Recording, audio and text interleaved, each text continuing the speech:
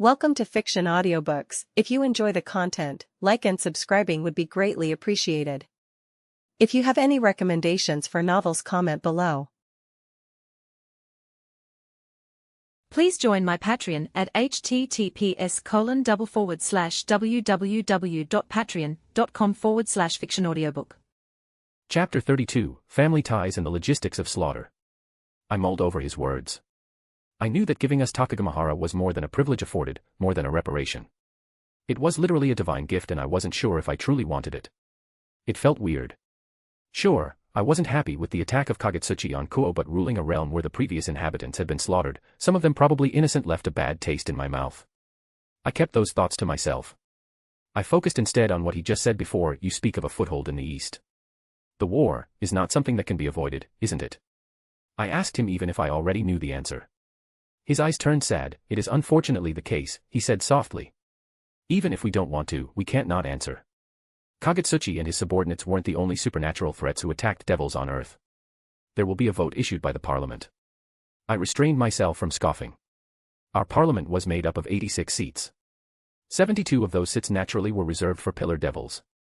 10 other seats were reserved for the most prominent extra demon clans like the Abaddon and Lucifuge clans. 2 of the 4 remaining seats were reserved for common blood devils who had been able to reach the ultimate class.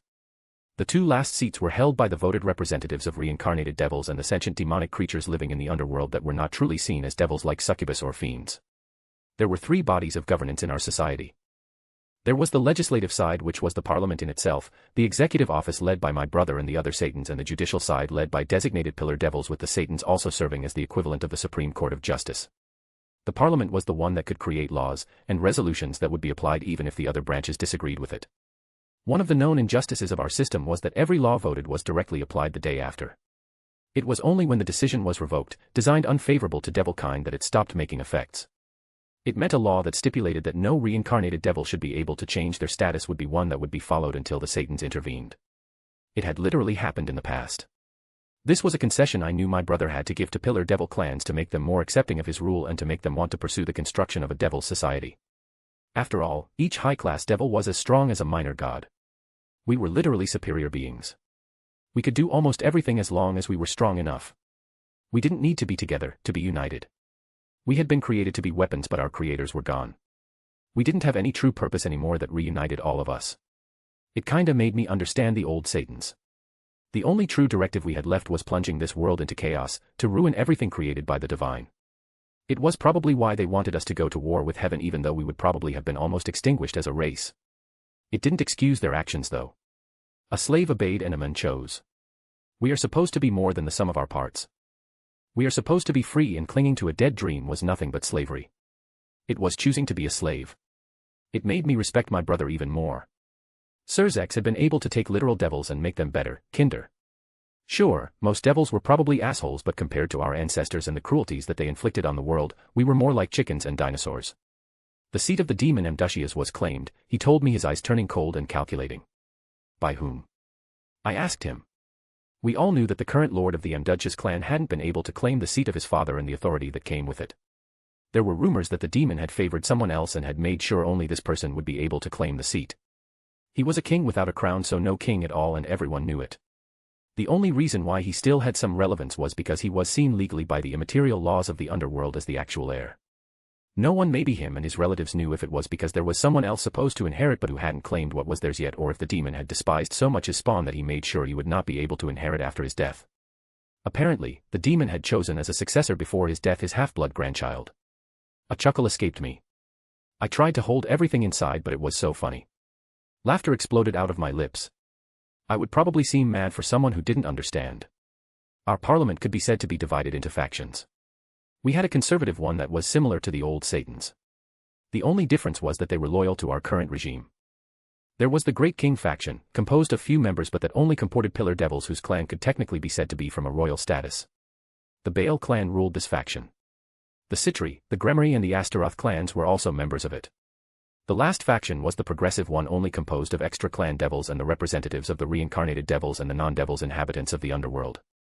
The Amdushias clan could have been seen as a member of the conservative faction, but the new head was a half-devil, a Cambion, and there was nothing that those conservatives hated more than those they considered lesser, tainted.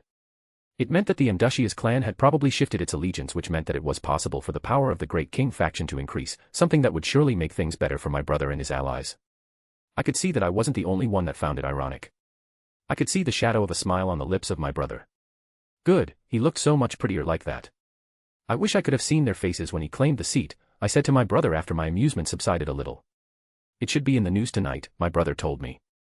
It would probably be exaggerated too. There was a kind of person who was always there mocking someone so much when something embarrassing happened that they wished they could die on the spot. Take this person, multiply by 100 and you find the average devil. We were meant to create dissension. This was literally in our essence. Rias, he called my name softly, too softly as if he wanted to prepare me for bad news. There is something you must know, Rias. His gaze moved traveling from me to Aquino, and fear began to pool in my stomach. Even though there is an illusion of vote, we all know the result, that we would go to war. Under the table, I held the hand of Aquino. I don't understand what you're saying. I wasn't sure I wanted to understand. There are always soldiers in a war, Rias. I know this, brother. I know we would probably have to fight the U-dash. You won't be fighting, he cut me. His eyes were locked on my queen. Please, don't tell me what I think you're going to tell me, I begged him. One of his hands moved, sweeping his hair back. I have never lied to you, Rias, and I wish today would be the first time, but it would only be a disservice to you. Kings aren't the pieces sent forward. They are the most important pieces. His gaze locked with mine. Pawns, bishops, knights, rooks, queens, they are disposable. There can always be another queen or rook or knight, but there could never be another king, because when the king falls, everything falls. I wanted to vomit everything I had just eaten. Do you truly believe that? I asked him. A sigh escaped him. I don't, but since when did what I believed matter? It was only strength that mattered. I won't let them be taken away from me to go fight a war against angels as old as the underworld itself. Rias, Aquino spoke at my side. I turned to look at her. It's okay, she said softly when it wasn't. Things between us truly began only yesterday. More than that, she had already suffered enough. Why did she have to be fighting again? Why did she have to suffer again? Asia and Issei, they had lost everything dear to them except each other. How could I allow this, do nothing as they are dragged into another battlefield, one not of their making? Kaneko almost died because of a god. How could I ask her when she woke up to go fight other divine beings, stronger than the one that almost killed her? Yudo had already died because of the church. Even with his balance breaker, I didn't want him to fight. I had hoped when I helped with the scared gear of Gasper that it would allow him to live a normal life, one where he wouldn't have to be scared. Sending him to war would defeat the purpose of my past actions. What if I refuse? I asked my brother. You can't, Rias. In the eyes of our society, you matter. They don't. He hadn't understood what I truly meant. There was only one supreme rule that defined our kind. It could be called our constitution. Strength was the supreme privilege, only strength was respected. You didn't understand me, Surzex, I told him coldly. What if I killed them all? Crushed them like the insects they are. I released my hold on my demonic energy and my authority, letting them go rampant. The world shook around us as my presence began to erode this artificial realm into nothing. My demonic energy spread like a cancer, covering the eternity of this realm, corrupting and destroying it. Only the platform hadn't been affected. Everything else was gone. I began thinking about trying to create a plan of escape. I had two possibilities before me. I could try to flee with my peerage, disappear with them. The question was where. If I chose this option, I needed to find a place where no devil or angel or fallen would be able to find me. The second option would be to kill the members of our parliament. I wouldn't hesitate if I had to kill every member of our parliament. I knew my brother would hate it, but I knew he would never put himself on my way. The dimensional gap was supposed to be the gap between the world. Wasn't it from it where other worlds could enter in ours? I had my magic, my stolen authority, and my essence. I'm sure that I could find a way to reach another reality and travel to another one as if I were using the kaleidoscope. Surzex rose from his chair. Think, Rias, think. What do you think would happen if you tried to kill the members of our parliament? Let me tell you what will happen. You'll fail and only ensure the demise of the members of your peerage. Thinking. I am thinking. Why are you acting as if it wasn't right? You are supposed to always be at my side. You are the strongest. If you force them, they would follow. I am at your side, Rias. Do you think I like this? Do you think I like the fact that I would probably send millions to their death? I don't, but it is necessary. If I did use my strength to make them comply, I would be no better than our ancestors. I would be showing them, proving to them that kindness, respect, and the law we worked for thousands of years to implement don't matter. All the progress we made as a race would be gone. The only one who could change anything is our grandfather. I wanted to scream, to yell, to destroy something. There is no chance Bale would help us. He doesn't care abo dash. Sound died. I moved my lips but no sounds came out. My demonic energy disappeared as if I had never released it. Surzex appeared in front of me faster than I could see, a bubble made of the power of destruction surrounding us. The false star in the sky made of destruction opened. The silence had been replaced with the sound of an ominous symphony, one of screams, of anguish, of despair. I turned toward Aquino. Unlike me and my brother, she wasn't fine. She was bleeding from her nose, her eyes, and her ears. She touched her blood in shock as if she was before an impossibility. The sound. It was the sound. I put my hand on her ears trying to make sure it would not reach her. A giant hand made of bones, black ooze came at first out of it. It twisted and moved disgustingly. The rest of the creature began slowly to make itself known. Sinews and exposed bones the color of ebony made themselves known. I could see with my vision screeching lights flowing through the body of the monstrosity. Thousands, millions, maybe billions of screaming lights. No, it wasn't right. Those screams were too human. Too human. I focused back on the abomination. Disgust welled up in me as I realized with my demonic sight that those lights were souls, sentient beings, souls that were suffering endlessly. I could feel nothing from the creature before me. It was as if I was before a void. I could not feel any divinity, any demonic or holy energy, any magic. The head was the last body part that came outside of the dark scarlet sun. The creature had 3 heads. One looked like the head of a saber-tooth. I could see from where I was its shining razor-sharp-looking teeth. The head over its right shoulder was the one of a crocodile. The head was looking at us with eyes I would say only contained malice. The third head, the one in the middle, was one who looked human, who looked regal, who looked like Surzex and I, who looked like our mother. The monster was as tall and big as an old mountain. He was as tall if not more tall than the titans of old referenced in the Greek myths. What does Zekrom want? I heard my brother whisper under his breath. The horror spoke, its voice more like a propagating satin on the universe than a physical thing, flesh of my flesh, blood of my blood.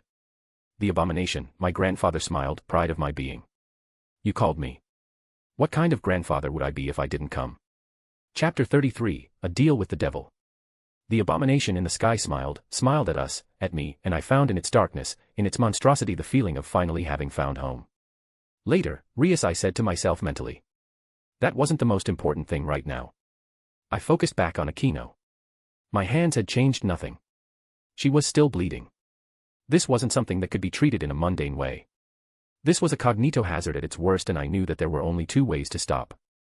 No matter how powerful I actually was, my demonic energy would be nothing against the mere presence of Zekrom. It would be like trying to use a simple door as a way to stop the ocean. This wasn't something that could be done at least effectively. It would just be delaying the unavoidable. I grasped my demonic energy, willing it into existence, around Aquino, around my queen. Destruction could not be denied, but I had imagination on my side. I could not create something that could resist his power of destruction, but why try to fight against the currents when you could use them? His corroding existence was just like cancer. It was vicious, so much more vicious than anything I could muster, yet it didn't change that at their cores, my power of destruction and his were the same. I fought, pushing my will, my mind to the energy suffusing this false dimension. Pain assaulted my senses as if I had been injected acid from the inside of my body. I closed my eyes and bit my tongue. I had been burned, immolated by divine flames and infernal flames. I knew what it was like to feel powerless, to not be able to do anything while someone you loved died slowly before your eyes. I directed the destruction, feeding it into the shield I had erected around Aquino, even though calling it a shield wasn't technically true. His power of destruction was too volatile to be contained, but it could be tricked, and this is where my shield intervened. It would be more accurate to say that I had created a spiral. Unlike a shield which could be seen as a perfect circle, a spiral could be seen as a false one, as a conductor. Things may seem identical in a spiral, but they never truly were. Things advanced. Things, even though similar, changed. The power of destruction bit violently into my shield like I expected and was absorbed. The spiral I had created around Aquino was one that would be fueled by the power of destruction itself. It isolated it, using it to both fuel my spell and as a barrier against the presence exuded by my ancestor. This was as close as perfect of a barrier that I could create. Slowly, I let Aquino come down until her knees had touched the ground made of metal. With a flick of my will, a pillar of earth followed by pillows appeared behind her head. There was a second solution to stop all of this. I just needed to erase the source of the disturbance by any means necessary.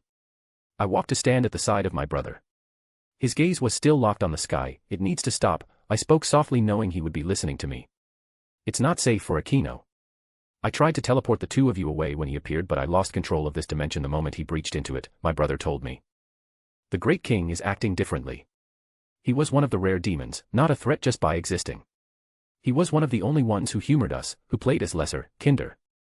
It doesn't matter what is the reason behind his change of behavior. He's killing my girlfriend. I can't allow him to be successful. Demons rarely care about what they see as lesser, weaker. There is also the fact that we are from his lineage. Aquino isn't Rias. I understand Surzex. There is no point in trying to negotiate or speak with an archdemon. We'll have to either beat or go as close as killing him for him to stop. I turned my gaze toward my brother. There is also the fact that you are stronger than him, right? I'm the strongest here without any doubt, but raw strength isn't the only thing deciding the end of a fight. We are before a being who fought against God himself and seraphs and survived. There is also the fact that me taking my true form would kill Aquino and you, Rias. It is like that then. Nervousness and anticipation surged into me. A part of me yearned for this, to test myself and my strength against an archdemon. Another part of me was scared and nervous about fighting again. Remember, Rias, no matter what happens, you'll be stronger. You're also not alone. My body exploded with dark crimson. I released everything I had inside. I released my authority, my essence. It seems we'll have to do it the old way, Surzex. A darker and more violent destruction erupted around my brother like a halo made of dark particles. We disappeared, cutting the distance between our grandfather and us in less than an instant. A grin split the face of our grandfather as he watched us come closer. He roared, maybe in ecstasy or in anger or in excitement, "Let me see your strength." The abomination shouted. I covered my fist in the familiar spark of the black flash. I didn't need to worry about whether the attack would work or not. I wished for it to be, so be it will be. I sent the punch toward one of the heads of my grandfather. You would think a being of his size would be slower, but it wasn't the case at all. The archdemon moved, dodging what I thought was a sure hit. A black leg as big as a mountain came rushing at me. "You'll have to do better than this," he mocked me. "She doesn't need to because she's not alone," a voice rang.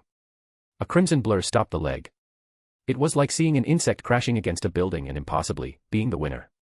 The leg and the form of my brother met and a shockwave erupted. I was sent ragdolling away like a swatted fly. I didn't try to stop myself. I decided instead to use my momentum to my advantage. I pirouetted midair.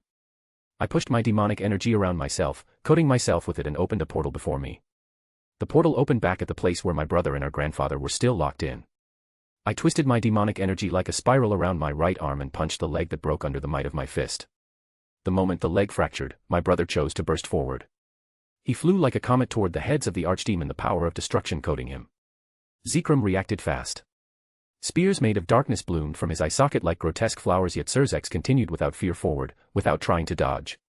He's not fighting alone, I reminded myself. My wings exploded from my back.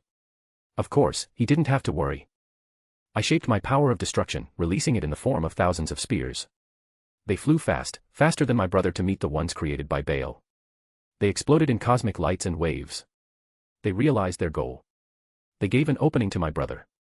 Surzek's form pierced like a sword the flesh of our ancestor, illuminating Zekrom from the inside as my brother continued to burrow deeper and deeper into his flesh. Even then, the archdemon was still smiling. "Do you truly think this is the first time something like this happened to me?" The voice of the demon rang in this false cosmos. Faster than I could follow, one of his claws moved, piercing his own flesh, seeking and reaching for the form of my brother. I moved, launching myself at him, trying to stop him. Thousands of beams of destruction came into existence and flew at me. I swerved on my side, dodging one, and flew up, dodging another deluge of destruction. The remaining beams followed after me as if they were sentient and me their prey. They surrounded me from all sides, from all around me, from up and down. They were beyond me, at least for now. Even with my essence, the gap between my grandfather and me was too big for me to successfully steal the control of all those beams. I couldn't escape, but the more time I took, the more likely it was that my brother would be hurt. It didn't matter if he was stronger or better than me. It didn't matter if something should be impossible. Expecting failure before trying was the mindset of a loser, and I, Rias Gremory, chose to not be one. I crossed my fingers. I didn't have a path before me, which means that I had to create mine. The world became my canvas as I uttered the sacred words that would allow me to do so. I had usurped Kagetsuchi's authority, an authority over fire, over flames in their primordial nature. Domain expansion, coffin of the Iron Mountain, I whispered. I wasn't so limited as Jogo. I was an ultimate class devil with a divine authority. I didn't create a small sphere or limit my flames to a small radius. This entire dimension became my domain. The dark cosmos was replaced with gigantic mountains I couldn't see the top of off. We weren't in a cavern like was expected of Jogo's domain. We were instead at my ancestral home, the layer of hell from where I knew the demon Gremory originated, the layer my brother had chosen as his home, the greed layer. Hellfire and divine fire poured everywhere. This was a replica of a domain, and like in a normal domain, every attack was unavoidable unless I wished to spare someone from it. I ensured neither Surzex nor Aquino would be touched. Divine flames and hellfire erupted, burning to nothing the beams of destruction, and attacked the flesh of the archdemon. It burns, the archdemon spoke, his voice laced with pain, surprise, and was it pride? Surzex didn't stay idle. He exploded violently out of the back of our grandfather. Rivers of dark ichor fell from the flesh of the archdemon and burnt as my flames attacked everything. I saw a flash of crimson as my brother appeared at my side, caked in gore and blood. The blood of Zekrom Bale seemed to be burning through his clothes. The clothes disappeared, replaced by a black armor that went from his toes to his neck. It was an armor that was worthy of being worn by a devil king. "Do you think it'll be enough?" my brother asked me. Our grandfather had become a giant brazier as bright and hot as a star. I knew the heat would have been enough to glaze the earth over. Even then, with his entire form covered by my flames, I wasn't sure of the effectiveness of my action. Simply because all this time, Zekrom was laughing in delight. As is to answer my brother, a wave of shadows, darker than black, erupted from the giant brazier. The flames were being smothered, something that shouldn't be possible. My essence worked, making my flames deadlier, but even then, it wasn't enough. As if sensing my distress, my brother acted. A spear made of the power of destruction materialized into his right hand. His hand moved, throwing the spear at our grandfather. Atoms and matter on the path of the spear were erased. The spear seemed to grow, eating the universe surrounding it to become more dangerous. The spear went into the brazier, turning it back, making it bigger, more destructive, yet he continued to laugh. He spoke and he sounded happy. I had forgotten this feeling, this yearning. "Thank you for reminding me of who I was, for what I was, living honored grandchildren of mine. You allowed me to understand a missing piece of the puzzle. Now for your education, grandchildren of mine. Reality is nothing but a dream, and a dreamer who knows they are dreaming can control their dreams." My instincts screamed at me that something wrong was happening and that I needed to stop it. "Surzex, whatever he's doing, you have to stop him," I yelled at my brother. He had already moved before a word could leave my lips, but my brother, even with all his transcendental speed, was too late. Inscrutable alien symbols and glyphs began to form around the burning prison of my ancestor, symbols that reminded me of the darkness itself. Loneliness, alienation, fear, despair, self-worth, mockery, condemnation, misunderstanding, guilt, shame. As he said the last word, my domain broke. Reality bent to his will, reshaping the world to the liking of my grandfather. My surroundings had changed, becoming identical to the memories I had of the Bale estate. I fell powerlessly. I tried to speak, but I couldn't. I tried to move, but couldn't. I tried to summon my power of destruction, my demonic energy, or even my authority, but I was unable to. My essence was working toward a way to free me, but it was taking too much time. My back met the ground with less force than I expected.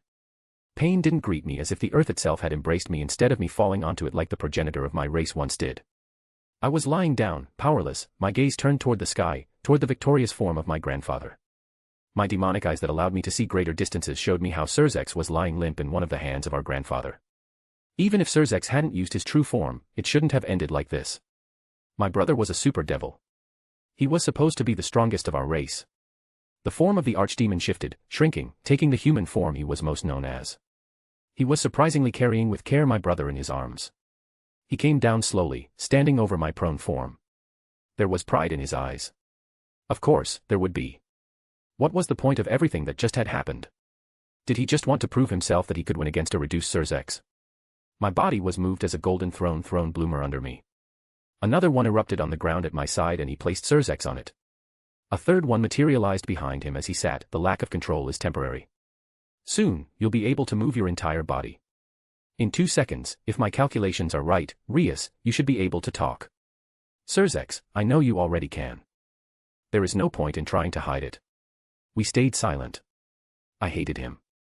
I wanted to tear him to shreds. I don't think that I'll be able to play nice. He sighed. It's understandable, neither if you want to talk to me.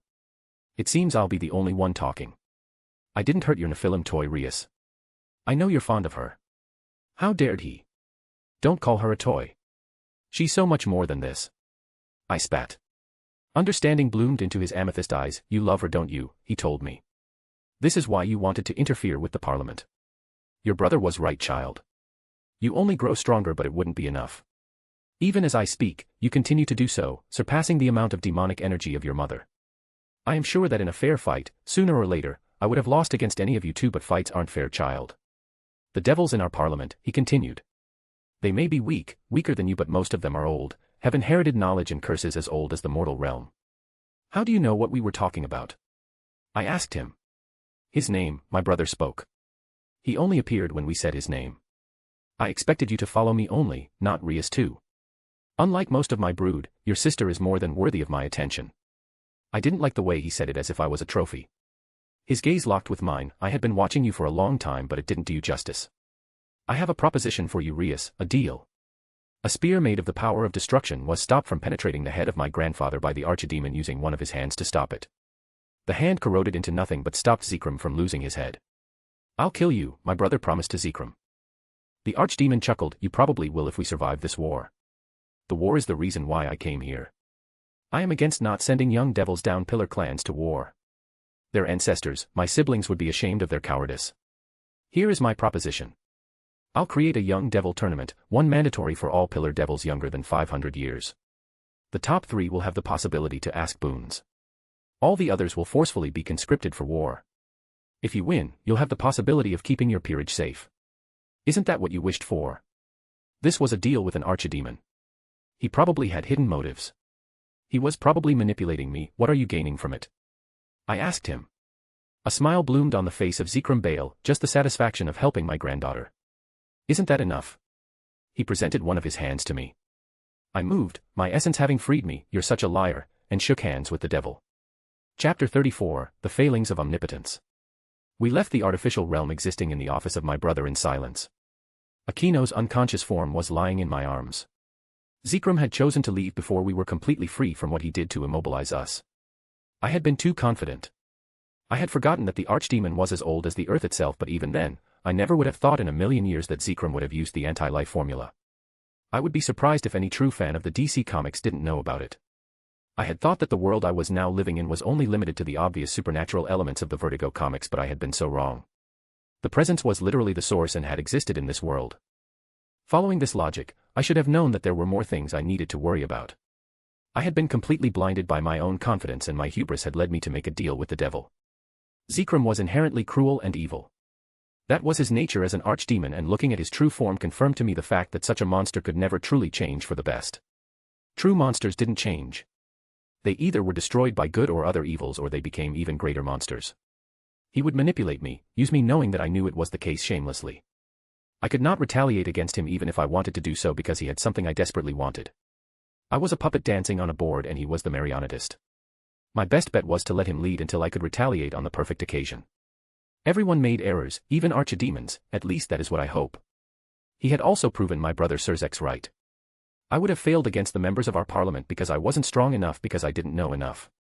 What kind of curse or demonic sorcery would the members of the parliament use if I tried to kill them? I wasn't scared of anything happening to me. I was scared of what could happen to my peerage. Us, devils, were better tragedy makers than Greek gods after all. There were stories of spiteful devils cursing mortals with immortality without the continuing looking young part of the equation. Other stories spoke of cursing mortals, their entire bloodlines, their friends, and the descendants of their friends until the 15th generation. The descendants of the demon Gremory were known to obsessively care about those they considered family as if they were dragons, and those they considered family their horde. They would know immediately where to strike to really hurt me. Maybe Akino would be able to protect herself from a would-be curse, but I don't think it could be said the same thing about the other members of my peerage. Maybe if I was the strongest, I wouldn't have to fear about the possible consequences of my actions. Maybe if I could reach a level of strength beyond my actual feeble mean, maybe if I could reach the same level of strength as the darkness that almost was my undoing, I would be able to protect my peerage, those I loved, without playing under the tunes of someone else. It made me wonder. If the anti-life equation existed, it probably meant that the life equation also did so, but more than that, did the speed force exist? Was there a living being in this universe with the same powers as Barry Allen, the speedster of the Justice League? Did I have to worry about beings capable of crossing the distance between the Earth and the Sun in less than a femtosecond? Should I worry about a possible wielder of the speed force attacking me because of a grudge they held against me in the future? Were the other forces like the Sage or Strength Force also existing here? I felt a headache begin to bloom in my mind when it shouldn't even be possible anymore. This was an endless can of worms that my grandfather had made me aware of, that I wished I could ignore. Following the same logic, would one of my next opponents be someone capable of harnessing the different lights of the emotional spectrum as the Green Lanterns did? Should I also worry about primordial elemental forces attacking me, or members of my peerage like the green, the red, or even the black? I wish I could remember the different formulas. Sure, I had liked the comics, but I had never seen them as real. I had never thought that one day, I would be reincarnated in another world where it would matter. I have never forgotten anything since I had been reincarnated. Things that I had found mentally exhausting before were not anymore. I knew that if I had learned the different formulas as I was now, I wouldn't have forgotten, but I had learned them only by glancing at them 1 or 2 times, before my essence, before becoming a devil. I hated the fact that I forgot. If I hadn't, the strength that I yearned for would have been mine. I know that there would have been nothing capable of stopping me in any form. The dread and anxiety I constantly felt for my family, and I wouldn't exist. I am sorry, a voice said at my side, bringing me out of my thoughts. I turned toward my brother. Those were the first words he had said after I accepted Zekrum's contact. Usually, I could parse and see through his eyes the different emotions he was feeling, but I actually couldn't do so. It's as if a wall had been erected, hiding, concealing from me everything behind a wall. It's as if I had turned on a TV and instead of seeing images, I only saw static. We were so close, yet it felt as if we were billions of miles from each other. You did nothing wrong, I told him back. I didn't blame him. I don't think I could ever do such a thing. Surzex was many things, but a bad brother wasn't one of those things. Each time something wrong happened, it was because of an unexpected situation that had blindsided him. I couldn't blame him for every one of my misfortunes. Those days, it's always like this. I try to stand by you and I always fail. I was supposed to be there for Riser, for Kagutsuchi, and now that I was there, I wasn't strong enough when I was supposed to be the strongest. What is Surzek Lucifer if not the strongest? My brother, I answered him. He reacted as if I had struck him. Surzex is and will always be Rias' brother and Milika's father before everything. That's all that matters. That's all I need you to be. He looked uneasy as if I removed a band-aid over a bleeding injury. Our grandfather is old. He tricked us, he tricked you. Even then, we only lost because of me, not because of you. I was the reason why you couldn't fight at your best. A crack appeared in his stoic facade, a surge of anger bloomed in his eyes like a blood-soaked rose. It doesn't matter, his voice rose. It doesn't matter if he was older, if he tricked us. I'm supposed to be the leader, the strongest. How can I protect anything? How can I lead our race in this world when I can protect you, Rias, one of the most important things for me in this world? The way he talked, it was as if he wasn't really talking to me. It was as if he was talking to himself, to Surzex. What was something perfect that proved itself faulty? An imperfect thing. When you only knew the stars, falling into the abyss was a greater punishment than someone who had always dwelled in it, who had only known this eternal darkness. You speak as if I'm dead, but right now I'm not. I won't tell you that I'm not scared. I won't lie and tell you I'm not terrified of the true motives of our grandfather, but right now, I'm your brother. Right now, I'm there with you, Surzex, and shouldn't that be the only that matters? The anger in his eyes was replaced by sadness and shame. You don't know the progenitor of our mother the way I do, Rias. Falling into the fires of Gehenna is a kinder fate than his usual schemes. His head was turned downward as if he was too ashamed to look at me. I sighed. I moved closer to him. Slowly, I closed my eyes and put my forehead against his. You're right. I don't know. I almost know nothing, but one of the things I'm sure of is that until my existence ends, my brother will be at my side, trying to protect me. Am I wrong, brother? I asked him. I tried to lose myself in this moment. I ignored the choke sob I heard coming from him. You changed. Since when did you begin to be so wise? When I began to listen and repeat the words of my brother. Surzex, it doesn't matter that we can't change the present. He fooled you one time. The shame is on him. Don't let yourself be fooled a second time in the future. Grow stronger, become smarter, but stop acting as if everything is lost. The other Satans followed you because they believed in you. Our kind adulate you because they believe in you. The original Rias was a devil heiress. Faith, belief in a divine being was anathema to our existence. One of the only rules written and enforced by Lucifer before his death was prohibiting worshipping anyone, whether they were God, demon, dragon, or endless, yet the original Rias had believed. She had faith in her brother. When she thought of him, she saw the divine. Looking at him, she saw endless love and comfort. I have many regrets, and those last days only made me understand how quickly things could go wrong, brother. I want you to know that I love you. I want you to know I believe in you. It's okay if you don't believe in yourself. Believe in the me who believes in you. I have enough faith for the two of us. I felt his hands move and close themselves around me in a hug. Aquino wasn't the only reason why I didn't hug him back. His chin rested softly on my head as he continued to hug me. Surzex, before being the powerhouse he was, before being one of the possible inheritors of destruction of the endless, before being the Satan Lucifer, was a person I was realizing more and more who was never allowed to be one. The crown he bore wasn't a regalia of power. It was a leech, an abomination made of bloody thorns and responsibilities. I wanted to grab it and reduce it to ashes. What did I do to deserve you? He whispered softly. You were you. You were the best brother anyone could ask for. You were a better parent than our actual parents. You weren't perfect but you tried and that's why I could never hate you, Surzex. I felt something wet begin to fall on my head and my shoulders. Hey brother, after this war, let's leave everything behind for an undermined amount of time. Just us, mil-ICAs and our peerages, no angels or gods or nobles devils. Where would we go, Rias? Maybe in another world, I told him half joking. A world where we would all day have fun, not have to worry about anything. It sounds nice, he whispered. After all of this is finished, I promise you, we'll leave together, Rias. I promise you. I love you, Surzex. I love you, Ria dash. His words were cut by an explosion that shook the castle. A guttural roar followed. This was a scream I recognized. This was the scream of a damned monster from the abyss. This was the scream of a scared and angry boy. This was the scream of Issei. Without thinking, I placed a kino in the arms of my brother and moved, my form breaking through the walls of the castle of my brother. I had already failed Issei too many times. I could not allow to do such a thing again. Chapter 35, Datura. I didn't try to play, to follow the whims of the sentient structure that was the castle of my older brother. My demonic energy exploded around me, breaking space, opening a breach. For an infinitesimal moment, I saw the gap. I saw colors that didn't exist, that shouldn't exist. I saw something fleeting, something red before I reappeared in the room of Issei. Everything was on fire. It's as if a bomb had detonated and was still detonating.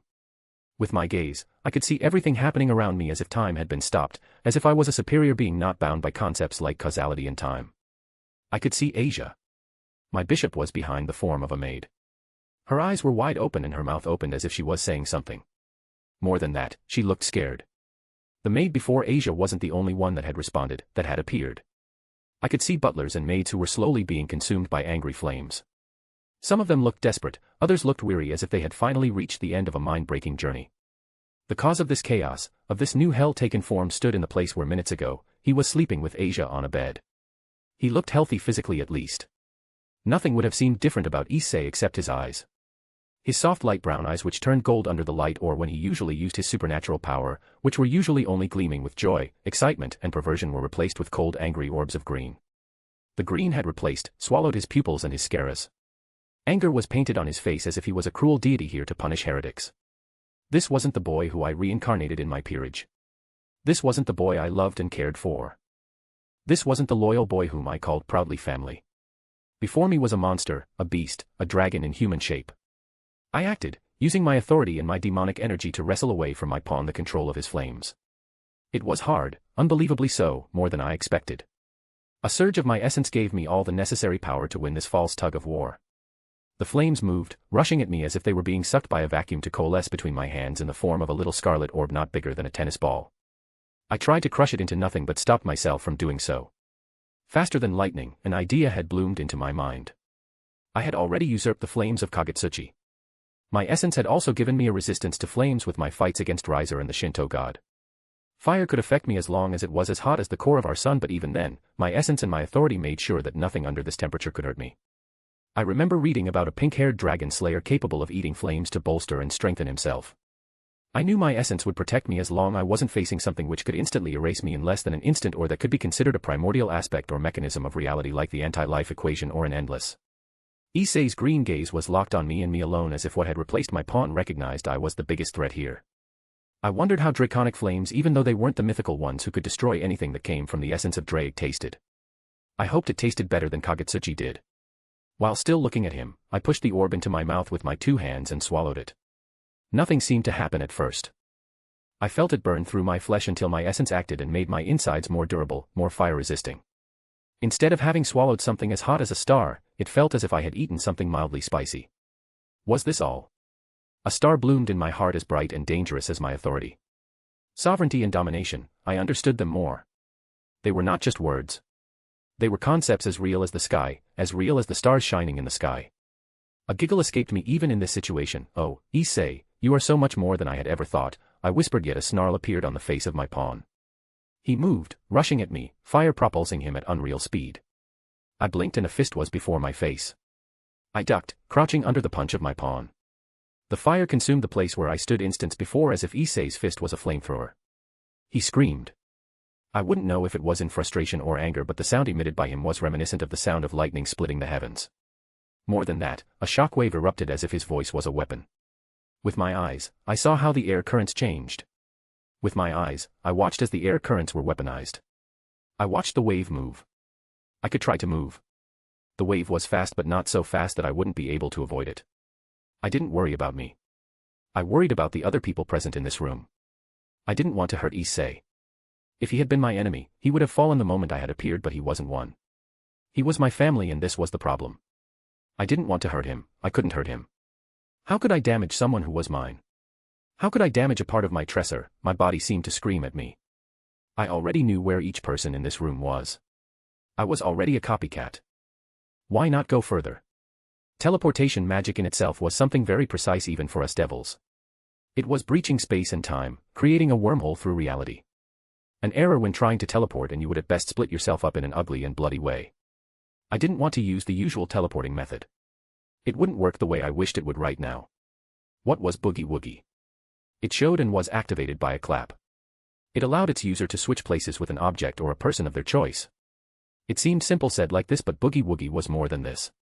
I had unleashed my demonic energy in my body, letting it suffuse me, strengthen me, guide me. A clap was an acclamation of the soul. This was why Tadu could activate his technique, and why when his soul was damaged by Mahito, he lost his technique. Magic worked because of my will and my imagination, but how could it work when what I was thinking was anathema to my being? Tadu had seen the action of clapping an acclamation of the soul. I found it respectable, but I didn't. I bit into the inside of my cheek hard. If Boogie Woogie could be said to be activated by an acclamation of the soul, my blood, the proof that I was still alive to the universe, to myself, was the way for my soul to acclaim this world. Blood gushed between my teeth, flooding my mouth and leaving me with the metallic taste and thick texture of my blood. My replica of the Boogie Woogie was different. It could even be considered better. As if my blood was the signal the universe was waiting for, things switched. Unlike Tadu, I wasn't limited to my immediate surroundings. We reappeared in the circle of greed away from the castle of my brother on a platform standing over the tortured deceased souls that had fallen in hell. Help me. God, God, I repent, a voice shouted desperately. It hurts. I heard the voice of a child probably not older than 7 scream in pain and agony. Why? It was all their fault. It's not fair. Help me. Help me.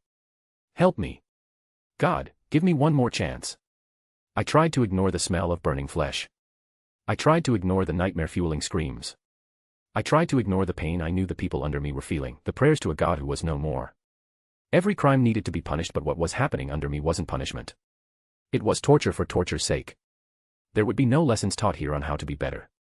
The only thing taught will be how long it takes for a human being to be skinned, how much pain a soul can take, and how much things could be broken and repaired and broken endlessly. We are always being manipulated, I remembered. I didn't want to hurt Issei, but I wasn't naive to think it would mean the same thing.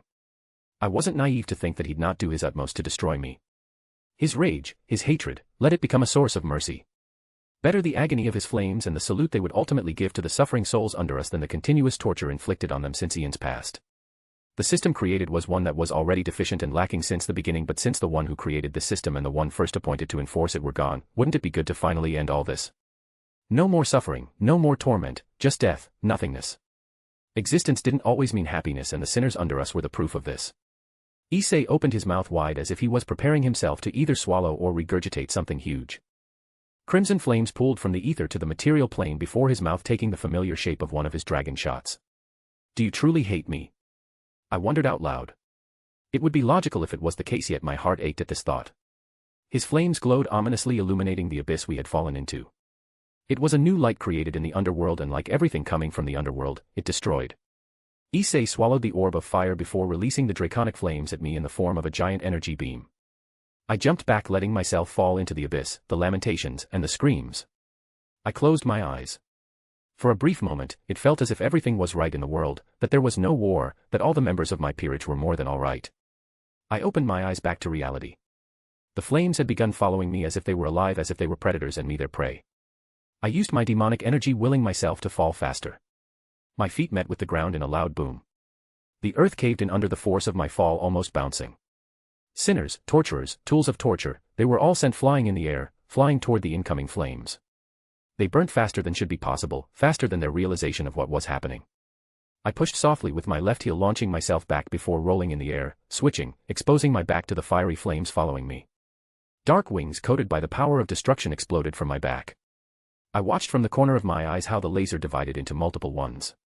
One accelerated, rushing at me faster than I thought it could. I pirouetted, dodging it and watching it go through damned souls and annihilate them. Others followed after me. One came from above. I pushed my hand against the still bouncing ground to push myself to my right side. Sinners were swallowed by the fire. I looked into their eyes as they were consumed, and I only saw one thing which made my blood boil. I saw relief. Ignore it, Rias.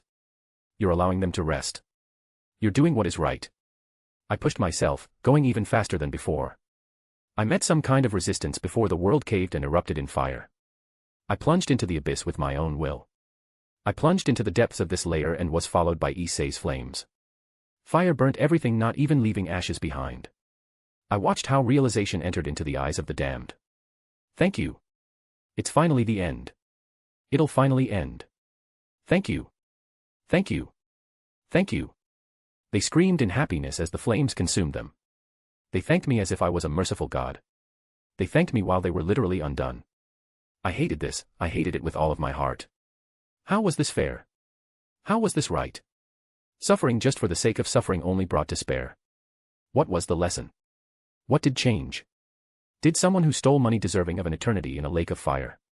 Did someone who wanted more deserve to suffer as worms crawled into their skin? It was changing nothing. I hated rapists more than anything. There were people I hated with all of my beings, with what they were able to do to me, to my body, because they were more powerful than me when I was younger, but even then, I wasn't sure I would have been okay with this or something similar happening to them. I wanted them to suffer. I wanted them to pay, to understand what they put me through. I didn't want worse inflicted on them. I didn't want to be the cause of unneeded suffering. Abruptly, I chose to rise. The flames burnt everything under me. It looked beautiful, weirdly. Beautiful in a melancholic way. I knew it would only make things harder for me. Zekrom had shown me that brute strength wasn't the only thing that mattered, but even then, what was the point of living if you let fear shackle you? What was the point of living if you abstained from doing something that you thought was right, was kind because of the consequences? I raised my head to be confronted with a claw centimeters away from my eyes. I blinked and switched places with Issei. The blood in my mouth allowed me to switch with him. He fell into the abyss like a falling star. He met the ground. The soil exploded as if a mini-nuke had gone on, and gigantic columns of blackened earth and lava rose in the air. It looked pretty like a painting of fireflies. I knew it was just a question of time before someone came, someone who could be dangerous and possibly hurt Issei. I needed to ask Surzex to give me enough time. I opened my mouth to speak even though I knew my brother was kilometers away from me. Brother, I'm sorry to ask you this, but I need you to make sure no one intervenes. There'll be consequences, Rias, I heard him whisper in my mind. There were always consequences. I knew this a long time ago. I could almost hear him cite, I'll make sure the two of you are unbothered, and Rias, be careful. I felt a little smile bloom on my face. Thank you, brother, I whispered, knowing he'll hear me. Balance breaker, flames of the END, a voice chanted before hell itself rushed at me. So that was his balance breaker. It was different from the one he should canonically have. Looking at the fiery death coming at me, I could only feel pride. You made something completely unique, I whispered. I just wished it would have been done in different circumstances, circumstances where you wouldn't have suffered as much. I released my power of destruction in this world. I let it roam free, almost unshackled. I only gave it one order, not consuming Issei Hayadu. His bright flames and my dark destruction met in the middle of the sky and earth of this hell layer. I could see how my destruction and his flames clashed, how all this layer was covered in darker than black destruction and crimson flames. I turned toward the horizon at the endless sight of our respective powers clashing, shaping, and remodeling this layer to our will. The only places that hadn't been consumed seemed to be rare castles and cities where barriers or spells were or had been erected in case something like this would happen one day. I didn't worry about my brother or the other members of my peerage. I knew Surzex would not allow anything we released to affect and touch his castle. Boost, boost, boost, boost, boost, chanted the voice of the sacred gear. His flames surged, taking a white color. They clashed even harder against my power of destruction. I pushed my demonic energy into my power of destruction to fuel it more, to allow it to continue to exist in this plane. The boosted gear is truly ridiculous, I murmured under my breath. With only one boost, the strength of his wielder was doubled. Another and it'll be quadrupled, and it continued like this endlessly as long as the host of this sacred gear had a body strong enough. Before the rating game, Issei had been able to boost himself from the level of a low to the level of power of a middle-class devil to the very low end of the high class. He had been able to go from what could be considered someone capable of leveling a street at best to someone capable of putting a hole into a mountain. Something, if the calculations of my past life were right, was in the release of a kiloton of energy of TNT. Kilotons as the two bombs launched on Hiroshima and Nagasaki. I understood why this sacred gear was said to have the potential to kill a god. No Red Dragon emperors had been able to do it though, at least before Issei. Issei was now stronger. He had killed a god and I could still feel the icy authority beating in his soul to a patient rhythm. The most impressive thing was that the boost ability wasn't something inherent to Drake. This was a spell he had created because of his rivalry with Albion. All those things didn't change the fact that Issei didn't want this power. Issei hadn't wanted to become a devil. Issei didn't want to lose his town or his family because of nebulous forces and reasons beyond him, so beyond us. More than that, I only made things worse by my existence. If I hadn't transmigrated, he would have been the one to free Rias Gremory from her engagement. He would have gained a love interest, the first member of his harem. He would have have his true first victory after Rainer's death. I was also different from the original Rias. I cared for him, I loved him, but the way you would with a little sibling, not how you would with someone you loved in a romantic sense. For him, it must have been as if the moment he proved himself useless in defeating Riser, I began to ignore him. There was also the fact that a second Great War shouldn't have happened. I didn't know if it was because of the amalgamation of different universes this reality was, or if it was because I was simply different, but things changed, for the worse. I gained everything I could have ever dreamt of and the world suffered in return. I'm sorry, Issei, I'm so sorry. I shouted to the hell under me. A deafening roar of hatred and anger was the only thing that answered back. It wasn't working. I wasn't able to reach him. Boost, chanted his sacred gear and his flames grew stronger, deadlier, making me have to push more demonic energy to my power of destruction. Think, Rias, think. I turned my gaze toward Issei. I tried to ignore the material plane and focused on the immaterial. Issei had all reason to hate me, but I liked to think that I knew him. Issei at his core was honest, kind. It may have been buried under mountains of perversion, but Issei Haida wasn't what was before my eyes. My eyes widened as I realized the cause of Issei's behavior. I had already seen how his soul had been changed, altered. I had just thought it would have just given him more power. I was a devil, yet I had forgotten how selling your soul always had consequences, always.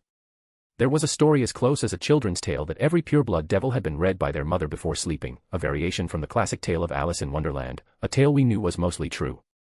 In Alice in Wonderland and its sequel, Alice is a young girl attempting to escape boredom. After chasing a talking rabbit down a rabbit hole, she ends up in a nonsensical fantasy world populated by anthropomorphic animals, personified playing cards, and the Hatter, who hosts a never-ending, mad tea party. The story of Alice continued in the version we devils knew. Alice died still young, still innocent in Wonderland, and her soul wandered. Her soul would wander between worlds, unable to reach heaven or hell due to the metaphysical distance between Wonderland and the human realm. It's in this between state that the demon Rias would come in contact with her soul in one of his travels. The demon's speciality was necromancy, the manipulation of souls. The demon chose to do an experiment on the young human soul he found. The demon Rias was very close to the archdemon Belial. Some rumors said that they cared for each other more than siblings normally should. What the tale says though is that with the assistance of the archdemon Belial, they convinced the girl to sell her soul to the two of them so that she'll be able to be free. Alice accepted and in exchange found her soul twisted by the two children of Lilith and Helel. They corrupted her with their essences to the point that when they finished, there was no innocent girl anymore. There was instead a newly created demon, something even Satan Beelzebub hadn't been able to replicate yet. The archdemon Belial and the demon Rias disappeared after. It is supposed that they left with the new demon they had created, a new demon who lusted for the pain and suffering of all living beings. It is said Alice would visit misbehaving children at night and befriend them by killing them in their sleep and taking them to the afterlife. More than scaring young devils, this tale's goal was to teach us one thing and one thing only. Whether our essence could be technically considered a soul or not, the story made clear that allowing your soul or essence to be changed by an exterior influence could end very, very badly. The innocent Alice, due to the deal she made with Rias and Belial, died to be replaced by a twisted copy. Issei had given his soul to Drake for more power. The dragon had modified Issei's soul and this was the result. I wanted to give Drake the benefit of the doubt. My memories pointed me to this cool dragon in Issei's arm who encouraged or shared advice with him, but the world I actually was living in was real, more realistic. Drake was a dragon whose soul had been imprisoned for thousands of years. I didn't know if I was dealing with a being ready to do anything to escape from his prison or if it wasn't the case at all. More than that, what made me anxious was the fact that there was a reason the devil was depicted in the Book of Apocalypse in the Bible as a dragon. Devils were far from being the only beings who stole souls. We just were the most prolific and dangerous. Issei would have normally done everything possible to not hurt or make Asia sad. This Issei didn't. If I hadn't been so quick, Asia could have been hurt or worse. Issei would hate himself even more if he knew what was happening right now. The issue was soul deep. It meant I had to touch his soul. I took a deep breath and closed my eyes, mentally preparing myself before opening my eyes back and dragging my power of destruction back into my soul. I let myself fall. The flames seemed to stop as if they didn't understand what just had happened before they all rushed at me with viciousness. I pushed through the flames and the mind-breaking pain. I pushed through them as they set my skin ablaze. I pushed through them as I felt the liquids inside my body boil. I pushed through them as I felt my internal organs rupture and my eyes explode, making everything go dark. Yet even in this darkness, I knew where Issei was. I could still hear him, and that's all that mattered. I knew without a doubt that if it wasn't for my essence, I would have been dead the moment I came close to the flames. Those were flames that had swallowed gods, that only found their match against the White Dragon Emperor Albion. I used my demonic energy, willing it to guide me toward my pawn, toward Issei. I felt something inside me break as what seemed to be a claw bisected me in two. I would have laughed if I was still capable of making any noise. I hugged him, locking him in my grasp. He roared like a cornered animal and tried to escape from me by burning me to nothing. When this didn't work, I felt his hands bite into my flesh and drag my remaining organs and my regenerating guts outside my body. I would have lied if I said it didn't hurt. I would have lied if I said I already felt something physically more painful than this, but the thought of failing Issei even more hurt more than my guts being ripped out. With my power of destruction and my demonic energy, I plunged into his soul, into his sacred gear. I felt my conscious drift, move. When I opened my eyes, it was the sight of a gigantic red western dragon. You intrude into the soul of my host, the voice of the dragon rumbled like thunder. Why shouldn't I try to devour you, demon? You could try, but you won't succeed, I told him honestly. And did you forget? You took what was not yours to take. Issei is mine and I'm here to bring him back. A chuckle that felt more like a tornado came out of the dragon, so arrogant, so proud, so caring. It's a shame you were not alive back then. Things between us could have been interesting. He was the one who accepted the deal. It is too late to negate this. Look at this false sky, the dragon spoke. Draconic energy is endlessly flowing into his soul, mutating it to be more like mine. Reversing it is impossible. I thought he would have been able to deal with it, but it seems I was wrong. I think it's a shame that my first godslayer turned rabid. I wish to see how far he could go. The color of the sky was dark red. With my gaze, I could only see red angry clouds, the color of blood that only seemed to go up. I am sorry about the way things happened. I'm not perfect, but I love you and I care about you. Soon, everything will be back to normal because I am here, hoping wherever the true Issei was, he could hear me. I gathered all my demonic energy and called on all my power of destruction. It surged into me, ready to be released. Issei is so much stronger than you could ever think. Everyone is capable of falling one day. Sometimes, even strong people need help, need their family, their friends. Maybe for you, it is impossible, but I'm not you, Red Dragon Emperor. I believe in myself and in the boy I consider family. I multiplicated my power of destruction with itself. Unlike the first time with Sona and her queen, it was better, smoother. A white orb appeared in my right hand. This orb contained half my demonic energy. Another orb, one of dark color, of simple and familiar destruction, appeared over my left hand, one containing almost everything I had left. I needed to do more than healing, I needed to do more than destroying. I threw with all my strength the two orbs toward the sky. What are you doing? He asked me. A miracle, I replied. I activated the authority I had usurped from Kagetsuchi. Fire wasn't only destruction. Fire was also movement, life. It was a representation of the passage of time, of cleansing and going forward. In the sky of the soul of Issei, the two orbs of black and white flew like twin stars. From my flames, a bow and one arrow came into existence into my hands. Please, I prayed to my flames. Bring him back to us. The arrow rushed toward the two orbs, leaving a trail of fire behind reminiscent of star dust. The arrow reached the two orbs that at this moment lost shape to engrave themselves on the arrow, making it take a lighter, almost spectral hue.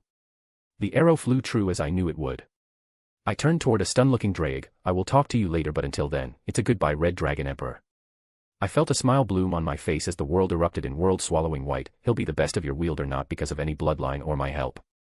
I'll be because in the end, unlike your other wielders, he's kind and honest. An instant later, I was ejected away from the soul of my pawn back in the real world. He had stopped moving and attacking me. My organs, my skin, my flesh and my bones came back stronger and firmer as my essence surged into my body. With a flick of my will, a simple black t-shirt and wide black jeans appeared to protect my modesty. I couldn't care about something more elaborate right now. Slowly, I sat, Issei's prone form still in my hands. I used my lap as a pillow to his head. Now, I just needed to wait. Scene asterisk. The only thing Issei Hayato could see surrounding him was crimson. He felt as if he was drowning. A frantic part of him knew that something was wrong, that he needed to get out of this place. With each second that passed, he could feel losing more of himself. First, it was his childhood memories. Memories of playing with Irina, memories of being spoiled by his parents, memories of meeting the old men in the park who showed him his dream. After this, what was consumed was his middle school years memories. The memories of isolation, of disgust as his antics began to be seen more and more as undesirable as he became older. He needed to escape, yet he felt so powerless and so tired, as if all of his strength had been sucked out of him. He laid in this crimson realm unable to do anything as his most recent memories began to be consumed. He had always been weak, never good enough. Rainier, Asia, Rias, his town, and his parent. They had been right in the end. Issei Hayato was worthless. Issei Hayato would die leaving behind broken promises. Issei Hayato would die full of regrets. He heard a voice, the familiar voice of the president, of Rias. Issei is so much stronger than you could ever think. Sometimes, even strong people need help, need family. Maybe for you, it is impossible, but I'm not you, Red Dragon Emperor. I believe in myself and in the boy I consider family. Even with everything, she still believed in him. Even with everything, even with failing against Riser, she still considered him strong.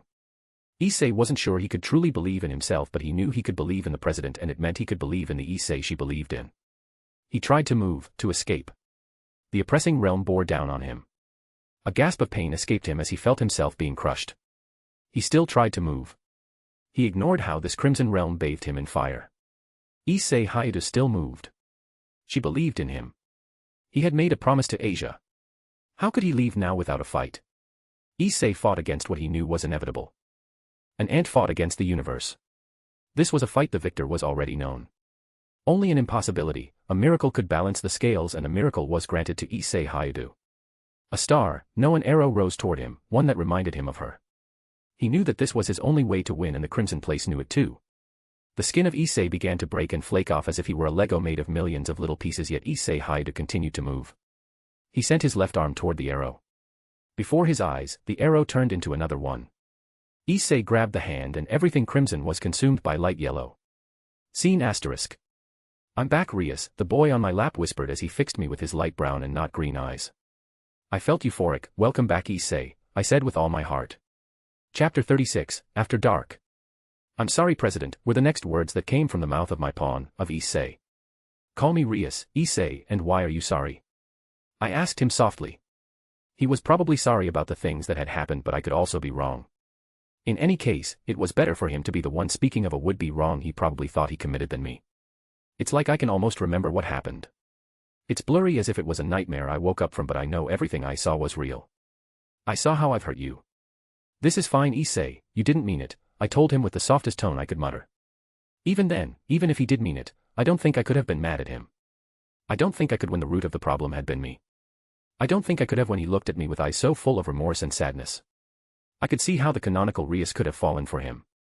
He had surprisingly innocent eyes for a boy, part of the pervert trio. I did though, he spoke softly. All those things, all this anger, all of this hatred that I felt was already there. It was because of the deal you made, Issei, not because of you inherently, I told him, trying to make sure he stopped blaming himself. I was still the one who made the deal with the dragon. I was the one who still sold my soul. I had thought it would allow me to be stronger, stronger like I should have been against Riser, stronger like I should have been to protect my family, and the town, stronger like I should have been to protect Asia. Asia I almost burnt.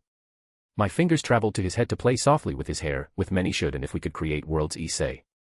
I had lost my grandparents, and it was only after I did that I realized how much they meant to me. The last words my grandfather had said before losing his ability to speak because of a stroke was my name. He had said my name, and I had been too engrossed in my own thoughts that I had been too late. Maybe if I had listened, I could have helped or done something. It felt as if I had failed him even to this day. I lost my grandma shortly after when I didn't expect it. She was healthy, more than people her age were. One day she was fine, the next one, I woke up with the news that my grandmother, the one I had seen more as a mother than my biological one, died. There were so many things I wished I had done. I wished I had been at their side more. I wished I had told them I loved them more. I wished I could have been a better grandchild. I should have done so many things, could have done so many things, but they were gone, and there had been nothing more that I hated than their absence. The person who said that time healed wounds was a fucking liar. Time didn't do shit. The only thing it did was make you used to the pain, was make you used to bleeding. I had learned with time that wishing should and if wouldn't bring them back to me. The only thing you could do was looking forward and trying to be better. You held hatred and anger toward me, Issei, but did you hate me? Do you hate me? I asked him. Please answer. He tried to break his gaze away from mine by moving his head as if he was ashamed. I stopped him by grabbing softly but firmly with my other hand on one side of his face to stop him from doing so. I don't, Rias, he said slowly, but it doesn't change the fact that I felt this way for a brief moment. It doesn't change the fact that I've hurt you. Your words and intentions are a paradox, Issei. You say that you hate hurting me, but this is what you're actually doing. His eyes widened. Wadash. Do you think I like the fact that my pawn, one of the members of my peerage, of my family, can't stop to think for a moment? Do you think I like the fact that you're blaming yourself for circumstances that were not of your making, of your fault? That's not what I was trying to do, he spoke softly, almost meekly, like an ashamed child being reprimanded. I sighed. I understand more than you probably expect what it is to always feel like failing, what it is to always feel like useless, a waste of space. It had been the case for a long time. When one of the oldest sweet words you could remember from your mother was being useless, it seemed that it was easy to internalize it forever. I hadn't understood why some words hurt more than others, why the feeling of not doing anything, of relaxing, felt like a crime. I wasn't perfect. I hadn't and probably would never be, but one thing I could do right was show him, making him understand that his value wasn't synonymous with his failures. So how do you do it, Rias? How do you become better? What did you do to make those thoughts stop? They honestly never stopped. I may look confident, but most of the time, I don't know what I'm doing. I'm regretting and thinking about the things I have done or should have done. There is no true miracle cure. The two pieces of advice I can give are to learn to be kind to yourself and never stop trying to be better. Is this all? I don't really know. I'm fortunately not omniscient, but I think this is the best answer I can give you. It'll be hard, unbelievably so, but don't forget you're not alone dealing with it. You have friends, you have people who care about you. You have a family. I wanted to tell, but even though it would be true, it felt kinda disingenuous and cruel to say this when he lost his biological one not days ago. Rias, I still can't understand. It's like I'm in a bad dream I can't wake up from. My family, the inhabitants of Kuo, they were innocent yet they died. He did it without remorse. He spoke, his gaze becoming glassed as if he was remembering something. He was supposed to be a protector god of Japan. My parents weren't the most religious, but they truly believed in Shintoism. Each time they could, they would travel to Kyoto and give offerings to temples of the gods, to Bishamontan's temple. It is not fair. That's the nature of most supernatural beings. They only take and take and take until you have nothing left. At best, they dismiss you, at worst they manipulate and make you suffer. There had been 1,000 of Kuo in the past that were destroyed too for stupid reasons. His gaze locked with mine. You're not like that. Why can't they be like you? You only gave me more and more. Issei, I am just like them, just in a different way. In the end, I'm still a devil.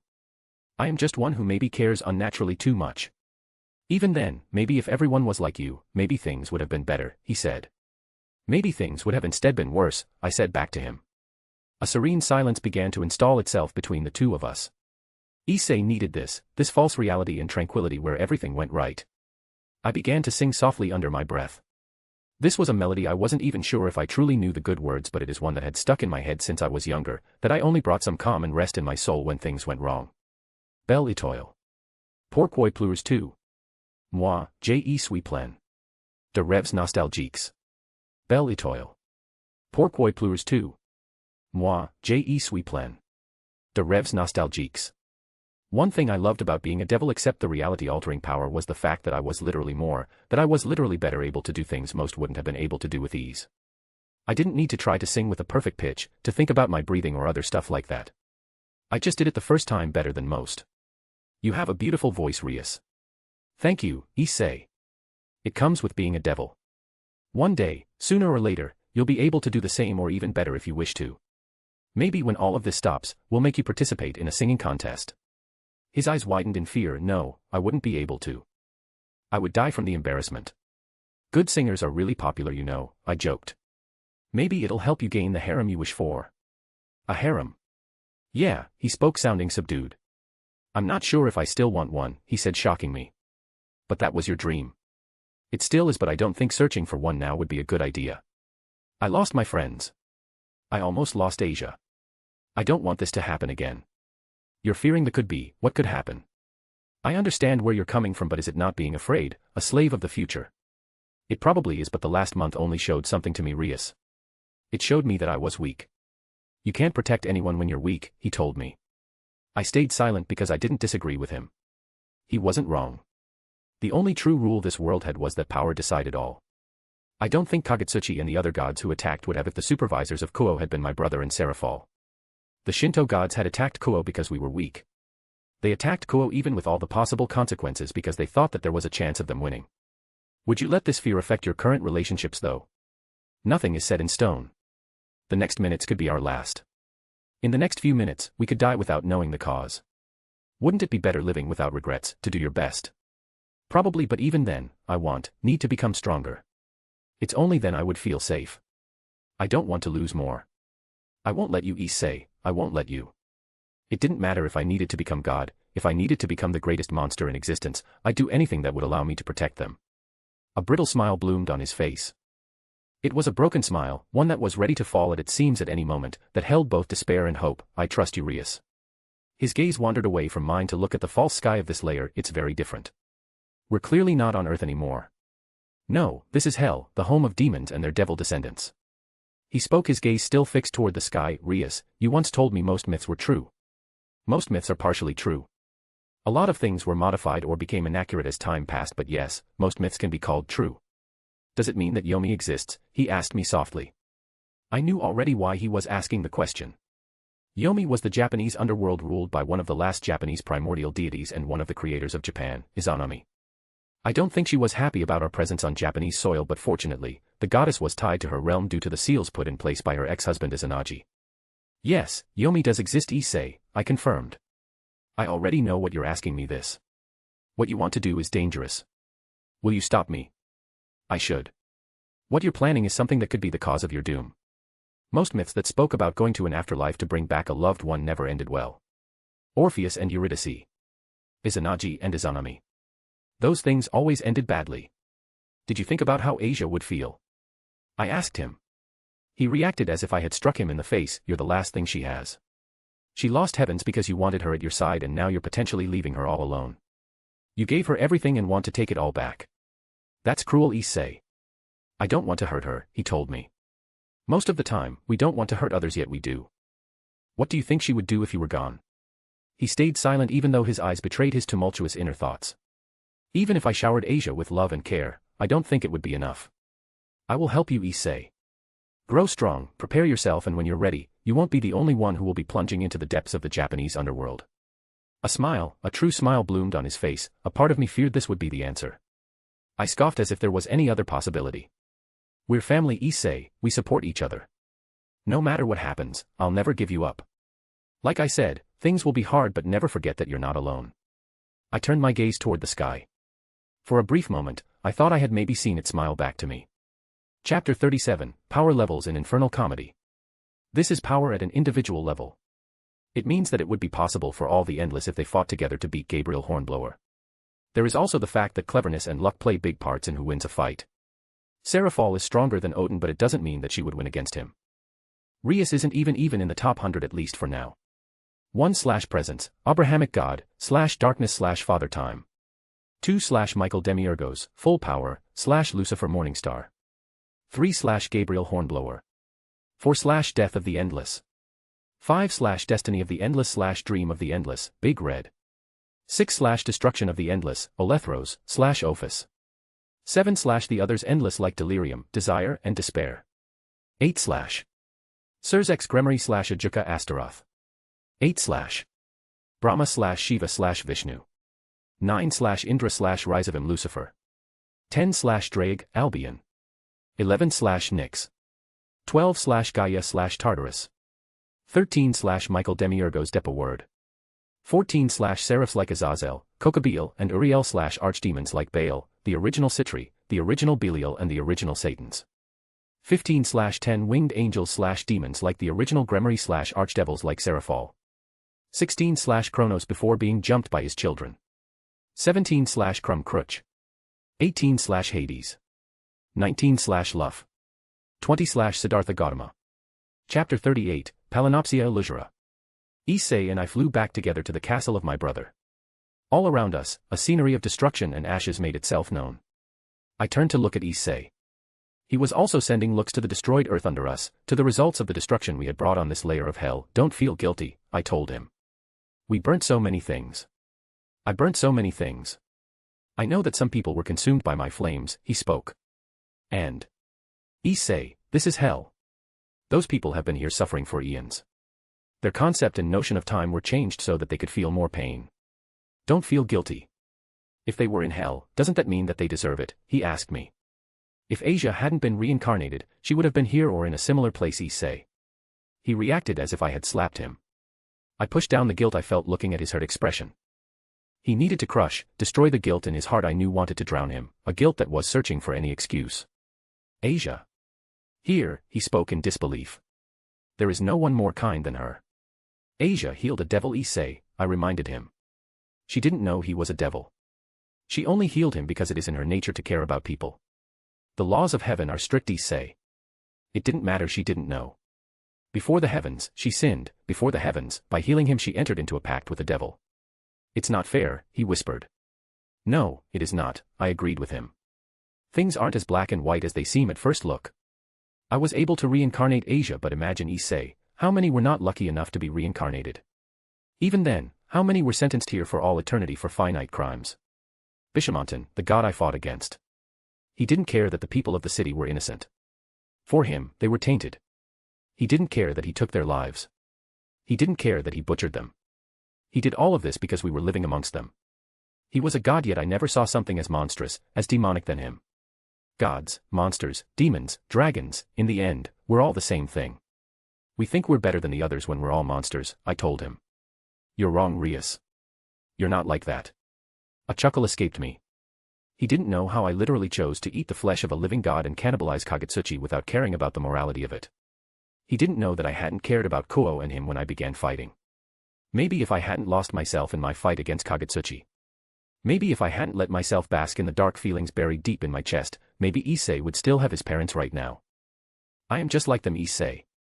I watched as he opened his mouth to try to make a rebuttal in defense of my character. I would have done the same thing, or even worse, if it meant that you and the others, that my family would thrive. I wouldn't say that I had accepted this fact, but I had recognized it. This was me, the real me. I could try to act more virtuous than I was, but my core was the one of an uncaring and greedy monster who only cared about what she saw as hers. Maybe I would never truly accept it, but this is not something I felt I could deny anymore. But even then, you're partially right. I most likely would not do the things they have done. Do you know why?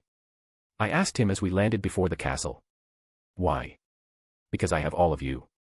I felt the demonic energy of the other members of my peerage coming closer to me. It seemed my little bout with Issei was enough to wake them all up. I turned to look at the dumbfounded face of Issei. I know that in the deepest darkness, you would be there to guide me to the light.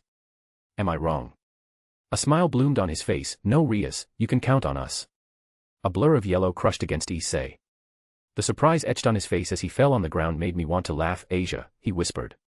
It was indeed the ex-nun that was in his arms.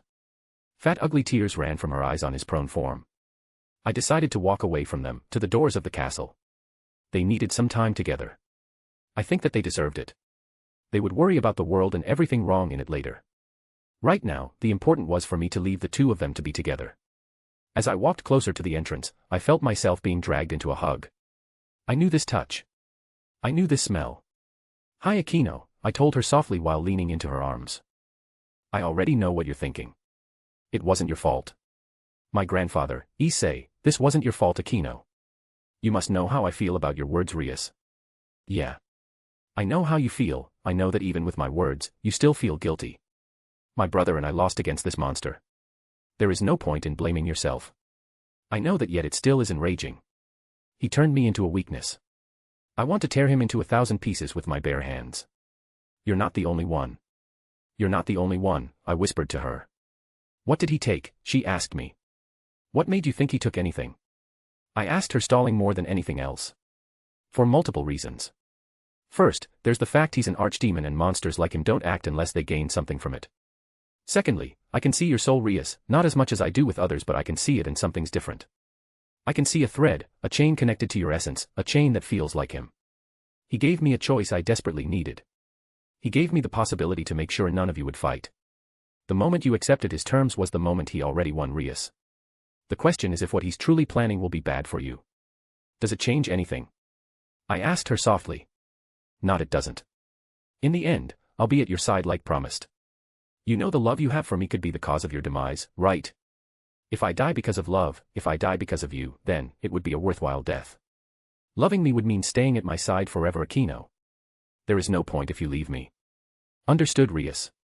It is understood. I'll grow stronger so that I'll never leave you, she told me.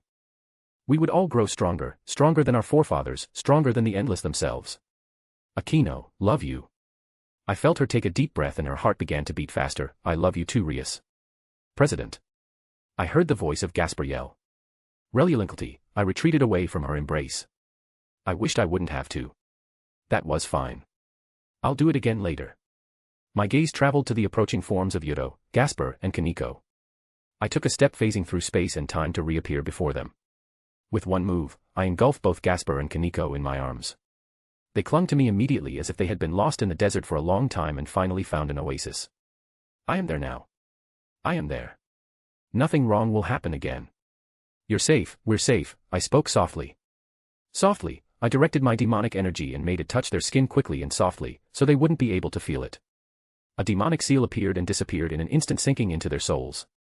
No matter how far away they were, I should now normally be able to teleport to them. It could be said that I had turned them into beacons, my beacons.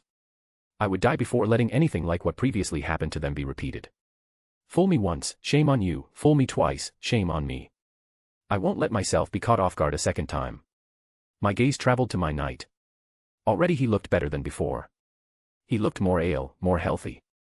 He looked as if he wouldn't die at any minute of exhaustion anymore. I know that there'll be consequences. I know that I created to myself even more enemies, but it was all right. This happiness I was feeling right now. This warmth that made me feel as if everything was okay. I will crush anyone trying to remove it from me. Scene. The land of Yomi was a desolate place, one full of darkness and horrors. It was a warping place that turned good into evil, beauty into ugliness, and corrupted the souls of its inhabitants. Yomi was a realm that was alive as Earth was, as Yggdrasil was, as alive as Indra himself was. Yomi had been there before the birth of Izanagi and Izanami and would probably still be there even after the death of the sun. Indra was only wearing a black short, a green Hawaiian-themed shirt. A barrier made of pure divinity surrounded Indra. He walked fearlessly as if he were taking a stroll in a park as monsters attacked him and died by coming too close to the celestial being that he was. Such a place wasn't one that was worthy of his presence, but sometimes, you had to walk into literally shit to gain diamonds. He was hungry. He hoped the servants had cooked something new, something exciting that he hadn't tested yet. He made sure to obstruct his future vision so that he would not see what they were cooking. He had known before even the thought entered the mind of Kagutsuchi that the god would attack Kuo. He had known it decades before the god and came back from the ether. Something that troubled him and still did. At some point, his perfect vision became less than perfect, clouded, obscured, and it infuriated him to no end. Plans meticulously prepared, plans that took centuries to be put into motion, were all suddenly destroyed, and it was because of Rias Gremory. He had seen a different future once where the only thing that made her worthwhile was the fact that she gave herself to the current Red Dragon Emperor. This pathetic being shouldn't have been able to go against what was supposed to be, to go against fate and win. Indra couldn't directly see her future and the future of those she was closely involved with, but he could still see the rest of the tapestry, the threads of fate of others. He would have killed the parents of the girl before she was conceived if it wasn't for the new Lucifer and the new Beelzebub. This is why when the Beelzebub helped the United States, Indra made sure to give, let's say, a little boost.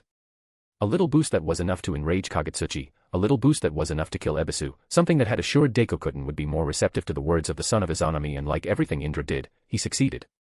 He couldn't directly plan around, or see the future of Rias Gremory, but he could assess her, poke her indirectly to see what made her tick.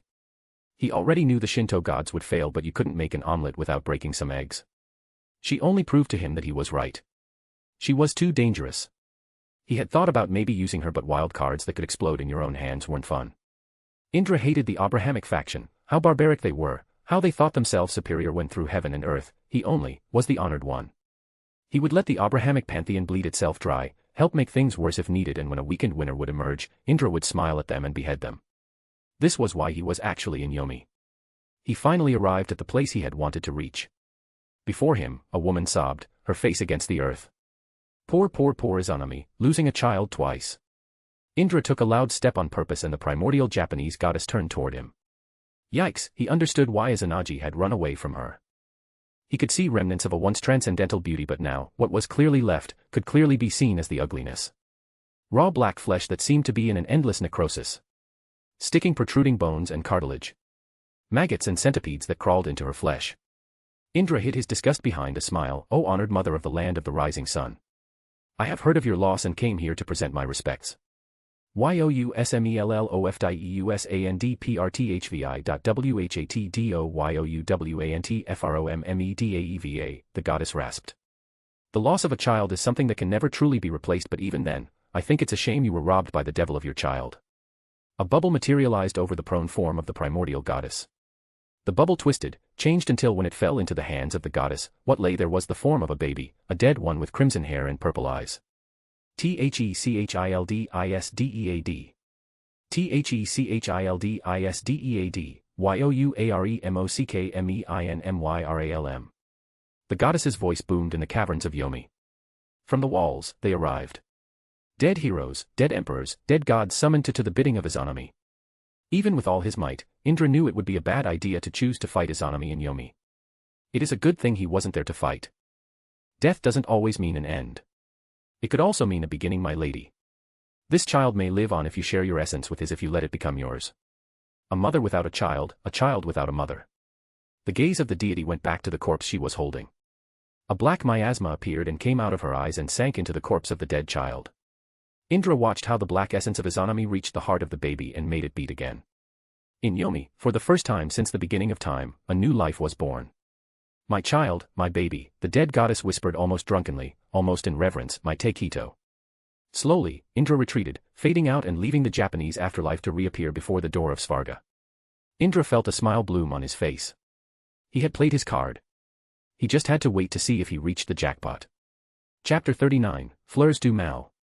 We found ourselves in one of the supposedly numerous gardens of the palace. Even though I had tried to minimize any damage that could have been made by Issei, I hadn't been able to leave the castle unscathed. The only thing left from the room that once was assigned to Issei and Asia was ashes. Apparently putting down the flames was not enough. They had brought with them heat, scalding heat that would have been mortal to Asia and the remaining servants if they weren't devils. My brother wasn't there because he had to, according to the words they apparently heard him say, have to leave urgently according to one of the maids to make sure the consequences of my action would be handled. I really needed to do something nice to him. All this time, he had been dealing with my problems. Maybe I could offer a guitar. I knew the basics of how to make one due to the fact that I had learned to partially play it in my childhood. Maybe I could create an electric guitar. For the things I didn't understand, I'm sure I could find manuals somewhere or people ready to teach me how against money. In the worst case, I would straight up create one with magic. The cool thing with devil magic was that I didn't need to know what I was doing. Sure, it could help, but I didn't have to. As long as I had power, there was nothing I wouldn't be able to do. So maybe an electric guitar inscribed with runes. A guitar that could create real lightning. I had forgotten most of it, but I knew there were runes representing Thor, the thunder. I'll check the library after. It would be dumb if I made the guitar explode because I wrote air was instead of whatever else I should have written. Domination, I mused internally in the chair-like throne I sat on with Gasper and Kaneko on each of my legs, was such an interesting concept. I hadn't used it against Issei, but I could feel its presence, beating into my soul like a secondary heart to a tune I couldn't understand yet. What was domination? Some would call it the ability to subjugate others, some would define it as the exercise of power or influence over someone or something, or the state of being so controlled. Those definitions were sorely lacking. Domination wasn't looking at the world, looking at its rules, about what couldn't be done and still do it shamelessly. Domination was having a sense of self too great, so deep that everything coming against it would break. It didn't matter that gravity should make flying impossible. You rose and didn't fall because you were stupid enough, hedonistic or egotistical enough to believe in yourself and be able to accomplish the contrary. This was domination. This was the thing that made Draig a dragon worthy of being called celestial. This is the power that allowed the monster trapped in the soul of Issei to fight against, to be so strong that all the different factions of the Abrahamic pantheon needed to work together to put him and Albion down. Boost, such a simple and silly concept, such a ridiculous idea. What was Boost other than an application of domination? What was Boost other than the consecration of the stolen authority of the Red Dragon Emperor? This impossibility, even though it was just a sliver of it, I held it in my soul. This was just a mere ember, I knew, but ember could grow into a bonfire and maybe with time shine as bright and hard as a star. I couldn't wait to see what I could do with this. Domination was nothing else more than potential. My gaze traveled to my pawn. Each of the members of my peerage was also given opulent chairs, even though less than mine. The only reason why I haven't reacted negatively to this was the fact that I knew that most of them were not used to such comfort and luxuries. It'll come with time, so I swallowed my words. Issei looked happy. Sure, I could still some anxiousness in his gaze, but it was different now. With Asia there at his side, who was still hugging him and hadn't stopped from doing so, his worries and fears were probably put in the back of his mind. I have something to announce to all of you, I spoke softly even though I knew my words reached clearly the ears of the members of my peerage. I could feel the attention of most of them directed at me. The underworld will officially enter today in war with heaven and its allies. It would be announced that low-class and middle-class devils would be forcefully conscripted. Even with my words, I didn't see or feel the telltale signs of panic bloom. They knew that I wouldn't be talking so calmly if I hadn't found something close to a solution. I spoke with my grandfather after. We made a deal. He would make sure that something may be done. Akino's teacup cracked into her grip, which was a feat in itself. What we were using was specially created to be manipulated without any destruction or damage but ultimate class beings. Why did it make more hot though? I felt Kaneko stiffen and heard the rhythm of her heart changing. I crossed my gaze with hers. Words didn't need to be said. Are you all right? Her eyes conveyed. Are we all right? The only thing I projected back was confidence and assurance. I kissed her softly on the forehead. The eyes of Yuto had turned cold, and as sharp as razor blades they looked like the surface of an iceberg full of anger and wrath. Will I need to put my blade into his heart, President? Gravity existed, stars were bright, water was wet, and I will put my blade in the heart of your grandfather. Yuto said it as if it was evidence, just a formality. I had fought against my grandfather and saw the monster hiding behind the curtain. I should have balked at the ridiculous words of Yuto, at their absurdity, yet I didn't. He had already done something nigh impossible for most devils. He healed Kaneko, healed her with a sword. He fought against a god and won when he shouldn't have. I could still feel his demonic energy. He could be said to be at best at the level of a high-class devil. It shouldn't have been enough to win against a popular and widely worshipped deity, even though they were technically a minor one. He didn't need to be strong, I realized. His sacred gear was all he needed. As long as he had enough imagination, I'm sure that there was nothing he wouldn't be able to create. His words that would seem nonsensical at first seemed now more than just mere words. I possibly held a blade above the head of my grandfather, one that would fall only when I wished for it to do so. This was a boon I was so lucky to have. It seemed I had partially inherited Rias's luck. Hey! You're speaking of Rias' grandfather. Issei shouted at Yuto. Issei, Yuto isn't wrong to react in such a way, I spoke softly. We are devils. Issei, and my grandfather is an archdemon, something worse. He's one of the direct children of the original Lucifer and Lilith. He's someone who committed so many atrocities that Hitler and Genghis Khan's combined achievements would look like those of an ant. An archdemon, even at best, is always malicious. Issei. He looked dumbfounded. In many regards, I realized, he still thought himself of as a human. What happened with Drake probably changed his mindset to be more similar to the one most supernatural beings had, but it hadn't been a complete thing. You're supposed to be family, he whispered. Family doesn't hurt each other. I saw how Akino stopped moving just for a brief instant at his words. I felt as Kaneko and Gasper both subtly flinched. This was kinda sad when I thought about it. None of us could truly say that we came from perfect families. Gasper in the way he was treated by his pure-blooded vampire for something he couldn't control. Kaneko, who was an orphan, who had been raised by Kuroka who would kill their old master and flee from the underworld branded as a criminal even though she killed their old master because he wanted to experiment on them. It disgusted me that even though Kuroka could be right, more the victim than the monster in this situation because she killed a pure-blooded devil, no justification would be able to be given. Akino with Barakil and the fact that the members of her mother's clan were the ones to kill her mother and almost succeeded in doing the same thing to her. Asia never truly had a family. The closest thing she had to one was the church that excommunicated her because of something she didn't know because she was tricked. I was with the archdemon grandfather who probably was putting me in one of his schemes where even if I found a way to win, I would lose, or the parents who didn't care about my feelings when they decided to marry me to someone they knew I hated. The closest thing to a family member I knew I could count on and who I loved with all my heart was my brother, Surzex, the literal devil. Weirdly, it was Yuto who was the more like Issei. His family, the other orphans of the Excalibur project, had loved him so much that they had given their lives so that he could escape. Issei was the only one who had the closest to what could be called a healthy relationship with his family. Well, this was before their death and Issei looking at the beheaded head of his mother. We really were all screwed up, weren't we? I really needed to find a therapist or the devil equivalent of it. It shouldn't be like this, Issei, but it is how things are. Maybe in the future, things will be different, but that's not the case right now, Yuto said to Issei. It won't be needed yet, Yuto, I said tonight, putting an emphasis on the yet.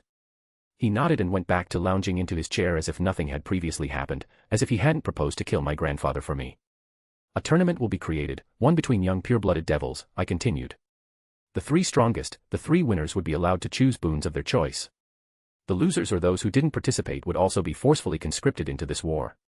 The houses of the Ars Goetia won't like it, Aquino spoke. They won't, but there is nothing they can say or do. It is the will of an archdemon, of a great king. Even the Satans themselves would find it hard to forbid his will. My gaze traveled to each of them. I intend to win. I'll ask for all of you to be exempted from going to war. Now was time for the hard part, and I'll be the only one fighting, I finished. As I had expected, denials and rejections of my decision erupted from the members of my peerage. No. As if I would let you. This is something I can't follow, my king. Even with their denials, I chose to affirm on my decision. You shouldn't be fighting. I shouldn't be fighting. None of us should be fighting or worrying about war. We should have been worrying about the next school quiz or the cute person we saw the other day.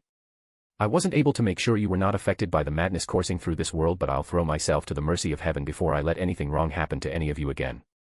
This isn't what we talked about, Rias. We're supposed to be at your side. I'm supposed to be at your side. My gaze clashed against the amethyst one of Aquino, the woman I learned to love so easily and quickly. I know Aquino, but I'm a liar. I find in me the prospect of any of you being hurt worse than you being disappointed in me. Something will go wrong. I know it without a doubt. My grandfather is playing a game I don't understand but that I know would only bring out misery. Let me tell you a story, Rias, the story of a warlord, Aquino said to me as her eyes glassed out as if she was looking at something only she could see. It was probably the case with the fact she was half-fallen angel and thus able to see and understand the makeup of reality more than I currently could. This is the story of a hero. The hero was a fool, one who fell in love. He found terror in the possibility of anything wrong happening to his loved one, so he changed. He ignored the fact that he wasn't alone, that if he had explained the problem to the one he loved, that if he had asked the help of his loved one, the evil would have been vanquished. He didn't understand this, too lost in his arrogance, in his pride. He left his loved one searching for the power that would be enough to render null the coming threat. He searched and searched and searched until one day, while resting under a tree, he met a devil.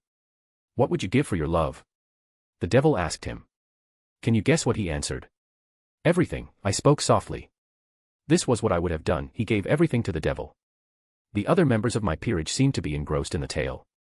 Issei looked more pale than usual, almost disgusted, almost regretful. I'm sure he could easily see himself as the hero who gave everything. He had after all almost done the same. Yes. His exact words were, "I'll become your body, mind, and soul the moment I die if you give me enough strength to win, to protect the one I love." He tried to trick the devil by asking the devil to make him a god. Like this, I would be able to protect her and the devil would never have my soul, the hero thought. I could almost see images of the story as if I was in a cinema room watching a documentary or a movie. He went back to his loved one happy, thinking he had found a way to defeat the evil, protect his love from the evil without risking her safety by letting her fight at his side. Something bad happened to her, am I wrong? I asked her. The monster found her alone while he wasn't there and killed her. To add to the insult, the monster chose to desecrate her corpse. He skinned her from head to toe, dismembered her corpse and put them on pikes so that the maggots and vultures would devour her corpse. The hero was enraged. With his new strength, he fought to avenge, to do what heroes do, kill the monster. The monster was strong, but the hero found himself the victor. When he struck down the monster, he realized looking at the corpse that the monster wasn't truly one. The monster looked identical to him. He was the monster. He was the one who killed the woman he saw as the one of his life. In grief, he tried to kill himself. He grabbed his sword and plunged toward his heart. His sword broke. The devil knew that the hero wanted to trick him, so the devil let him think he was doing so. The hero would be condemned to wander Earth for all eternity entirely alone. The soul of the hero was something very valuable, but the devil found more worth in the suffering he knew would be self-inflicted by the hero. The hero was strong enough to protect the one he loved but failed because, in the end, he was alone, because in the end what he saw as care, as love was only pride. He had been too prideful to see that the strong could be defeated. He had been too prideful to see being alone at the top would never be enough. It is not pride. The hero wanted only the best for his loved ones, I told her. Does it change anything? They still died. His strength didn't matter because he hadn't understood that sometimes, being alone at the top could be a failure in itself. He didn't understand that no matter how stupid one choice was, only a choice could lead to a miracle. Life came back to her eyes, yet she was different, more. Her shadow seemed deeper, and when she opened her mouth, it seemed as if her words were echoing, "Will you be the hero, Rias Gremory?" No, I won't be the hero. I'll grow strong enough by myself to discard every obstacle in my path. So your answer is power? You think the reason why the hero failed was because he hadn't enough?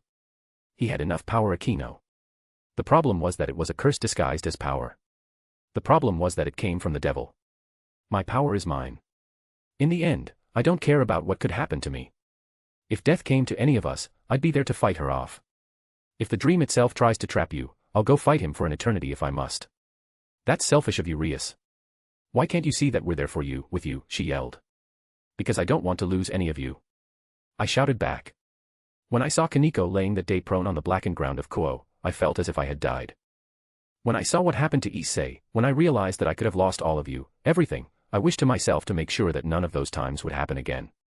Realization seemed to bloom in her eyes. You see us as weak, all of us. This isn't what I meant.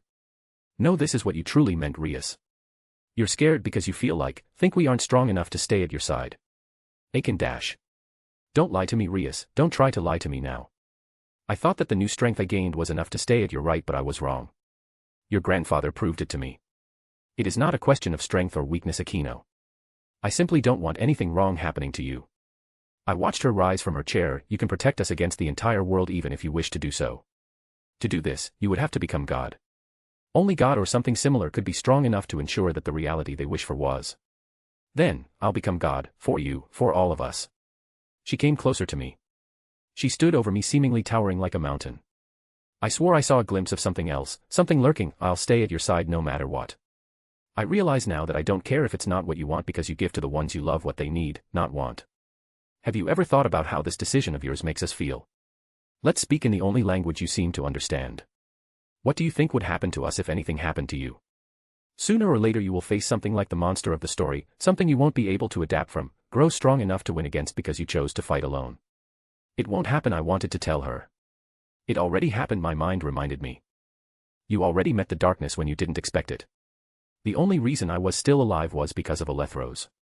I knew that if I encountered something of a similar caliber or lesser, I wouldn't be helpless as I was due to my essence, but this world was one that seemed to be one of endless escalation. My gaze traveled to each member of my peerage. They were looking at Akino and me. They looked anxious. With my demonic eyes, I searched deeper, plunging my gaze into their souls. They weren't only anxious. They were scared, I realized with disgust. I refused to meet the gaze of Akino. It felt as if the sun was personally making me suffer his wrath. My embrace over Kaneko and Gasper tightened more for my comfort, my sake than anything else. I watched from the corner of my eyes Akino kneel on one knee. Rias, she called my name softly. Reluctantly, I turned toward her, ready to meet his case, probably full of disappointment. Akino was right. I was scared because they were not strong enough. The attack on Kuo showed me that this wasn't a shonen. Things could and will go badly. Nothing was promised except strength. Nothing was promised, not even time. I had gained everything by transmigrating into this world. I didn't want to lose this. Before all of those events, when I first reincarnated and thought things would have been identical to the canon I had wanted to create, transcribe into this world mangas from my previous worlds. I had wanted to live with everything I had, to the point where I would make Dionysus seem boring. What was more cruel? Never have anything or have everything and lose it. I finally met her gaze. I promise that I'll grow stronger, she told me. Me too, Rias, Issei shouted. Same for me, my king, Yuto spoke. I don't want the president to be hurt, Asia said softly. I don't want to lose you, Kaneko whispered in my arms. Me too, Gasper said after her, engulfing himself even deeper in my embrace. I wish things were different, I told them. I don't agree, but you are not my slaves, you are my family. I watched their gazes harden, focusing in a way that the gaze of people their ages shouldn't. Prove me that you'll be strong enough and I'll let you fight me in the tournament. Understood, they all replied simultaneously. An old poem, one that I hated but had stuck in my mind all this time, invaded my mind once again. To hear your heart speak mysteries, divine. Since I have seen you smile, have watched you weep, your lips pressed to my lips, your eyes on mine. Since I have sensed above my thoughts the gleam of a ray, a single ray, of your bright star, if sometimes veiled, and felt light, falling, stream. Like one rose petal plucked from high, afar. I now can say to time's swift-changing hours. Pass, pass upon your way, for you grow old. Flee to the dark abyss with your drear flowers, but one unmarred within my heart I hold. It should be impossible, but I felt sleepy. I wanted to sleep. I honestly regretted having woken up this early today. Maybe if I hadn't, none of the things with my peerage or Zekrom would have happened. Would have probably been woken up by Issei's rampage, but still. I felt a sight escape me. As my gaze traveled above me, it met the unreal phenomenon of a demonic energy oozing star falling toward us. Again with this bullshit. I really was beginning to seriously hate stars. Chapter 40, Cradle. I had become very familiar with fire and all the sensations it could bring. I knew what it was to feel my veins and nerves screaming in agony, my skin melting and my organs rupturing from the inside. There was nothing worse to experience, no more greater torment. Was this a surprise that one of the most popular and true depictions of hell was a place full of flames, brimstones, and ashes? The star that was feeling from above was one that seemed to promise untold pain, untold destruction. We should have all melted to nothing the moment it appeared in the sky. Something so bright, so dangerous, so packed with demonic energy should have only left wanton carnage behind. I should be scared, trying to do something, anything to make sure my peerage and I escaped. This was what my brain was telling me. My heart was saying something else. Instead of fear, I only felt warmth, instead of fear, I only felt ease. How couldn't I? I smiled at the falling star with all the love I could mutter. "Hello, Uncle Surtur," I whispered, and the star smiled. Rias. Words that weren't only words. Words that were conveyors of concepts and ideas. The star may have only said my name, but I felt more. I felt as if I was in the only place I belonged to. I felt love. It was as if I was flooded by foreign emotions, foreign intents. The star began to shift, condensing in a smaller shape, in a humanoid one. One still as bright, one still as big as the castle of my brother. Finally at home. Features began to draw themselves on the face of the giant. Harsh ones, features that would only be called barbaric and primal, took place on a once empty face. "You've changed. You've grown stronger." Limbs began to sprout from a torso made of orange infernal flames. Legs of fire as hot as a star encountered the grass and didn't burn anything. He finally unfurled like a butterfly out of his cocoon. His gaze locked itself on us, on me. Without warning, one of his arms came flying toward me. Time flows differently. Fate changed.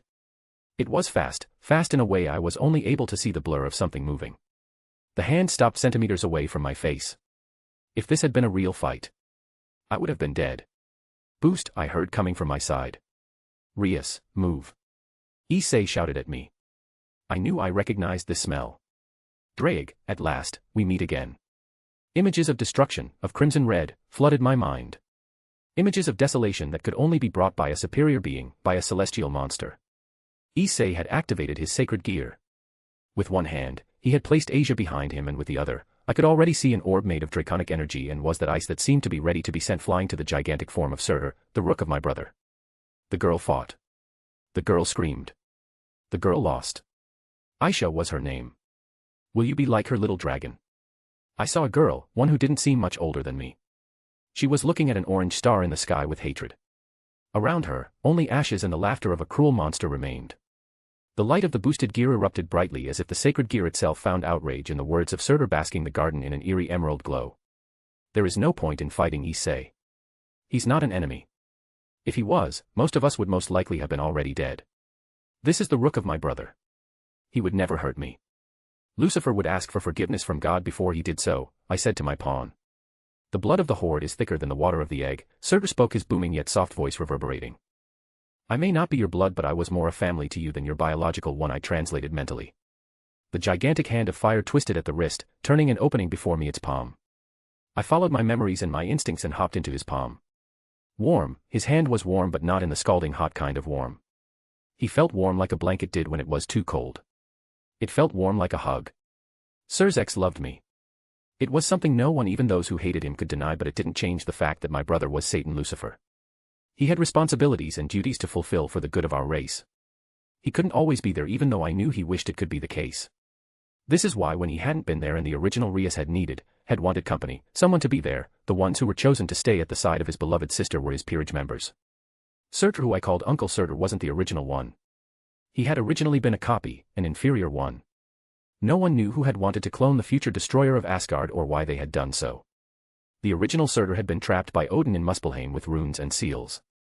The god has wanted to delay Ragnarok, and my uncle had been a possible way to launch the prophecy of the doom of the Norse pantheon. True prophecies always came true no matter how much you wished it wasn't the case. The only thing you could do was to manipulate it in a way you found acceptable. When my uncle was born, the first reaction of the Norse gods was to try to kill him. He was able to fight and escape, to survive, because even though he may have been a lesser copy of an apocalyptic monster, he still was a copy of the beast of the end of the Norse pantheon. For decades, he fought, staying alone and surviving until he met my brother. I don't know how my brother did it, but he was able to succeed in making Surtur a part of his peerage.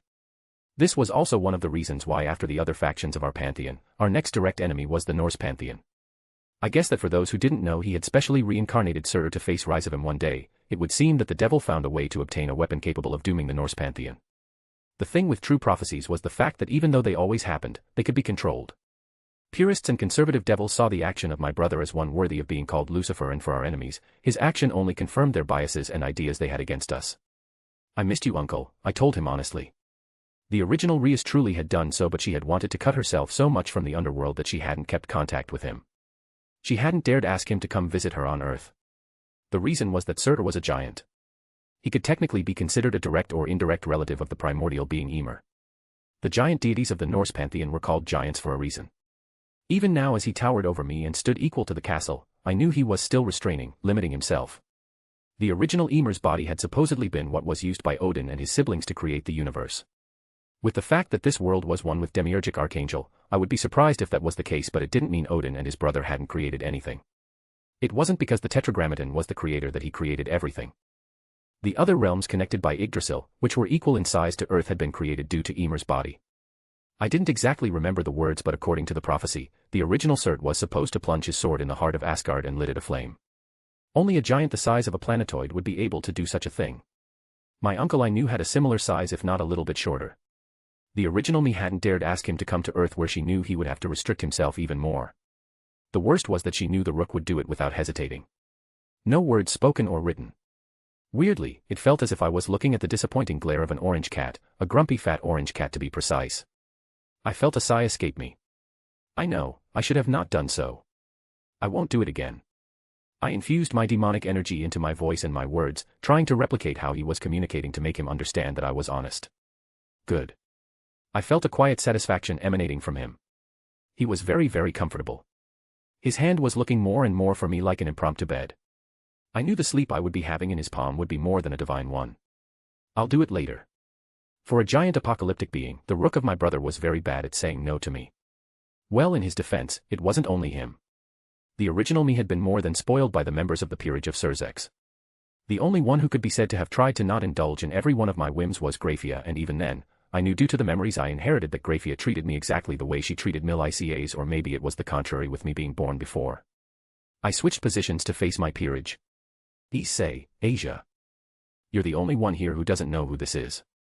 Allow me to present to you Surtur II, only Rook of Sursex, Lucifer, my brother. I could see urgency and fear disappear from the two of them. Hello, Mr. Surtur, Asia said to Surtur. I see his light in you, child. Images of angels, armor-clad exorcists, and angels flooded my mind. The way Asia's eyes widened, she also saw it. I have been excommunicated before becoming a devil. If you see light, Mr. Surtur, it's probably not mine, she said softly. I could see with my eyes sadness and pain in her soul, but I could see something else growing in it. Acceptance, I deciphered. I don't think Asia would ever stop believing in him, in his teachings, but she felt resigned to be a sinner cast away from his light. What was worse? A believer who stopped believing in their God, or a God who stopped caring about their believers? Is that so? I could feel amusement, excitement, and anticipation, as if he knew something we didn't, something he couldn't wait to see be revealed. What did he see? I wondered. Surtur was old, older than some countries. I also didn't know if he also inherited a part of the memories of the original Surtur. Before I could ask him why he said this, a voice rose from the boosted gear. I could read caution in the eyes and the body language of Issei. He was looking at his arm as if cutting it would be the end of all his problems. Suri, I see you're unfortunately still alive, the voice of Draig rumbled from the boosted gear. Suri is an old name. Why Draig Gotch? One of once better and youthful times.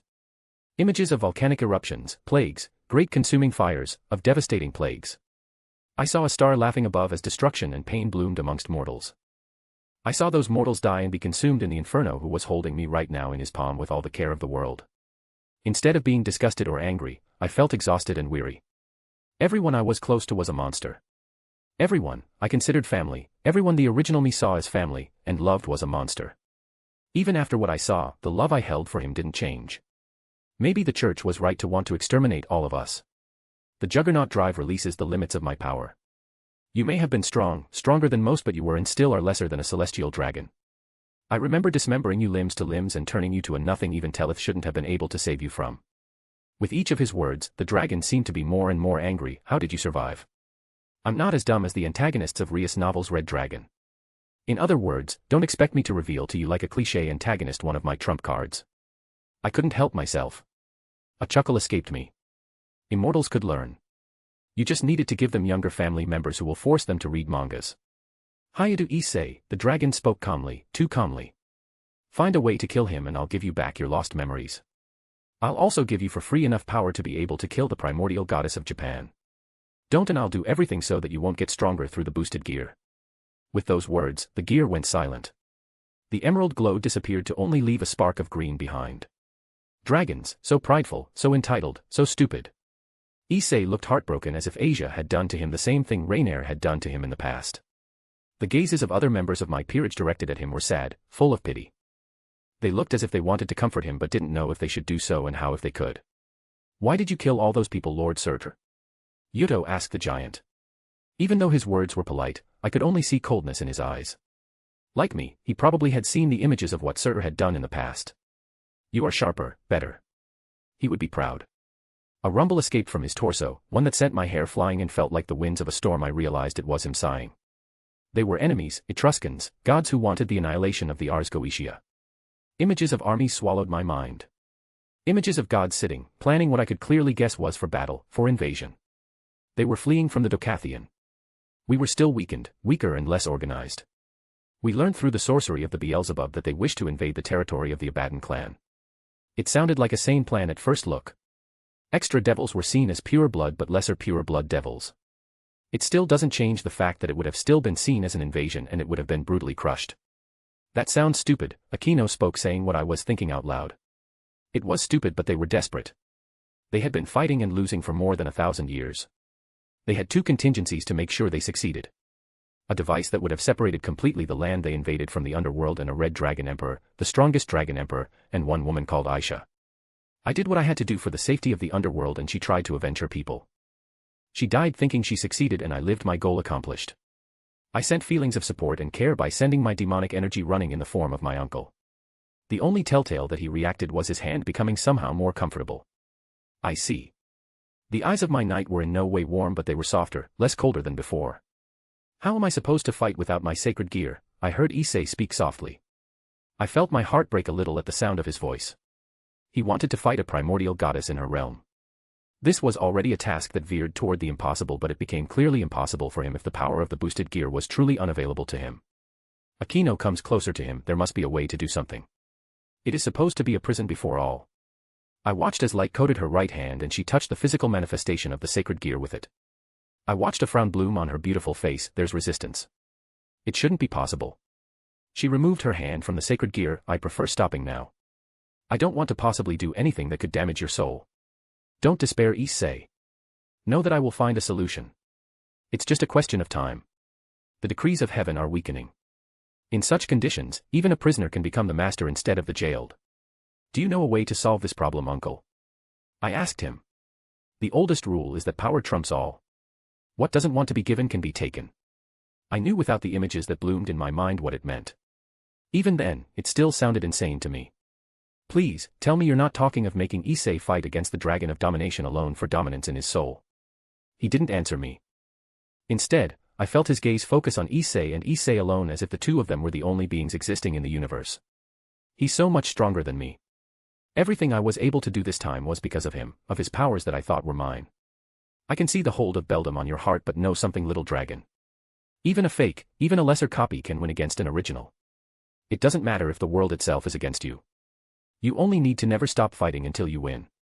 It is time the red lizard learned humility, and I, Surtur II, promise you that under my tutelage, you'll soar high enough to devour the very gods themselves. I already knew by looking at the eyes of Issei his answer. I knew that there was no point in trying to convince him not to do so.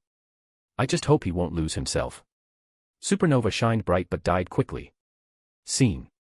Media equals YouTube, stavvyhom/media, I was never there the weekend. Ajuka Beelzebub felt curious, something rare in itself. What was surprise? What could be unexpected when you already knew mostly everything? Ajuka knew how many people were actually dying in the entire universe. He knew without wanting to what most beings would do. He knew already the thoughts of the devils he ruled and the future opponents devilkind would face. His mind was a machine, a system so fast, so efficient it made him divine.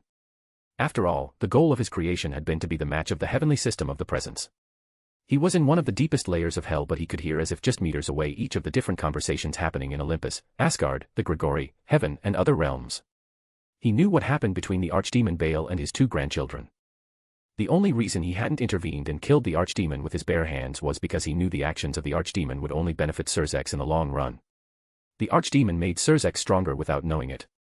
He could feel and see the different actions of the heavenly system that had been left unchecked since the death of the father of the angels, which was weakening while Ajuka was only growing stronger. Ajuka Beelzebub was more than a devil, more than an archdemon. He was God, or something as close as possible to the concept. What was God other than the one capable of knowing everything? Capable of doing everything? This wasn't pride. This wasn't arrogance. It was the truth. It was a fact.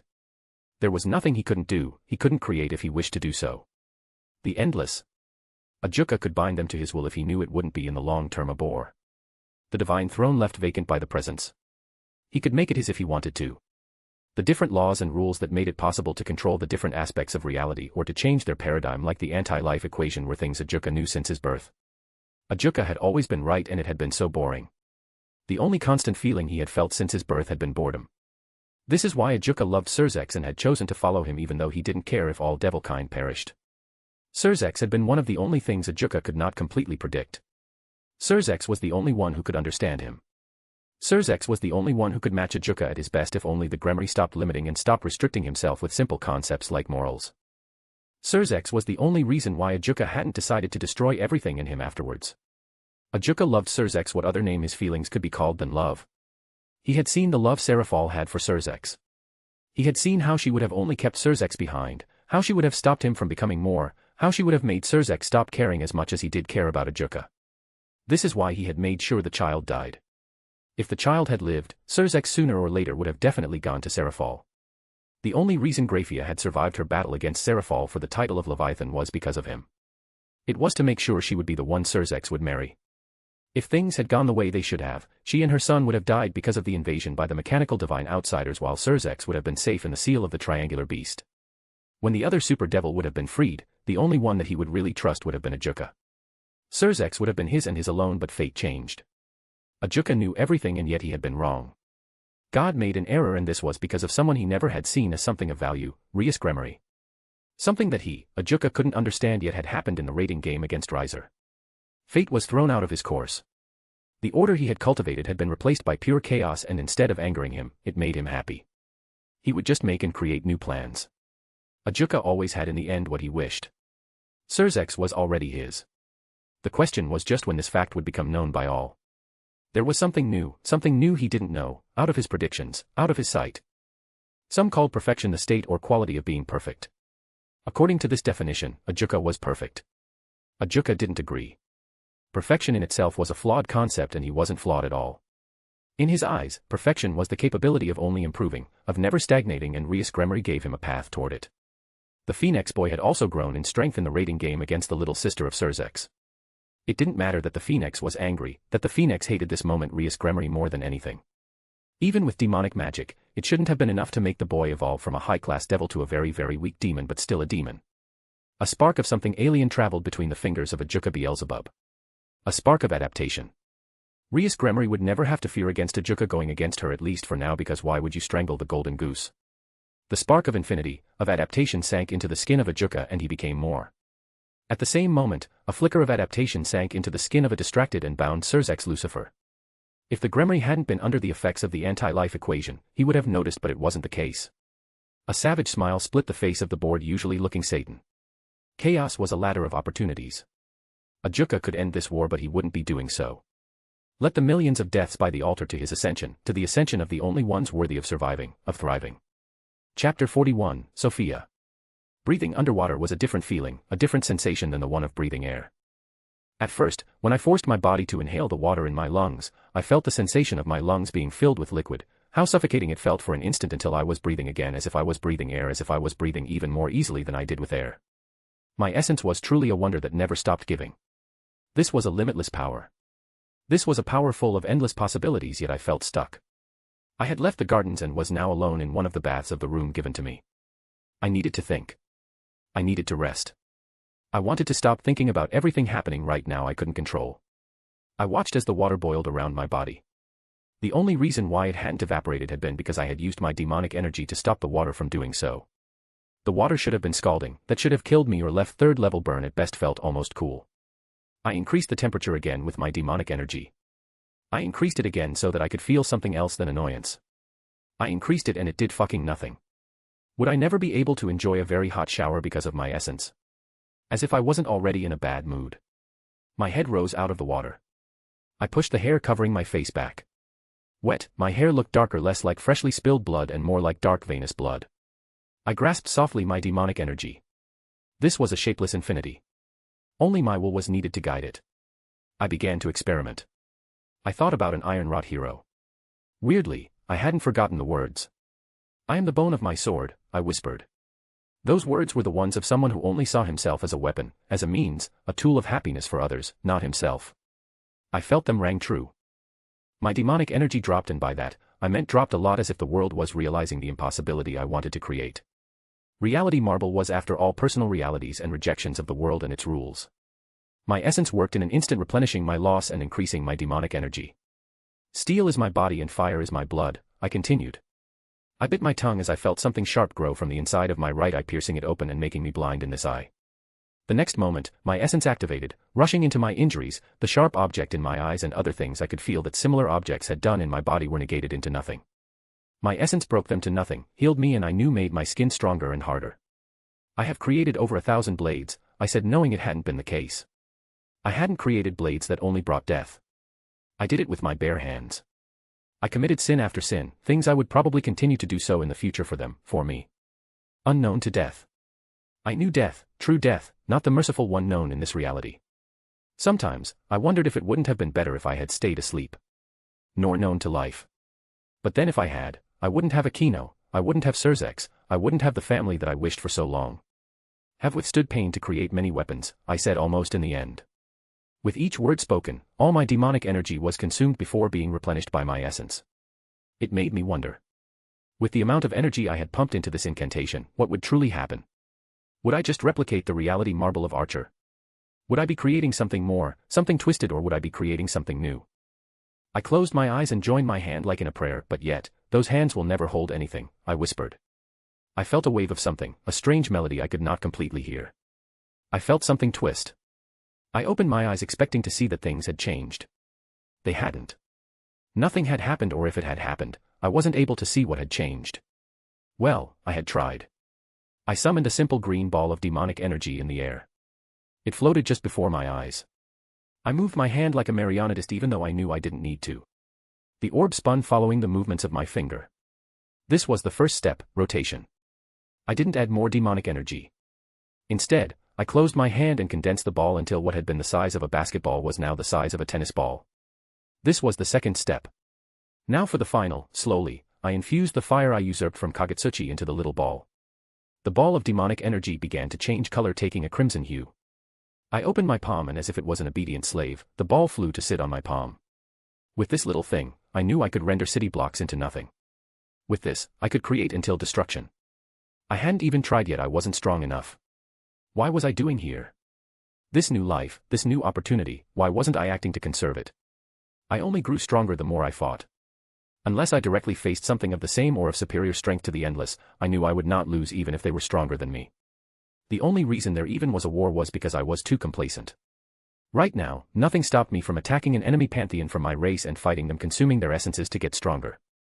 Rias Gremory, you were scared of losing everything, but you could only lose when there existed another side. The dreamers who realized their dreams were those selfish enough, and cruel enough to disregard every moral concept going against what they wished. I had forgotten this. I had let myself sink into this dream hoping someone else would stop it from becoming a nightmare. I rose completely from the bath. With one thought, every unwanted trace of liquid was removed from the surface of my skin. The water under me didn't touch my skin because I just wished for it to not do so. One by one, my feet touched the marble floor. I took a step forward. The following one, I fell. It wasn't a normal but an embarrassing fall. I fell in the sense that the ground opened under my feet like the opening of another world. With a thought, I summoned my wings trying to fly back. Someone stopped me, something that shouldn't be possible. Hi Rias, I heard her say before a punch sent me flying below. With one move, I turned, stopping my fall by falling on my toes on what seemed to be a floating platform. With one thought, clothes came into existence to hide my nakedness. A simple white dress shirt, black dress pants, a black tie and black sneakers. You never messed with the classics. She came descending slowly from above like a celestial being. A grin was splattered on her face, one I hated. With one thought, a spear of destruction flew at her faster than lightning. Her demeanor changed even faster. With one swap of her hand, she crushed the spear into nothing. That's rude, you know, she said softly as she stopped at my level. No more rude than punching me in the stomach. A grin split her face, a face that was identical to mine. It wasn't strong enough to do anything. I just wanted you to stop from trying to leave, Rias, she spoke. I didn't have time or was in the mood to play games with her. Who are you? I asked her. Me, she smiled. I am that one, you are I. Stop with the persona bullshit. She floated on her back as if she was lying on a bed. If we were in this universe, I would have turned into a shadow and killed you. You would have tried. Now, tell me before I really get angry. You're not as fun as you were, she spoke. Where is the happy-go-lucky kid who was always smiling and happy? Never call me like this again. That kid died with them a long time ago. Now speak before I disembowel you with my bare hands. A sigh escaped the doppelganger. You forgot what you did. You tried to replicate unlimited blade works, but you're not Shiro. If it had been normal magic, a copy of the reality marble would have been created, but you tried to replicate something really close to what they called true magic. And what is true magic if not communion with Akasha? Bullshit, I immediately answered. Is it though? This world was supposed to be more fiction. Probably still is, but fiction can be reality. Is it impossible to believe other worlds exist? It was something already proven in the original novels. I never doubted about the existence of other worlds. Doing such a thing would be like a pure angel not believing in God. This was something that wasn't possible. What I don't believe is me having reached the root so easily. It wasn't easy though, she said back. Probably was in your eyes with your cheat, but not in the eyes of reality. You spent enough demonic energy to create a self-sufficient sun bigger than the one Earth is orbiting around. She turned one of her fingers toward me. Bang. You blew a hole through the different layers of Akasha. If you still don't believe me, her finger pointed toward the vast expanse under us. Try seriously to look downward. I followed the direction her fingers were pointing at. I focused my eyes, gazing and piercing through the white realm. Downward, downward, downward until I saw, no glimpsed a fragment of the void. I immediately removed my gaze from it. It had been less than an instant, but I had seen a lot. I had seen too much. I felt something wet my face. I touched it and as expected, it was blood. So, do you finally understand? I am you. She shifted, changing, becoming as tall as a building. I could see stars die, the cosmos bleed in her form. I am everything. I am infinity. I am God, the entity before me shouted, taking the appearance of the gigantic floating head of a smiling man with glasses, stubble, and an afro. I am the void. The entity turned back to look exactly like me. I am you, Rias Gremory. You may call me Sophia, and I'm here to give you the deepest desire of your heart. I tried to stay calm even though I knew I was anything but calm. I never asked you to come. I'll just leave. You could, my replica said, or you could ask me to give you what you wish for. What do you want in return? I spoke. I never said I needed anything in return, she answered back. You are me and I am you. Nothing is free. I knew you were smart. You're after all me. You could say no and nothing will change. You'll just wake up in the bathroom as if this was a bad dream. I'll leave you alone and will stay alone, hidden in the confines of your soul until you call me back, or you could say yes. She snapped her fingers and images, portals began to appear. In one portal, I saw a golden man standing, floating over the ocean. In another one, I saw a green-eyed boy fighting against what I clearly recognized as a chimera. In another world, I only saw the endless sea. She had created thousands of similar portals. Here is my proposal. I know your feelings, I know your thoughts. Give me the role of Rias Gremory and I'll send you to another world, one I assure you would love more. Chapter 42, Metastasis. Pass. Her eyes widened. What? I said pass. I'm not dumb enough to make a deal with an entity I don't trust. She came closer, her eyes centimeters away from mine. I already told you. I am you. But you're not only me, are you? You said it yourself. You are the universe, you are God, or at least a fragment of infinity. Rage warped her features, making her look like a monster of old shedding his disguise. Why do you refuse me? Look at the life you gained. Look at the opportunities you gained. Every being in existence would kill, do unspeakable things to be you, and what do you do with all this power? What do you do with all this potential? You fucking complain. Boo-oo, I'm scared. Boo-oo, I'm scared of the future. Boo-oo, morals. A chuckle escaped me. What do you laugh? Sophia asked me. You're now showing the true you, the monster I knew existed behind the curtain. You are God, but what is God before a non-believer? Her eyes began to glow. A non-believer before God is nothing but a fool, one who will be condemned to the abyss where maggots will crawl in their skin for all eternity. I could see in her eyes endless torments, endless suffering promised to me. Where is the politeness? Weren't you the one who said I could go back if I didn't agree? Also, little advice, you really suck at selling stuff. You wouldn't have made it selling cars. Can't you see? She spoke. This is you. This is the sum of you. Always talking, speaking, thinking, never acting. She began to fade, yet I could still hear her voice. You're a sinner, one who committed one of the greatest sins. You're wasting your gifts. The white world surrounding me changed, taking the appearance of a destroyed Kuo. All around me, I could only see destroyed buildings, homes, dismembered corpses, and blood covering the ground like a red river. The blood was covering my shoes and the end of my pants, making them really uncomfortable. Yeah, you brought me to my favorite place. You truly are all-knowing. I heard her voice speak both from nowhere and everywhere. Sarcasm doesn't mask to my eyes what you truly think, what you truly feel, what you truly are. She was truly boring me. The only reason why I hadn't used my power of destruction was that I wasn't sure if attacking a possible fragment of infinity even with my essence was a good idea. And what I am, I spoke. Let me guess. You're going to call me a sinner again or something as dumb. I don't care about what you think of me. I don't care about what others think of me. You're a liar, not even a good one. The thing with you is that you care too much about what others think. You care too much and think too much that in the end, you do nothing. The truth is that you're scared when you shouldn't be. This world was originally just a fictional one. It still probably is. A part of you know this. You may lie to yourself, but you can't lie to me. I did think about it in the past. Maybe worse than realizing that all of this was a hallucination, learning that this world, my new life, was nothing but written words made to distract, to entertain, was something I knew would truly break me. I didn't want to think about this because if it was true, then nothing I was doing was truly from my own will. I didn't want to think about this because if it was true, nothing mattered. What would be the point of trying, of thinking, of living, even of dying when none of those came from my own will? The world unfurled around me like a flower doing the inverse of blooming. A shadow stood above, the world held in its palm, you see. This is your problem. This is why I hate you. Who cares about all of those things? If nothing matters, everything does. This world is not real, can't be called real. You and I are the only ones who truly can be called so. You have a pretty egocentric way of seeing things. Even if this world is nothing but mere fiction. What you're advising doing wouldn't be right. Killing when I was annoyed, doing things when I wanted, disregarding completely the will of others just to fulfill my will, my wishes, my greed. This was the reasoning of a monster. I ignored how enticing it sounded. Right. Wrong. Search in the universe and you won't find any atoms of justice. The universe never cared about those concepts. You think about love, you yearn and do everything to keep it when you could have everything if you were selfish enough. Want to be loved? Create someone who will always love you. Does someone anger you? Curse them to a point where tortuous death would seem a mercy. I'm not what you're describing. I could never be such a monster. A smile split the face of the shadow. From its mouth, an ocean of blood fell and swallowed everything. It submerged me, making me fall deeper into its embrace. I didn't try to escape because I knew I had nothing to fear, at least for now. Sophia seemed more focused on me agreeing with her than trying to destroy me entirely. I felt a head lean on one of my shoulders. You're right. You're not a monster, Sophia whispered softly in my ear almost with love. You're worse, you're a demon.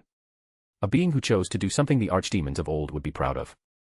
You ate a god while he was alive. Kronos should have taken lessons from you. What did Olethros say to you? Stop trying to change yourself. Right now, the lives of your family are in danger. A hand moved softly to grab the right side of my face. Images appeared in the ocean of blood. Glimpses of an unwanted future, of the head of a nun on a stick. Imagine what could happen to sweet Asia because of your weakness. Fuck you. That was enough. My power of destruction surged around me, erasing everything close to my skin. A vacuum formed in the middle of the sea of blood. A vacuum that knew better than trying to fill the void I had created. She appeared just above me, a savage grin displayed on her face. What?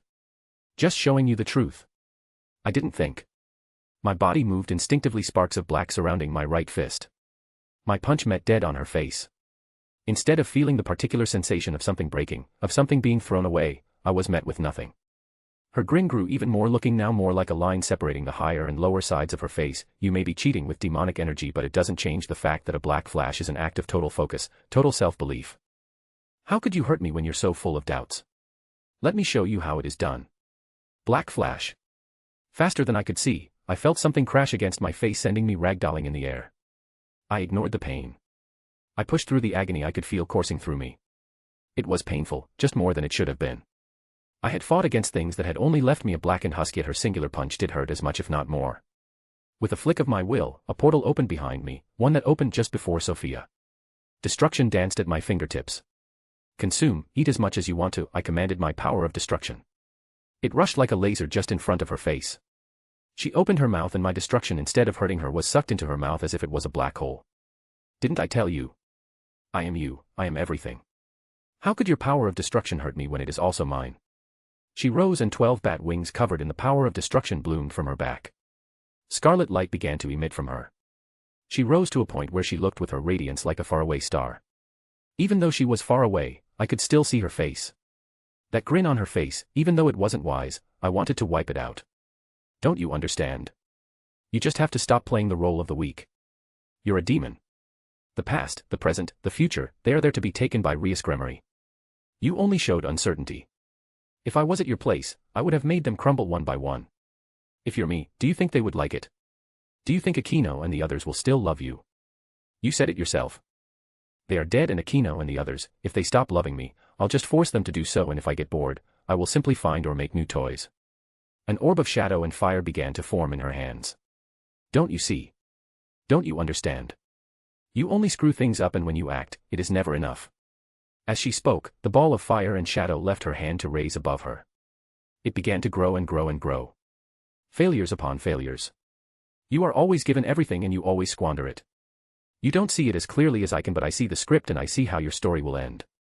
I saw her eyes change from the blue-green she had shared with me to an all-encompassing white that swallowed her scara. You know what's funny? Everyone around you will suffer because you were not selfish enough. Everyone around you will suffer because you let lesser concepts like morals or indecision get a grip on your heart. I couldn't detect any lies in her voice, in her words. Was this truly how things would end? Maybe Sophia was right. Maybe I should give up, maybe she would be a better Rias. A new start where I wouldn't directly or indirectly fuck everything up. This would be the kindest thing to do, the most reasonable thing to do, yet I hated the notion of it. I hated the notion of bowing, of running away. I had already been to the Eiffel Tower even though I hadn't wanted to, and only did it because my mother at the time forced me to do so, because honestly, only foreigners went to visit it. The orb of fire was now as big as the memories I held of the French monument. Sophia threw the mini star at me. With a bat of my one wings, I rushed toward it. I crushed against it hands first and it burned so much, hurt so much. Why are you fighting now when later you won't do what needs to be done? What are you fighting now, Rias? You are right when you say I lost myself too much in my head. She had said it to me a long time ago. My greatest enemy wasn't the world, it was me, it was my own brain. As long as I didn't believe in myself and my actions, I would never go forward. I don't care what you saw. As if I would let the cursed future you saw happen. I understood now. It didn't matter if I saw what I was doing like not enough. It didn't matter if I was full of doubt. Victory could only be achieved if I wished for it. Good. You finally understand. Sophia shouted, the only way forward is by crushing everything on your part to nothing. The only way forward is to disregard every doubt cast by the world and your own ego. I pushed and the ball of shadows and fire broke. I appeared before the now smiling face of Sophia, a blade of destruction in my right hand. I am thou, you are I. My essence never activated because I had never been in danger. She hadn't lied. This was truly a persona cliché, I thought before my blade pierced through her chest.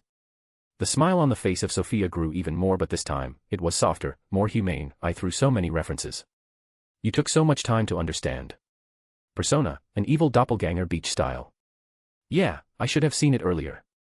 This world, it is a false one, isn't it? I asked her even though I already knew the answer.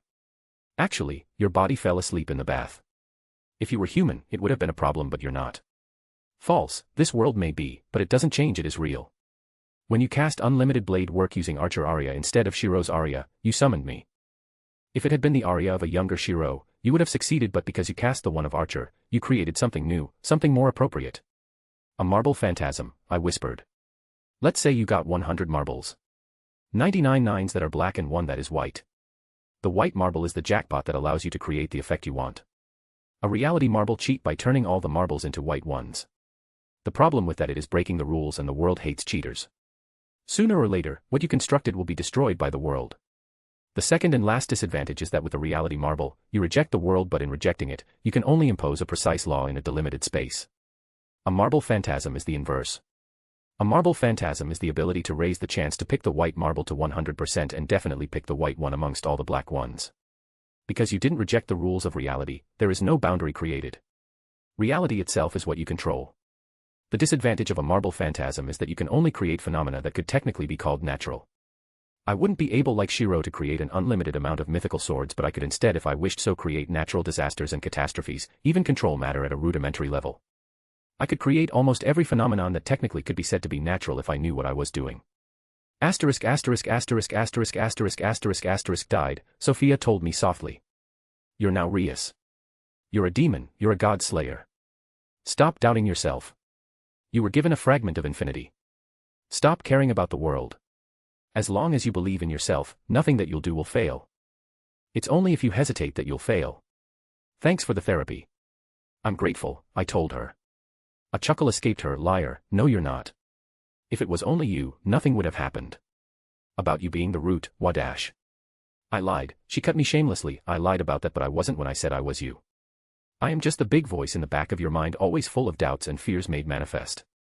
I felt myself smile softly. You're truly a bitch. Of course, I am just like you. She began to disappear, fade away slowly. About the portals you showed me, is this possible? Everything is possible for us. You just only need to grab what you want. She finally faded to nothing. Don't make me come back, I heard say. It was as if she was going away further and further. Also, Aquino found you unconscious in the bathtub. Good luck dealing with that. Were her last words to me before I was the only one left in this world, in this possible representation of my marble phantasm. I had been scared of what could have happened to my peerage, to my family, when the solution had been before me all along. I closed my eyes. I just needed to destroy every possible menace to the ones I cared for. I opened my eyes to the sight of her crying face. I could feel my head resting on her knees. Hey Aquino, I told her softly as her eyes widened with joy, I love you. Chapter 43, Drunk in Love. A laugh that sounded more like a sob came out of her. I love you too, Rias. Please never do what you just did. I found you unconscious, your soul unable to be reached. I almost thought that you had. She didn't finish, but I didn't need her to do so to know what were the next words she hadn't been able to say. I couldn't blame her when in the past, she saw how I chose to self-destruct to win against Riser. I'll never leave you, I told her softly. I'll be there with you for all eternity if needed until you get bored of me. I want to believe you, Rias, I truly want to, but I don't understand you anymore. I don't. You hide things. I know you do, and I won't ask you what because I'm sure it is important to you, but it seems as if you don't trust me. With the way I had been acting, your words make sense and I'm sorry. The truth isn't that I didn't trust you. The truth is that I was scared. Scared? Because of the war, she asked me. Yes, I confirmed. I was scared of losing any of you, of losing everything. Zekrom and the recent events had shown me that my brother wasn't as invincible as I thought. The recent events had made me paranoid. So what changed, she asked me. What changed to make you stop being scared? I realize I had the key all along in me. Hey, Aquino, would you still love me even if I did the most despicable things? I am the reincarnated devil half-breed child of a cadre of the Gregory born of rape. Joe loves inflicting and receiving pain, Rias. I would follow you in the deepest abyss, Rias, she whispered. It'll never change because the love I have for you is an essential part of me. Aquino Haimjima, Baraki, whatever else name I have I don't know about, will always be at your side, Rias Gremory. Aquino, this war, let's end it before it begins, or at least make sure that nothing will be able to affect us, to affect our family. What do you propose? We're already strong, but against what we will probably fight against, it is not enough. Uncle Surtur was right on one thing. Power that isn't given can be taken. We're devils. What could be more appropriate than golden apples? Her eyes widened, the apples of the Greek and the Norse gods. The funny thing that most mortal myths hadn't been able to transcribe was the fact that the immortality-giving golden apples of the Norse gods were the same as the ones present in the garden of the Hesperides, the daughters of Atlas. It had been a marriage gift from Odin to Hera. Greek gods didn't, unlike their Norse counterparts, need them to survive, to be immortal. What the apples could do to an immortal, though, was to give them a huge boost of power. We devils were technically immortals. No devil had unfortunately been able to die from old age. Every devil who had died in the past did so brutally most of the time. Stealing golden apples was something dangerous to most beings, but Aquino and I weren't most beings. Yeah, those apples, I confirmed. I felt a smile bloom on my face. Imagine, with them, all of us, all of the members of the peerage would grow stronger. If we're able to bring enough apples, I'm sure the Satan Beelzebub or other pillar clans with the ability to control plants would be able to replicate them or create a variant. Devils respected strength above all. It wouldn't matter that I attacked another pantheon that wasn't allied to us if firstly, I won, secondly, became stronger and finally came back with a way to make our entire race stronger. They would treat me in that scenario like the second coming of Lilith. It is an ambitious plan. Which one should be our target? She spoke. I really loved her. I had asked her, hey, do you want to come with me to invade the territory of another pantheon, steal their stuff and probably create a lot of destruction, and her question was which one would be our target. I restrained the smile I knew risked literally to split my face in two. I am not sure, to be honest. There are advantages and disadvantages to both. The Garden of the Hesperides is less protected but the risk will be higher. The Greek pantheon is one of the strongest still existing pantheon. Some would even say that just after us and the Hindus, they come third. Kronos, the father of the older Olympians, had been abnormally strong even for a deity. He had been the Greek pantheon equivalent of a super devil. All of his children had to fight together to bring him down and they almost lost. It was said in our books that if he hadn't been partially crippled in their fights by being denied his use of his authority over the earth and nature due to losing the favor of his mother, he would have won. The elder Olympians had fought and won against someone way stronger than an archdemon. Hades, the first son of Kronos, one of the strongest beings in existence, who was acknowledged as one of the possible 10 strongest existence, was a part of the Greek pantheon and he loathed devils. This is why I hesitated to steal the apples of the Hesperide gardens. It either would be going super well or super bad. The other option, the Norse one, was the original golden apples, the golden apples made from the essence of Idun. The Norse pantheon wasn't weak, but unlike the Greek pantheon, it wouldn't be wrong to say they lacked into heavy hitters. The only one I felt cautious about in their pantheon was Odin, the Allfather. The god wasn't the head of his pantheon because he was the strongest, even though I was sure siring Thor helped to make things easier in a martial-dominated culture. Odin was dangerous because he was smart. The god had sacrificed an eye for knowledge and wisdom. In the myths, they spoke of him receiving the power of the runes only, but with Zikram showing me that things like the anti-life equation existed, it would be dumb to not worry about the notoriously knowledgeable deity. Even then, I wasn't scared anymore to face something like the anti-life equation or the darkness. Sophia had been right when she said one thing. Nothing could stop me if I didn't wish to. My essence reacted to my intent. I could feel it in my soul. It was like a resting snake waiting to act at any moment. Even then, in the case my essence would not be enough, it was a good thing that as a devil, I couldn't forget anything.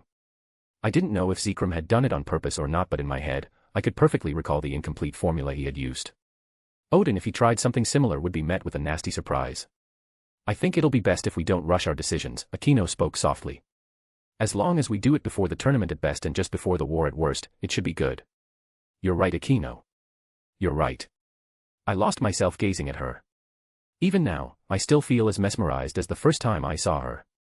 She was so beautiful, beautiful in a way that wanted to make you cry due to the splendor you were looking at. The best thing was that this magnificent person, she was my girlfriend, she was mine. I felt as if I was breathless, but in a good way. I saw a little smile bloom on her face. You're looking, she said playfully. Yeah, at perfection. I watched how her cheeks became red. I never had any other choice but to fall with you, Rias, she whispered. Do you regret it? Not at all. You would have made my hair go gray if we were mortals with the way you acted those last days, but even then, I would never be able to regret being at your side. Aquino, I'll be better. I trust you, Rias, I trust you. Her head came down and came closer to mine. I leaned a little and kissed her on the lips. It was a simple kiss, a chaste kiss, but it was one that felt at this moment like the sweetest nectar. Hey Aquino, I said her name. My brother isn't back yet and the others are for the moment doing other stuff. Maybe we could do that. Her eyes widened. The blush I could see staining her cheeks deepened. I could see surprise and anticipation in her gaze. By that, you mean that, right? Yes, I told her softly. I felt as if my face was on fire. What was it so awkward? We should have been past that, right? Why were we acting like useless lesbians? We weren't useless lesbians, right? I blinked to see that we weren't in the bathroom anymore. My gaze was directed toward a different ceiling. I could also feel under me the comfortable bed that still felt as sinful as before. I was brought back to reality by a kiss from Aquino, a really nice one that wasn't shy. Yeah, I'll worry about everything else later. Scene. I reciprocated the kiss. Unlike the previous time, it wasn't a kiss that felt forced, that felt rough. It was one where the only thing that mattered was the contact with the other. It felt as if time didn't exist. I don't know for how long we kissed, for how long my tongue intertwined with hers. We weren't humans. We didn't need to breathe, so we didn't rush to separate. After a while, I reluctantly retreated away. Her face looked flushed as if she was drunk. I was sure that I had a similar expression painted on my face. I was the one who made her look like this. This beautiful woman, she was mine and I hers. She looked so beautiful, I don't want it to be like before, I breathed. I want it to be slower, softer Aquino. Of course Rias, she whispered. She came closer to my right ear. Your pleasure is my gift, she said before biting softly my neck. It wasn't painful. It didn't hurt. The only thing it did was make my body get so much hotter that it felt almost unbearable. She alternated between kissing and biting, leaving behind only more want, only more lust. I didn't stay idle as she continued to kiss my neck and slowly continued doing so, lower and lower. One of my hands moved. With a flick of my will, the top she wore disappeared as if it never was there, to only leave behind her boobs in black lace sheer bras. I hadn't been able last time to really pay attention to her boobs, and what an error, what a sin it was. They literally seemed like a cut piece of heaven, ones I immediately chose to cup in my hands. I couldn't resist, I pressed them and a loud moan escaped from Aquino's lips. Soft, they were soft. Was that paradise? I could see big pink areolas that looked sinful, that looked perfect. With a flick of my will, the bra disappeared into nothing, letting the boobs of Aquino free. Aquino's boobs were big, and instead of making them bigger, the bras had instead made them seem little. I pinched softly one of the areolas through, and with the way she was above me, I was able to put one of her in my mouth. I didn't know if it was because I was now a devil, if it was because of what Aquino was, or if it was because my brain was tricking me. After all, I loved her so much, but Aquino tasted good when she shouldn't have. I began to suck softly the areolas. I wanted more of this taste, I wanted more of her, I wanted more of Aquino. A pleased sound came out of her lips. It seemed you really like my boobs, Rias, she breathed. I removed her boob from my mouth. It's because they are your boobs, Aquino. I love all of you. I honestly don't think I would be enjoying it as much as I do now if I didn't care, didn't love her. I had enough. With my words said, I went back to playing with her breasts, trying to quench the desire I felt deep in my heart, in my body with them and Aquino. She moaned, she sang, she cried under my touch. In retaliation, she became faster, more frantic with her touch. One of her hands moved to play with one of my boobs. The way she touched me made it so very hard to think. It was a mix of torture and pleasure. I was at the threshold of nirvana, yet as if it was done on purpose. Each time it felt as if I would finally come, Aquino would switch locations or stop for a moment. Aquino stepped back away from me. Before I could ask why, she shut me up with a kiss I really didn't mind. Don't you think we have played enough, Rias? Wouldn't it be a good idea to finally go to the main course? She said before kissing me on the right corner of my lips. Yes, let's, I breathed. She flashed me a smile before beginning to kiss my body. She began at the neck, continued at the clavicle, at one of my breasts after, and continued with the spot just above my belly button. She stopped after kissing my pubis just above where I needed her. I looked down. I could see playfulness in her eyes. She knew how she was making me feel, how close I was to come. I was too horny for her games. One of my hands moved, appearing and grabbing her hair in less than an instant. I saw surprise bloom into her eyes before, with the grip I had on her head, I dragged her to my aching sex. It felt as if a haze had influenced, if not taken control of my mind.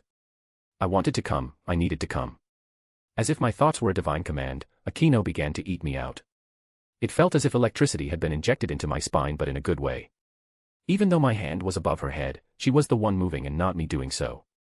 I felt her hungrily eat me, explore me with her tongue.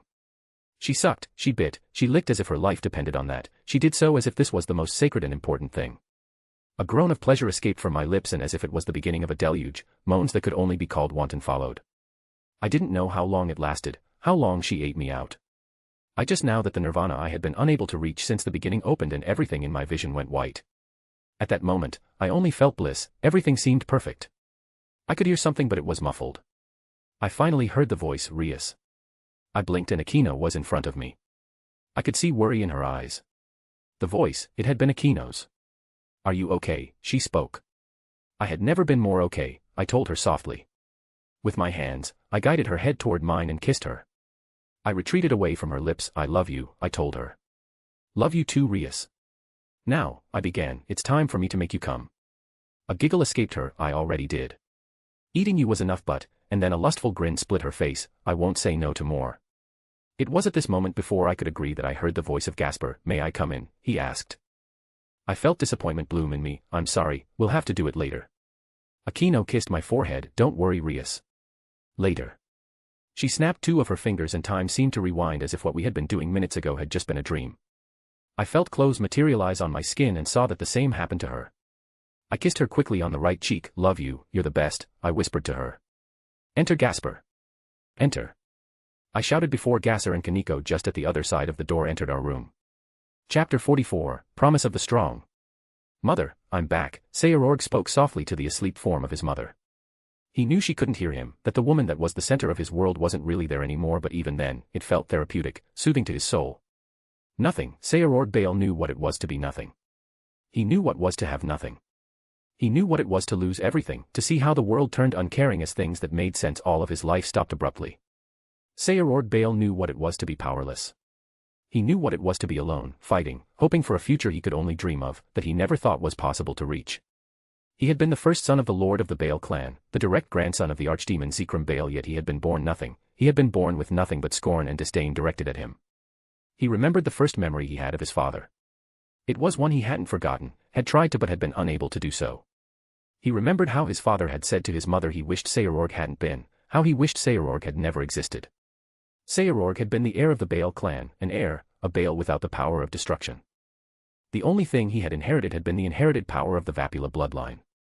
If he had been the second son or even been a member of the Vapula clan like his mother was before marrying his father, things would have been alright, but it hadn't been the case. Sayororg was born a disappointment. Sayororg was born weak, the weakest pureblood devil of his generation. A Bale without the power of destruction, a Bale that was weak, a Bale that was nothing but a disappointment wasn't a Bale. He remembered how much he had hoped when he was younger to wake up with the power of destruction, how much he had dreamt of waking up strong. Maybe if he had been strong, maybe he would have been worthy as the Bale heir in the eyes of his father. Maybe if he had been strong, his mother would still be there with him. Maybe if he had been born strong, right like Surzex, Rias, and his brother had been, maybe he would have been worthy of the love of his father. That had been what he had been thinking for most of his teenage years. Sayororg didn't like to think about those times. When Magdarin, his younger brother, had been born, Sayororg had been happy. He would be a big brother, the best big brother, he had thought naively. Magdarin had been the fuse that lit up all the problems in Sayororg's life. He had been what his father had always wanted, a pureblood heir born with the power of destruction. The moment it had been proven that Magdarin was different from Sayororg, that it wasn't a failure, Sayororg lost everything, his mother and him lost everything. He was stripped from the mantle of heir of the Bale clan. He was stripped of every one of his privileges, of every one of his rights. From a prince to a pauper, from a king to nothing. What had hurt the most in that moment hadn't been the decision of his father, even though it had stung. What hurt the most was the fact that his mother and he had been all alone. His mother, his beloved mother, gave everything to stay at his side. She chose to discard luxury, she chose to discard what she was owed, what she was worthy of for him, for Sayororg. Sayororg was a devil, a being antithetical to light and divinity, yet if there was one divine thing he thought was real, one divine thing he wholeheartedly believed in, it was his mother. They had been exiled by his father in his wrath, in his cruelty. When they had gone, asked for help from their kin, their families, they were refused. The Vapula clan closed their doors at their coming. Surzex Lucifer Gremory, his cousin that he had loved, that he had thought he could count on, said to them he could do nothing. The Crimson Lucifer said he couldn't help his own kin when he was the closest thing to the Abrahamic god for the devil faction. He hadn't been so bad at first. It had been his mother and him against the world. It had sucked, but this was all right because they were together. Through the use of devil magic, they were able to construct for themselves a decent home for the two of them. It wasn't the Bale castle, far from it, but it had been home. His mother stayed at his side, her constant love and understanding a fixture of his life. She was there when he was angry. She was the one wiping out his tears after he cried. She was the one to always tell him that he was more than what others thought he was. She was the one to always say that he wasn't a disappointment, that he was a gift, her gift. With time and her love, Sayororg even was able not to forget but deal so much more easily with losing his birthright, losing contact with those he saw as friends and family. Sayororg should have known that things were going too well, but he had thought that maybe Gehenna would have mercy on him. He should have known better. One day, he woke up and his mother didn't. He had thought at first that she was only tired, that she was only exhausted, and that it had been why she seemed to be endlessly sleeping. He should have known that something was wrong when she didn't wake up for a week, but he hadn't wanted it to be true. He had wanted the new paradise, the new life he had been constructing with his mother, to remain untouched. He tried using his demonic magic, spells taught by his mother to him in case of injuries. It didn't work. He used almost every means he had at his disposal to make her wake up, but she still didn't. This is why, even though they had previously refused to help, he went to beg, to kneel at the door of each pillar clan. At best, they looked at him with pity and said they were unable to help him. At worst, they laughed and mocked him before brutalizing him. Sayororg had been weak in every sense. He had known and they had too. Even then, he continued. What was pride, what was pain, what was humiliation before the love he had for his mother? Hopeless, full of despair, he went back to a last visit. He begged again his cousin. He had seen pity and sadness in the eyes of Surzex. Surzex had refused to help him. When he had left dejected, he hadn't known at that moment that his pleas weren't unheard, not answered.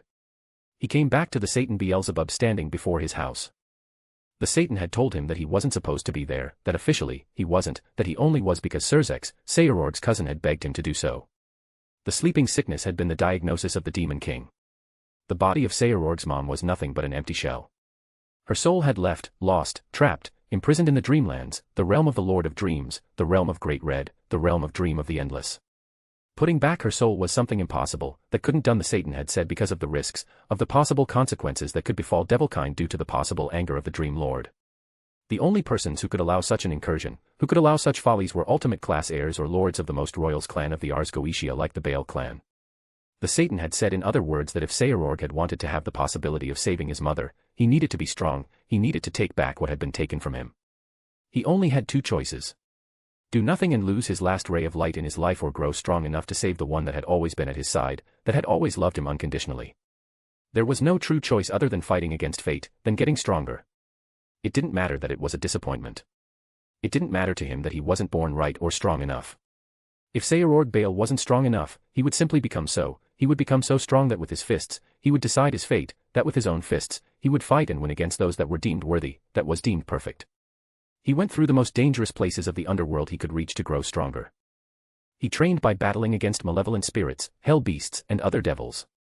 In the beginning, he lost a lot, but each loss made him stronger, each loss taught him a lesson, each loss brought him closer to death, and it was by threading through the thin needle between life and death that Seirorg became extraordinary. He gained, unlocked a power most devils didn't have, couldn't reach even if they wanted to. Seirorg unlocked Tuki, and with it, his growth exploded. He fought and fought endlessly. He had promised himself that his hands would be the ones to defy fate. Through his difficulties, through everything the world threw at him, Seirorg Baal soldiered on. Death was losing. Losing was stopping going forward. Death was hesitating, and Seirorg Baal didn't hesitate. He trained, fought, and bled until his fists could crush stones, could crush mountains, until they could pierce the heavens themselves. When he found himself unable to find opponents that would make him grow stronger, he left the underworld for other more dangerous realms.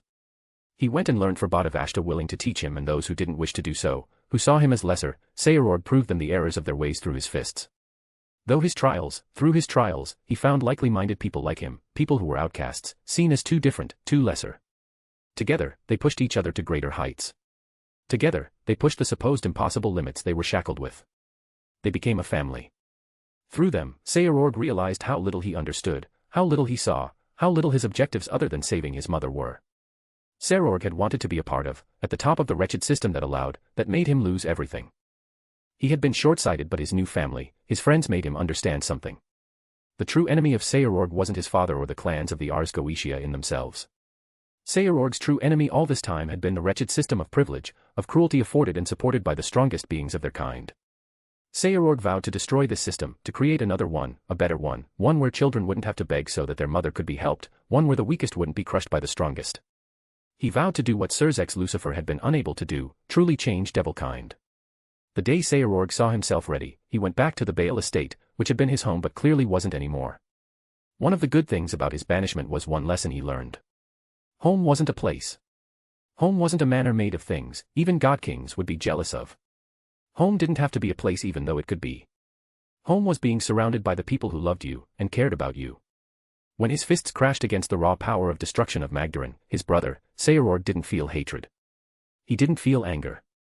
He just felt content because Seirorg knew he would always win as long as he believed in himself. He won against his brother, against the power of destruction, his only weapons his fists and his will. He had seen how angry his father had become, how incensed the older devil had been. Seirorg could understand why. He was the proof that everything his father believed in was false. The cousins of Seirorg weren't stronger because they were simply born more lucky. They were strong because, unlike his father who thought that stars couldn't be moved, the members of the Gremory clan were ones who would set themselves happily ablaze for the happiness of their loved ones. Seirorg had won and became the heir of the Baal clan. He knew, and he knew his father knew, that the only reason why Seirorg hadn't defied him was because he hadn't wanted to possibly incur the ire of his grandfather, the archdemon Baal. By winning, Saorg gained back everything that originally was his. All those that had been laughing, that had seen as lesser, that had ignored him now traveled at his feet. Saorg had shown them that he was strong enough to go and win against concepts like inevitability or tradition. With the reinstatement of his status as heir of the Baal clan, he gained access to the evil pieces that were only afforded to high-class devils. He ignored the demands, he ignored the begging of those who wished to be a part of his peerage. The Baal clan was the strongest clan of the Ars Goetia. Just being a part of the peerage of the current heir and future lord was something as if not more prestigious than being the head of a minor pureblood devil clan of the Ars Goetia. Those devils who had been groveling weren't worthy enough. Saorg didn't trust them. They were snakes, only wanting to be at his side now that he had shown himself powerful. The only ones he could have chosen as the members of his peerage were the members of the new family he had created, those who had been with him at his lowest. Saorg almost had everything he wished he could have. There were only two things left.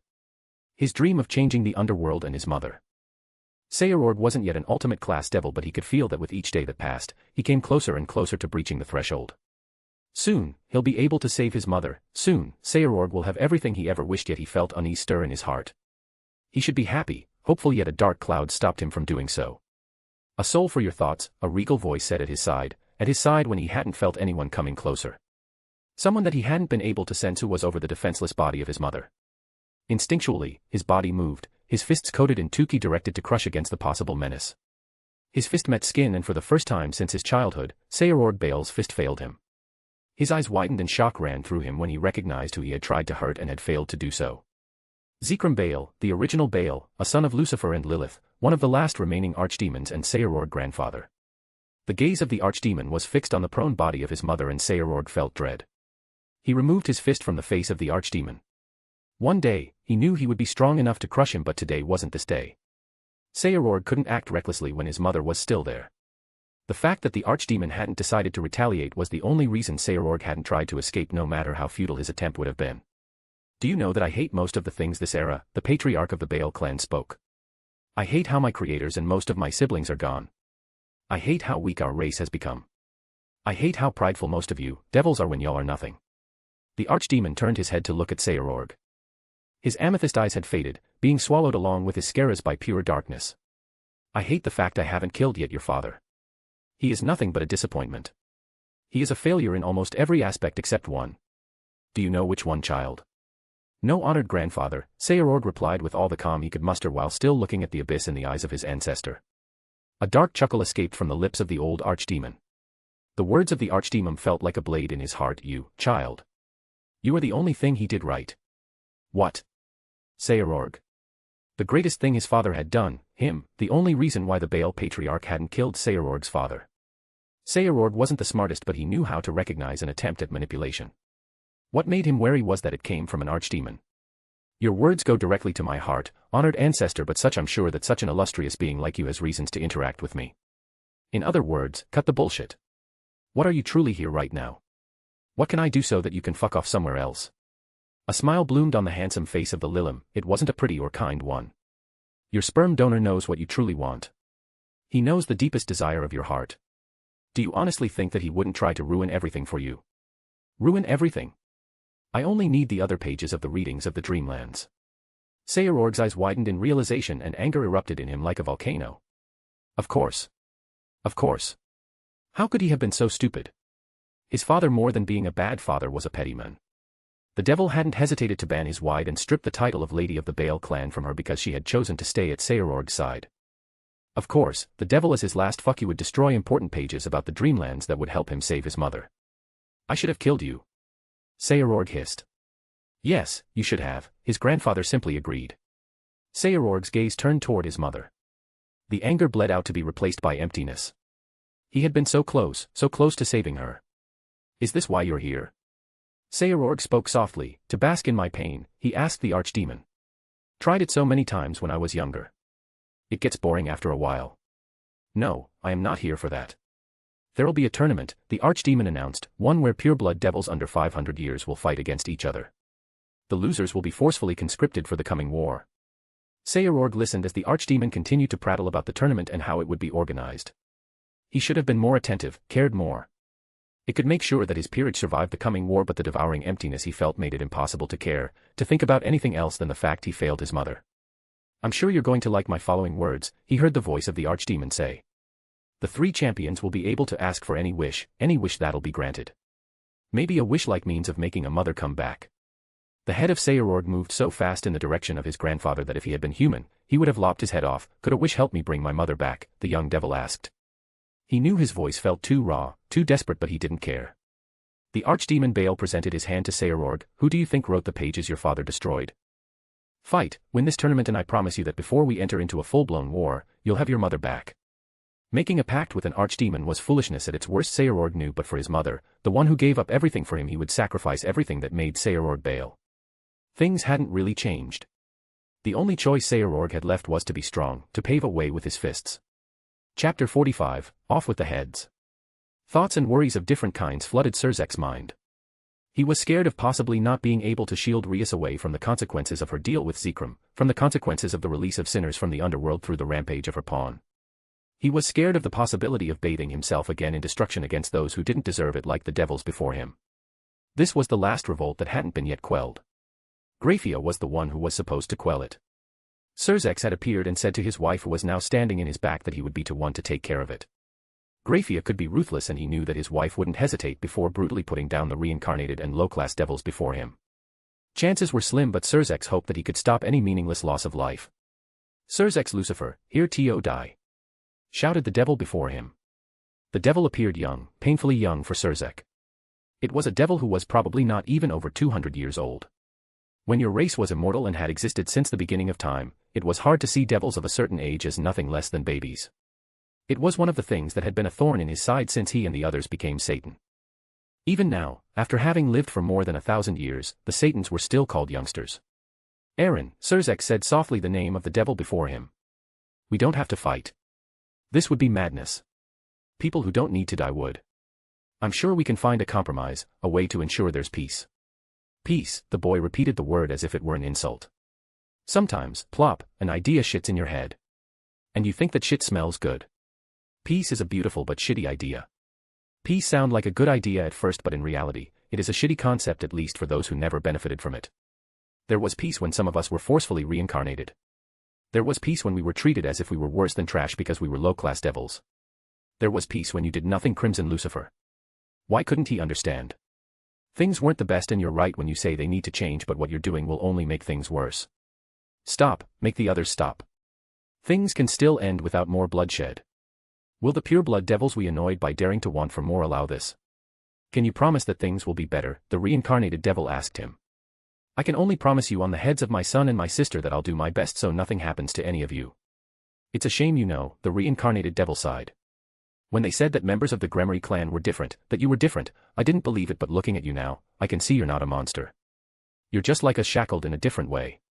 You're just a puppet, you should have never been a Satan. The boy raised his sword at Surzek. We chose death and our choice doesn't change. Better a quick death than an eternal torture. Why? Why couldn't they understand that their death would change nothing? Why couldn't they understand that their lives would end meaninglessly? Things, no matter how bad they were, could become better. Surzek ignored the voice at the back of his mind that whispered that things could become worse instead. We are free. We are free. Death before slavery. Freedom before everything. They shouted in anger, in despair, in hope as they rushed toward him. Everyone here on this battlefield knew what would happen in the next few minutes. Everyone knew that this battlefield wasn't truly won. It was a graveyard that was on the point of being consecrated. Surzek, I can do it for you if you want, he heard his wife whisper at his side. Surzek hated this, he hated the useless bloodshed, he hated the fact that he would have to destroy again with his hands. He hated the fact that he was wondering if there even was a point. Surzek was the strongest, yet he never felt more weak. No, he answered softly. I chose to take this crown. It is my duty, my burden. It would be best if you take some distance. Understood, my king, Grafia answered him before disappearing with a bat of her wings. Dark crimson pooled into reality as Surzek released into the world a fragment of his true self. It took a simple shape, the one of a spear. Surzek grabbed it. They closed all around their weapons, their magic centimeters away from their skin. Surzek plunged the spear into the ground. The spear made of the power of destruction began to lose shape before it exploded. A wave of destruction erupted in an omnidirectional wave all around Surzek. It met the rebels, the reincarnated devils, and erased them from existence. In a flash, they were all gone as if they had never existed. In a flash, Surzek's Lucifer slaughtered thousands. In a flash, lives, flesh and souls were all extinguished from reality, blown out like the fire of a candle. It was easy, so easy, too easy, and it sickened him. He had killed people who were right, who had only wanted more. Surzek's killed again for an ideal he wasn't even sure he still believed in. Surzek's, the strongest who couldn't change anything. Surzek's the strongest who couldn't save anyone.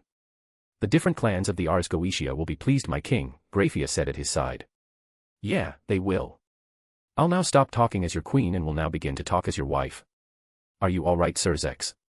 He could feel in the normally icy voice of his wife's care and love. Many had called his wife a heartless monster, a frigid bitch and other worse nicknames. Only Surzek's knew how all of those things were wrong. Grafia cared, Grafia loved like a Gremory, maybe even more deeply than he ever could. Surzek's could understand even if he could never feel the same way the hatred many felt toward Grafia. After all, she had been one of the aces of the old Satan faction before falling in love with him. She had wiped out entire bloodlines and tortured mercilessly childhood friends. I'm not Grafia. I truly am not. I'm wondering if there is even a point to this anymore. I am tired. I feel tired, he told her truthfully. He was a being of nigh limitless stamina and strength. He shouldn't feel exhausted, yet he did. Grafia hugged Surzek's from the back. He felt her touch, her love, her support as if she was a pillar on which he could lean. What do you think this? She asked him softly. The war, the nobles' clans, us, Rias Milicias, my father. There are so many important things at stake and only one error would be enough to make everything crumble. I became Lucifer because I never wanted anything like what the old Satan faction did or the suffering that occurred because of the Great War to ever affect our race again, yet here I am doing exactly the same thing as them. A depreciative laugh escaped from the lips of the Crimson Lucifer. It must seem like I'm complaining for nothing, right? Boo-hoo-hoo, poor me, it's so stup dash. Stop, the icy voice of Grafia cut him. I would not allow anyone, even you, to speak in such a way of the devil I love. Sorry, Grafia. Make sure it never happens again. It won't, Grafia. Good. I'll follow you no matter what you do or don't do, Surzek's. The world you want to create, create it. If for that, you gotta kill, kill. If you gotta burn it all to the ground, then let it burn. I made to myself a promise, Grafia. I made to them a promise to not become like the old Satans, Surzek spoke softly. Satan represents kindness to those who deserve it, instead of love wasted on integrated. Grafia quoted one of the sacred texts of devilkind. Her words weren't simply words. They were some of the original commandments created by the original Lucifer before his demise. Of course, Grafia knew them perfectly. She was born a Lucifuge, a devil whose original goal only had been the respect and the application of the will of Lucifer himself. If we do this, if I do this, there'll be no steps back. If I do this, I'm no better than them, Grafia. Sometimes, beautiful flowers can only bloom from rivers of blood soaking in their roots and petals. You don't have to do it now, but think about it. If now, you and the other Satans died, do you think the devil kind you left behind would be one you would be proud of? The words like a sword pierced his heart. Was he satisfied? Was Surzek's happy? Was he able to change truly anything? Were devils not doing things that were wrong simply because they were wrong, or were they not doing it because they feared the possible consequences he could bring on them? Would he be proud of the race he left behind? I need to think, Surzek thought out loud. Take all the time you want, beloved. He felt an icy kiss touch his cheek, leaving it numb. Seraphal wasn't the only archdevil of ice their faction had. Had Grafia done so on a lesser being or on a mortal, she would have simply killed them, giving them a true death kiss. I'll wait for you in the castle, he heard her voice whisper in his right ear before she left. What did he want to do? Who was Surzek, free of every shackle he had self-inflicted himself with? Was his true self a father? Was his true self a son? A brother? A husband? A monster? What did he truly crave? He was exhausted from this endless spiral. He hated this never-ending cycle of tragedy and pain, this never-ending cycle of destruction and pain. It felt as if he was born damned. It felt as if he was a sinner and his punishment was this, but he could change it, he could change it. It wouldn't even be hard. Love didn't change anything. Only power did. Only power did, and Surzek didn't lack power. With a step, Surzek disappeared from the place that once could have been a battlefield to a place he hadn't set foot in for 1,000 years. Before all of this, before being a Satan, before having to fight, he had been a teacher, a simple music teacher. It hadn't been something his parents knew, that most knew. The only ones who did know were the other current Satans and his wife. He had been exhausted, weary from his role of heir of the Gremory clan. He had been exhausted of the casual cruelty and evil of the other devils. This place had been his solace, this place had been the place he had considered his first home. Time hadn't been kind to it. The destroyed woods that remained after all those years seemed on the point of collapsing into nothing with only one touch. The only things left of this place were ashes, rot and destruction, yet memories of life, of laughter, of music assaulted his mind each time he continued to look. If this place hadn't been destroyed, if they hadn't died, Surzex would have never become a Satan. They had been orphans, low-class devil orphans, yet for him, they were special. He had never met before the strength they continuously displayed. They were hated, seen as lessers, yet they soldiered on. They were seen as lessers, yet they never stopped smiling. They showed to Surzex what he had thought of as true strength. This strength he admired in them, the strength in their heart that he loved, wasn't enough to save them. A pure-blood devil from the house of Asmodeus had chosen without provocation, without any reason, to kill them all, to destroy the orphanage. The Asmodeus did it because he could. The Asmodeus killed them, and in return, Surzex brought down everything to make him pay. When the monster inside of Surzex was satiated, it remained from the Asmodeus clan only one devil, Cruzari, who had been a child of no more than 10 years old at that time. Looking back, Surzex should have killed him. The boy chose on the first occasion to betray them and join the old Satan faction. He destroyed the old order to create a new one that was better, one that was kinder. At least, this had been his goal. It was clear to him now that he had failed. I tried to be like all of you, Surzex spoke softly. He knew they were completely gone, but even then, it felt cathartic. I tried to be something you would be proud of. I tried to create a world where concepts like status, power, wealth wouldn't define everything. I tried and failed. The only thing Surzex had truly done was drowning himself in rivers of blood, thinking those despicable acts served a better future. I am scared, he revealed to the empty air. For the first time in my life, I lost a fight. I lost doing the only thing I was good at. It didn't matter that he wasn't fighting with his full power. It didn't matter that now that he had experienced it, no such thing would be affecting him the same way. Surzex was supposed to be the strongest. Who was Surzex if he wasn't the strongest? My sister became entangled with an evil so deep it could swallow stars because I hadn't been smart, strong enough. If it had been someone else other than our grandfather, my little sister would have died. I would have been powerless as my sister died before me. I don't even think that things in the future would be alright because she made a deal with our grandfather, an archdemon. I feel like the end is coming. I don't know whether it is the end of our race, me losing my life, or even something else. All this time, I was shackled to an ideal, to an image, because I wanted you wherever you all are to see me and be proud of what I have become, but you are all dead. Surzex had been foolish. He had let the past restrain him. He should have grieved and gone forward. I don't care anymore. The only thing that matters to me now is those I consider family and me. Surzex, before being Surzex, was a being of destruction incarnate. How could something that went against its own nature even thrive? A simple, unremarkable phone appeared in the right hand of the Crimson Satan. This was a special device, one created by Ajuka, one that would ensure that wherever he was, he would be able to join the other Satans. This was a device that couldn't be tracked, completely undetectable. He pressed it against his left ear and pushed his demonic energy into it. After an instant, he heard the voice of Seraphal. What's the urgency, Surzex? Is heaven attacking without us knowing? She asked him. I'm sure he would explain if you let him talk, drawled Falbium.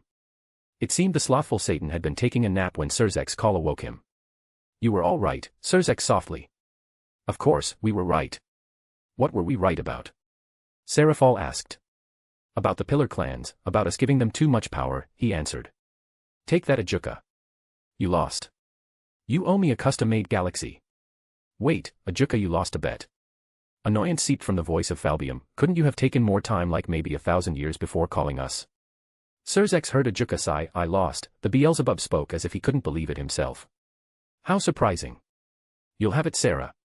They had made bets. Did you all make bets on me behind my back?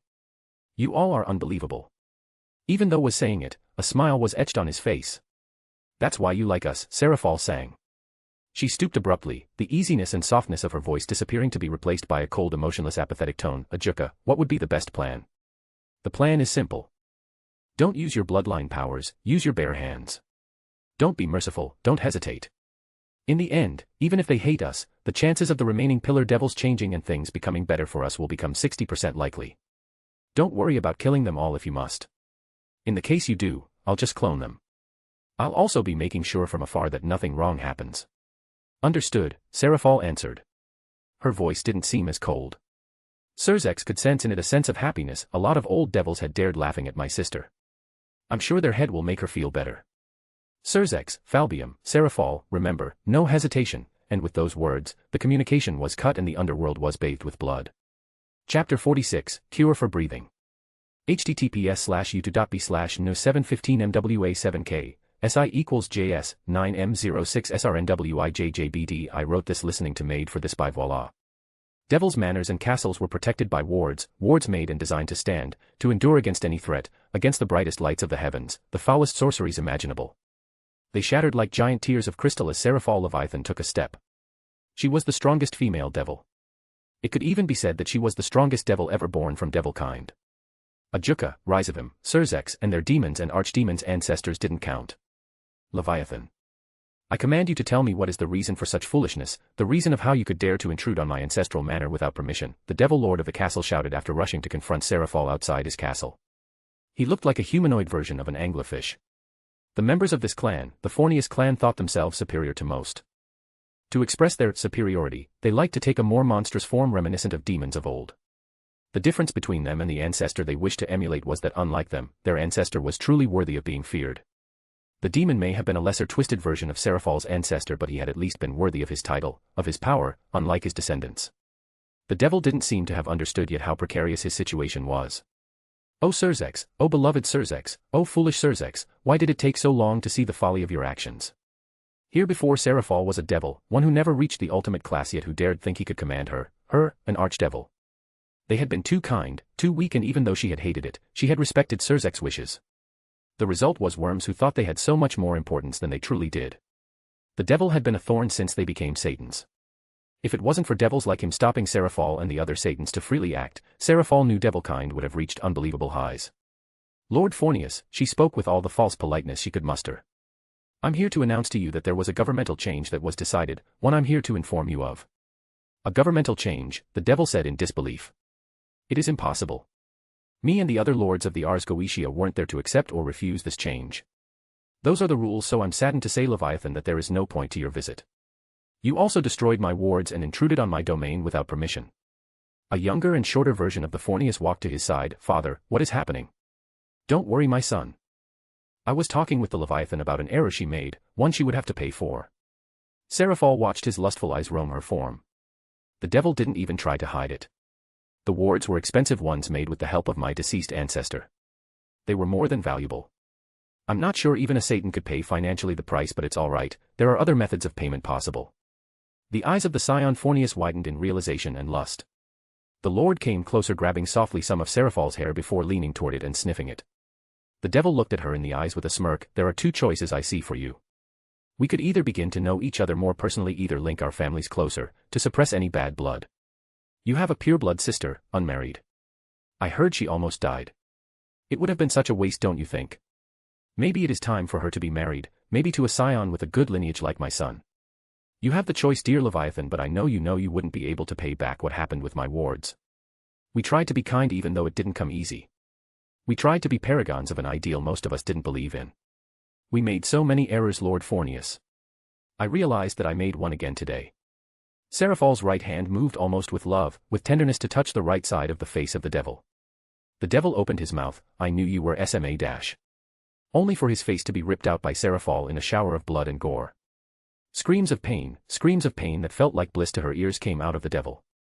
The devil lord kneeled at Seraphal's feet, his hands covering his face. Seraphal turned her gaze toward her hand where reposed the face of the devil. It had been so long since she had done this. She had almost been sloppy. She almost went further with her fingers. "Father. Father." The young Phenex rushed to the side of his father. Blood was pooling from where there had been a face. "Father. Hold on. We're going to fin dash." "You're going to do nothing," Seraphal said softly. The devil turned toward her, seemingly realizing she was still present. Raw hatred bloomed on the face of the Phenex hair. How long had it been since Seraphal saw such gaze? How long had it been since she felt alive? The hand of the boy moved, a demonic circle appearing before his palm, one from which came rushing at Seraphal a jet of pressurized water. The jet of water touched Seraphal's skin and did nothing except wet her clothes. Was this all? Her Sona could have made something stronger at 12. Was this the future of devilkind? Maybe they all deserved to wither into nothing. Seraphal's leg moved the slowest she could possibly make herself do to give more chance to the young Phenex to prove his worth, yet it connected against the face of the Phenex air, throwing him against the walls of his castle that he broke through. Well, it couldn't be helped. Seraphal turned her attention back to the whimpering devil at her feet. This was the natural order. This was how it was supposed to be. How could someone so pathetic, so weak dare to try to command Seraphal and the other Satans? How could such a pathetic creature dare to think that his existence was better than the one of others simply because of their origins? How could that fool dare to utter the name of her beloved sister? There is a war coming and we don't want to deal with another great war with leeches like you at our side. Seraphal's knees bent. You know something that's funny? No servants, no guards, not even your wife came to help you. In the end, you were too stupid to realize you were a rabid animal shouting at the sun and rabid animals.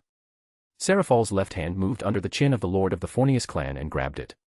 With one brutal yank toward the sky, the demon lord removed the head and the spine of the Phenex.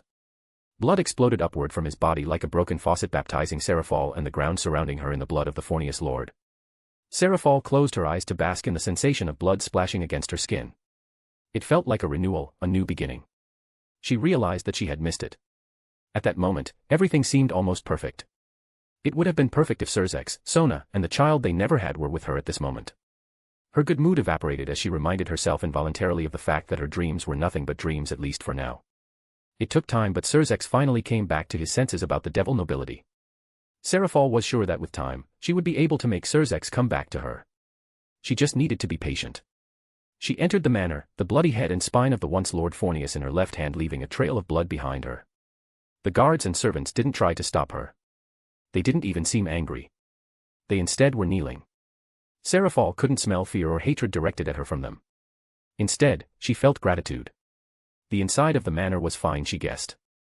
It was expensive like most homes of pillar devils, composed of materials more expensive than what some rich humans could gain in 1,000 years, full of too many rooms, but it still felt alright at best in her books, empty. She would have lost herself in it if it wasn't for one thing, the smell of blood. The boy had survived, but he hadn't been left uninjured, and unfortunately for him, Seraphal got a frankly ridiculous sense of smell. Her sense of smell made her turn to her left. She was now in a corridor with a dead end where on the walls 4 doors were fixed that she knew conducted to different rooms. The young Phenex had in fear trapped himself. This was always like this. A scared prey was most of the time the cause of its own demise. "Where are you hiding, little fishy?" the voice of Seraphal shouted playfully. No one would have thought it to be the voice of someone who sadistically killed another in cold blood minutes ago. Your daddy and I stopped butting heads. He found that he did not have the spine to face me. The smell of fear, it was becoming almost overwhelming. Its increase was followed by the smell of ammonia. Seraphal was coming closer and closer to the Phenex air. Seraphal opened loudly a door, knowing it wasn't the one where the young devil was hidden. Not here. Let's check the next one. Seraphal opened the following door and like expected found it empty. Maybe it is one of the doors on the other wall. She opened the last room before the one she knew he was hiding in. She finally stopped at the last door. Knock, knock, Seraphal said slowly. Her right hand moved to the handle and opened the door. He was there like she expected, his scared form against a wall. The Air Phenex had lost an arm. It looked as if his head had been hit with a hammer. "I'm searching for a little fishy." "Are you the little fishy?" she asked him. The eyes of the boy widened even more in fear when he saw the head and spine of his father. Please, please, I don't want to die. I don't want to die. Hush, Seraphal cut him. You attacked a Satan, one of the rulers of your race, you know. I'll be in the right to kill you, but you seem like a smart, reasonable boy. Are you a smart, reasonable boy? The boy nodded so fast that for an instant, Seraphal thought he would lose his head. Good, good. I just want to inform you that things changed. Everything you had ever been taught, everything you had ever believed, let me tell you it changes now. You are nobles, no kings. We are your kings. Understood. Understood, your majesty, Leviathan, the boy said quickly. Good, good. I knew you were smart. 2 other things, little fishy. Seraphal rose the head of the father of the young devil. Firstly, I'm taking this. A teleportation circle began to open under her feet. Secondly, I have been merciful today. We know everything. Before you even do anything, think we Satans know. Don't make me come back. Don't give me a reason, and with her words, Seraphal disappeared from the Phenex estate to do the same with other pillar clans. Hi, Lord Gamajan. You don't have the right. This is my Estadash. The lord of the Gamajan clan stopped talking as his jaw was lopped off due to the touch of one of Seraphal's fingers. Another smarter than the other tried to escape the moment Seraphal broke through his wards. No, no, no. It isn't nice to not greet guests, Seraphal said to the last member of the Dantalian clan.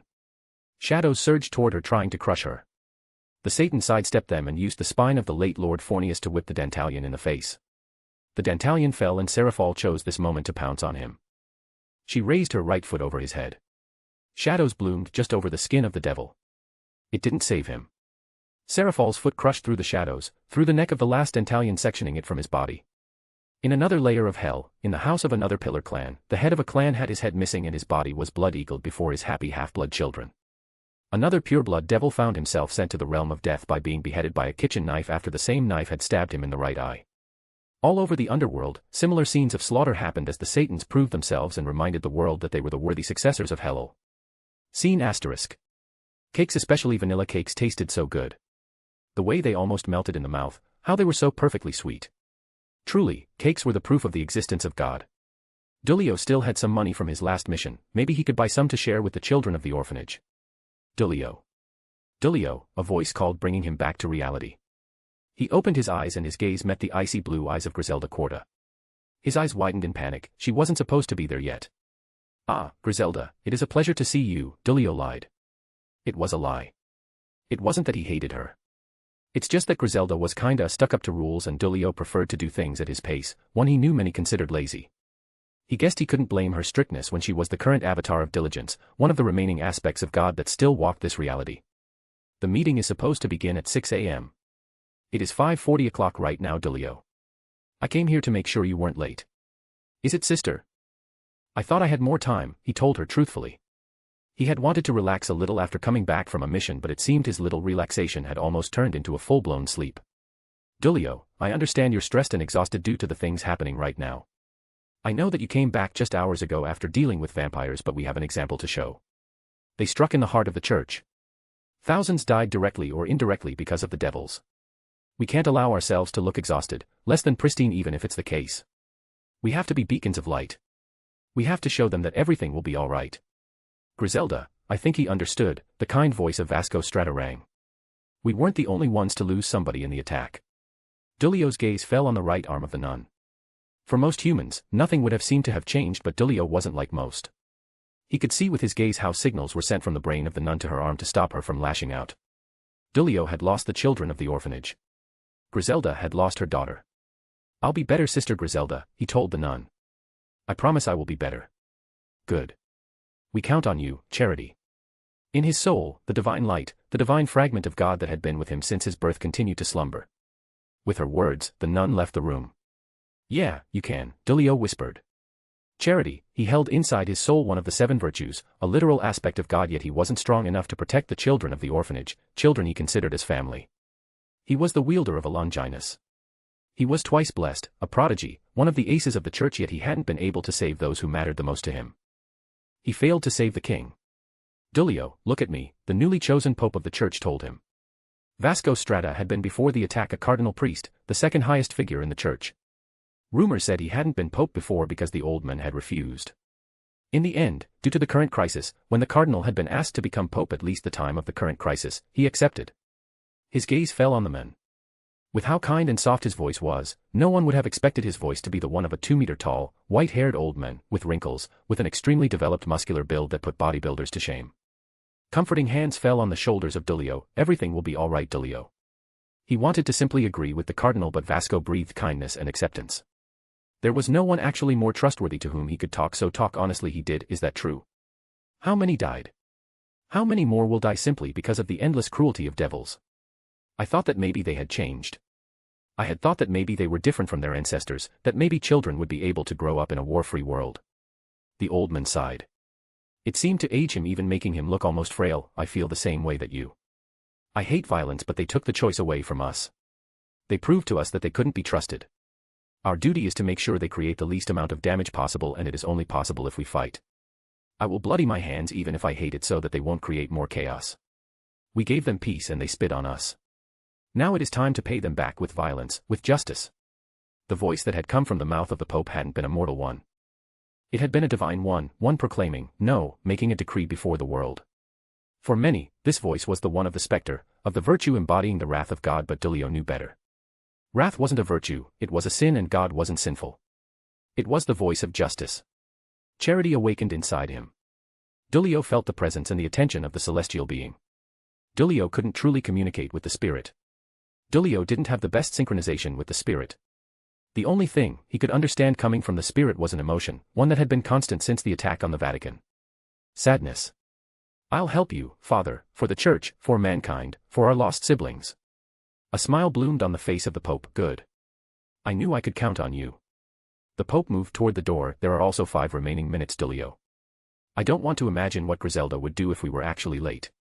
Before the Pope had finished talking, Dulio was already at his side.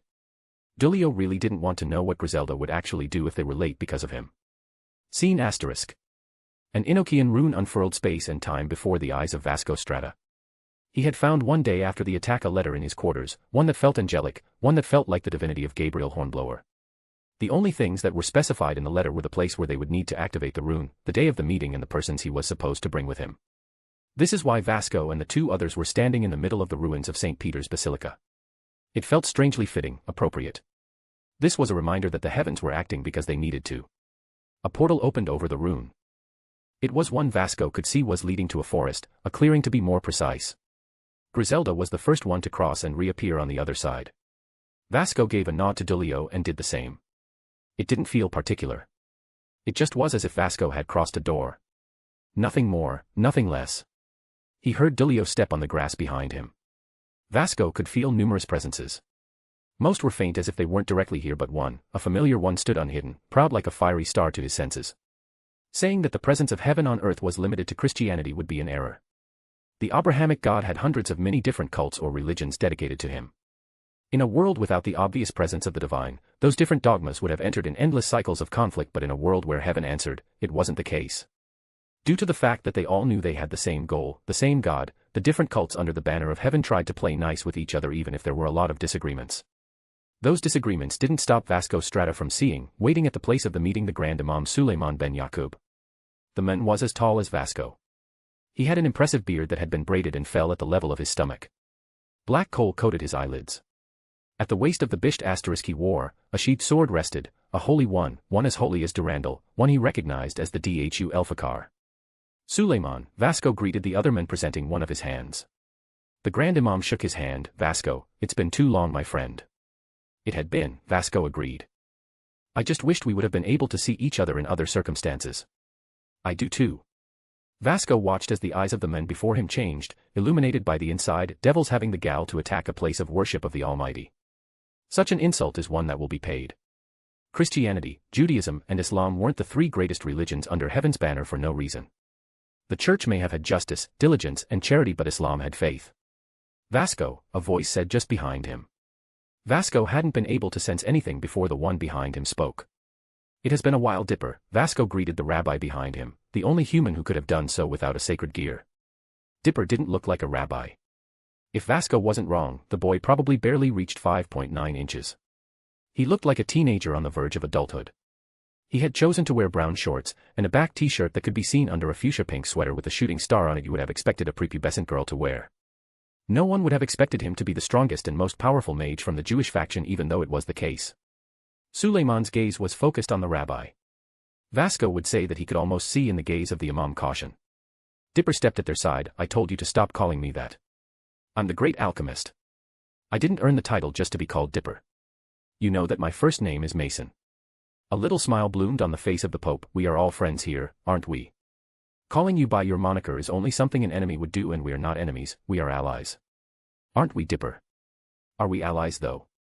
None of you would have ever reached your current strength if it wasn't for the Kabbalah, yet you have been shamelessly stealing faithfuls and lands from us, so tell me, violence of heaven, great Caliph, are we truly allies?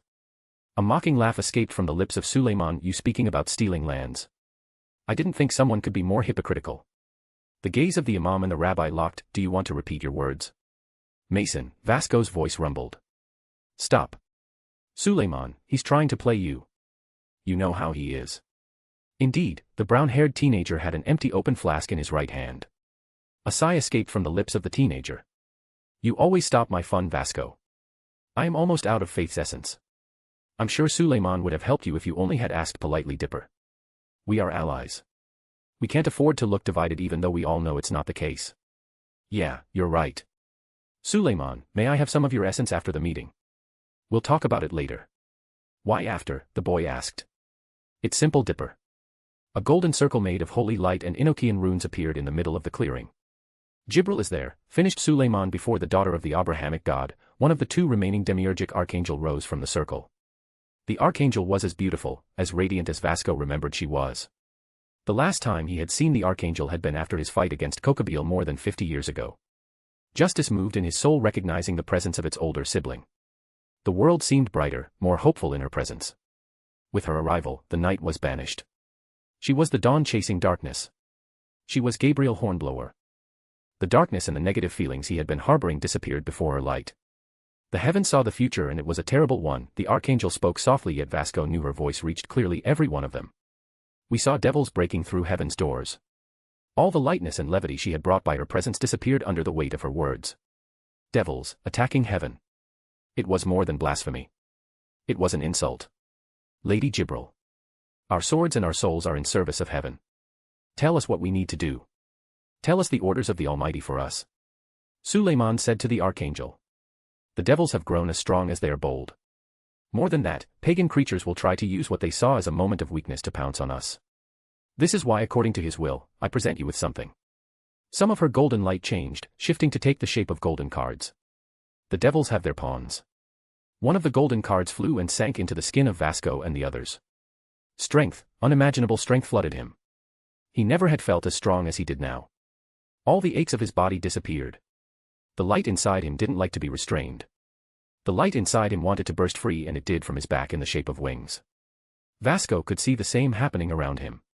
Heaven will have its saints, its executioners against evil. A blinding smile appeared on the face of the Archangel. I welcome you home, children of heaven. Allow me to present you the plan that'll make us crush all of our enemies. Chapter 47, Dampiers, Catgirls, and Broken Walls. Thanks to my beta wobbled for helping me improve my writing. Anyway, hope you all like it. I think that I now know how it was to feel like a proud, obnoxious parent, as if your child's every action was equal, no, superior to the stars mingling in the sky. The annoyance I had felt when Gasper interrupted us vanished when Gasper showed me something. Shadows moved in unnatural ways, in ways that almost seemed non-Euclidean. The shadows had covered the whole room. Only the fact I was a devil made me able to peer through the darkness my room had been plunged in. The scriptures said that before light, there was darkness. I knew due to being reincarnated that in this world, those gospels were more than mere words. They were a reminder, a recall of the great monster just outside of reality waiting, yearning to consume it entirely. The shadows of Gasper reminded me of that primordial darkness I had encountered in the past. The shadows were blacker than black, clearly malevolent. What seemed to be an infinite amount of red bleeding eyeballs turned, watched almost like the eyes of ironically a biblically accurate angel. Those shadows, those abominations were totally under the control of Gasper. The young damper had closed his eyes, a look of focus imprinted on his face. He took a deep breath as if he just had finished lifting a huge weight before opening his eyes. I watched his eyes widen before I tackled him in a literal bear-crushing hug. I'm so proud of you. I told him honestly. The shadows shifted, rushing toward me as if trying to defend Gasper. I didn't back down, looking at them, daring them to come closer. As if realizing that I wasn't a threat, they retreated. The shadows, this oppressive feeling they were releasing, was one I was familiar with. It was a sensation I had inherited from the original Rias and that I had also personally experienced. It was what she had felt each time after being exposed to Gasper's Baylor view. It was the same thing I felt when I was in the presence of the soul of the god Baylor before I destroyed his ego with my power of destruction. I had given access to Gasper all the might of the once king of the Fomorians by crushing the lingering will of the Celtic god. I had thought that it would have taken time for Gasper to even come close to trying to manipulate it due to the fact I knew Gasper hated violence, hated danger, yet here he was. With this new control, he probably was the strongest member of my peerage after Aquino and me. I'm sure that with time and him learning to really use the powers of Baylor, he would maybe be able to stand strong against a Satan one day. Gasper had been in the show one of the devils who at their peak was deemed a super devil. I wasn't sure if it would be the case here with things before so different than what I remember. Rias, I think you should put Gasper down now, Aquino said to me. Why? I asked her. Because you're stopping him from breathing due to how hard I see you hugging him, and even though devils can live without air for a long time, I'm sure it's not something Gasper finds comfortable. I turned my gaze toward Gasper, and indeed, I didn't know it was possible for devils to take such a color. Reluctantly, I stopped the hug. It was a sin, it was a crime. Universe, you couldn't be giving me a cute brother/peerage member strong enough to help me reach my goals and don't expect me to not hug him. Gasper left my embrace. It wasn't so bad, right? I asked him. No, preside dash. Rias, I cut him. No, Rias, it wasn't uncomfortable. I watched his gaze drift over my shoulder, just maybe a little too tight. He sounded apologetic. I heard snickers behind me. I turned to look at Aquino and Kaneko and found their faces emotionless, neutral as if it had just been in my imagination. I turned back just to hear muffled laughs behind me again. Be the adult, Rias, be the adult, ignore it, I told myself. I focused on Gasper. How does it feel? How does it feel when you use those shadows? Do you feel different, not in control? The last thing I wanted was for the powers of Baylor to influence him and turn Gasper into a new Baylor. Artifacts of power that had been used for evil for a long time, corrupting innocent bright-eyed characters, was a trope. It was one I didn't want to experience. I hated fighting against Issei. The feelings of love I had inherited as a Gremory from the original Rias were ones I knew would be my demise in the case something truly tragic happened to those I considered family. I watched him bite his lips as if questioning himself if he should tell me something I may not want to hear. When I use those shadows, I feel different, the damper admitted to me. Different in what sense, Gasper? I pressed softly. I needed to know. I wasn't going to lose him because I had involuntarily made him deal with an energy field bigger than his head. When I use those shadows, when I use his powers, I feel strong, Rias. I feel as if I could do anything I wish to. Those shadows, they're just the top of the well, the tip of the iceberg. Gasper, I told him softly, locking my gaze with his. You are strong. You always had been strong, so stand proud. The shadows aren't what make you strong. You are the one in control. You are the one behind the wheel. This power is yours. Never forget that. Do you understand? I asked him. I could see hesitation, fear, worry in his gaze, but even with those, I could see resolution as he proudly looked into my eyes, as he didn't break the eye contact. Gasper had changed. I just wished it hadn't been because of war. I just wished it hadn't been because of violence. Gasper, I said his name. I want you to know that no matter what may happen, I'll always be proud of you. I turned my head toward Aquino and Kaneko. It's the same for the two of you too. A soft smile appeared on Aquino's face. I already knew this, Rias. My only problem is your recklessness. Kaneko's answer was to hug me. Her head rested on my stomach. As if it was a competition, Gasper copied the Nico show. Maybe I could die happy now. I turned toward Aquino. What are you waiting for? I asked her. One of her eyebrows lifted in a silent question. You're doing it on purpose, I told her. There was no chance she didn't understand what I meant. Instance after, my 3-person hug became a 4-person hug. I was doing it on purpose, she agreed. It was a normal hug. You know, just two lesbian moms with their femboy son and tomboy daughter. We were truly devils. We were the future that godless liberals wanted. Aquino, I whispered, knowing all of them could hear me. You were right, I told her. I'm not sure I really heard you, Rias. Maybe you could repeat for my poor ears. She playfully tried to tease me. I won't repeat it. I was a devil. Forgiveness, being a healthy person and recognizing your mistakes was something improper considering my race. Even though I didn't care about most devils, I kinda liked the aesthetic. It was like a 12-year-old fat boy, son of a millionaire, screaming slurs on Roblox to others, not because I was racist but just because I could. Well, that's unfortunate, Aquino said. Fortune is an asho dash. I stopped myself. Even though we were devils, swearing before Kaneko and especially Gasper felt improper. Fortune is a bad person, I corrected myself. With the ways things had changed for the worse, it was probably the case. I wish I had read more comics. Maybe I would be sure that there was a true personification of luck and how, if not possible to manipulate it, avoid it. You were right when you said I should try to rely more on all of you even though I don't like it. Kaneko, Gasper, what do you think about a possible vacation in Vanaheim? I asked the two youngest members of my peerage. I wasn't sure if I would be informing the other members of my peerage yet. I was still thinking about it. I did it with Gasper and Kaneko because Gasper I knew would be strong enough to come with us and Kaneko was mature, too mature for her age. She also, in my opinion, didn't deserve to be lied to anymore. Vanaheim. I heard the Nico show say the name of the Vanir god's home as if it was a new word she was encountering. For what, Rias? Gasper asked me. We need to be strong, all of us. Training, learning to manipulate our demonic energy in different ways would help us, but I fear it wouldn't be enough by itself. Kiba could cheat due to his sacred gear, me due to my essence, and Aquino due to her fallen angel blood, but even then, it left the other member of my peerage too weak, too vulnerable for my taste, and more power never hurt. To steal the golden apples of Iden and if possible kidnap the goddess herself, I told them. Trying to steal the golden apples of the Norse pantheon was a better idea than trying to steal the ones of the Greek pantheon. There were fewer risks of things really turning bad in case we were spotted. Kaneko left the hug to look me in the eyes. Please, tell me you were joking, Kaneko said. No, begged me. I don't want to lie to you, I spoke softly. Her gaze, one full of despair, turned towards my queen. This is madness. This is worse than madness. Aquino-senpai, talk to her. You must talk her out of this.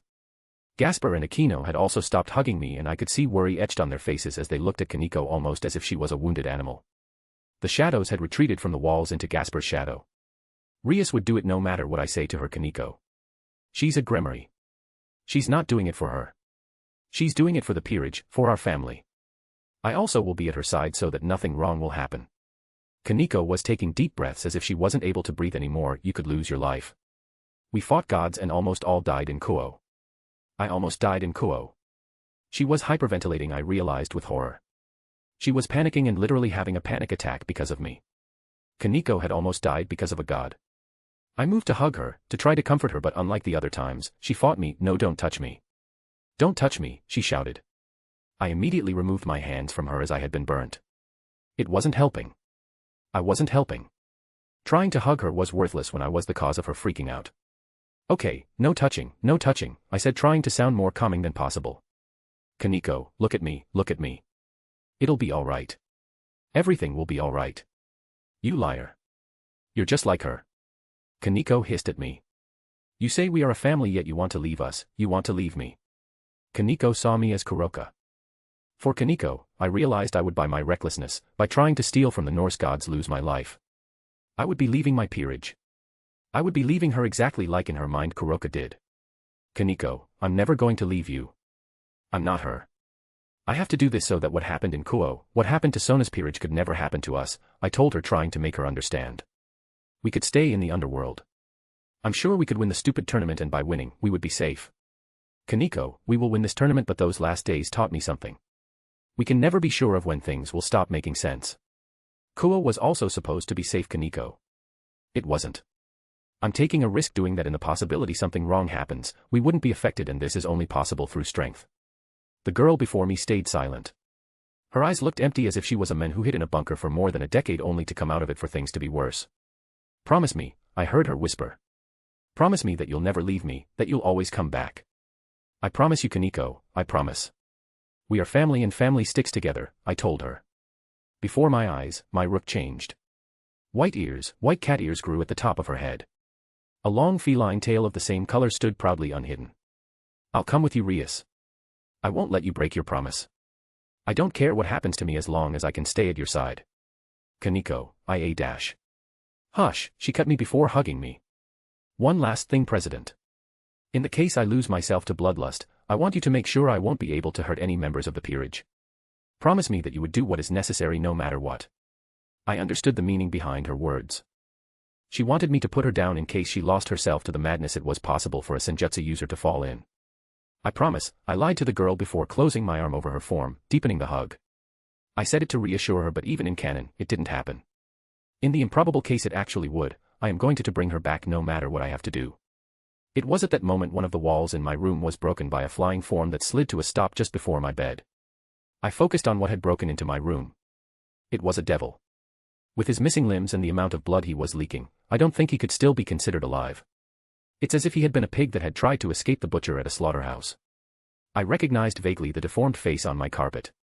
I think that he was a lord that I had seen before. Was I taking it too calmly? Shouldn't I panic before the corpse of an aristocratic devil breaking through my wall? Sorry, Rias, I heard the voice of my brother. He was more cowardly than expected. My brother was plastered with blood from head to toes.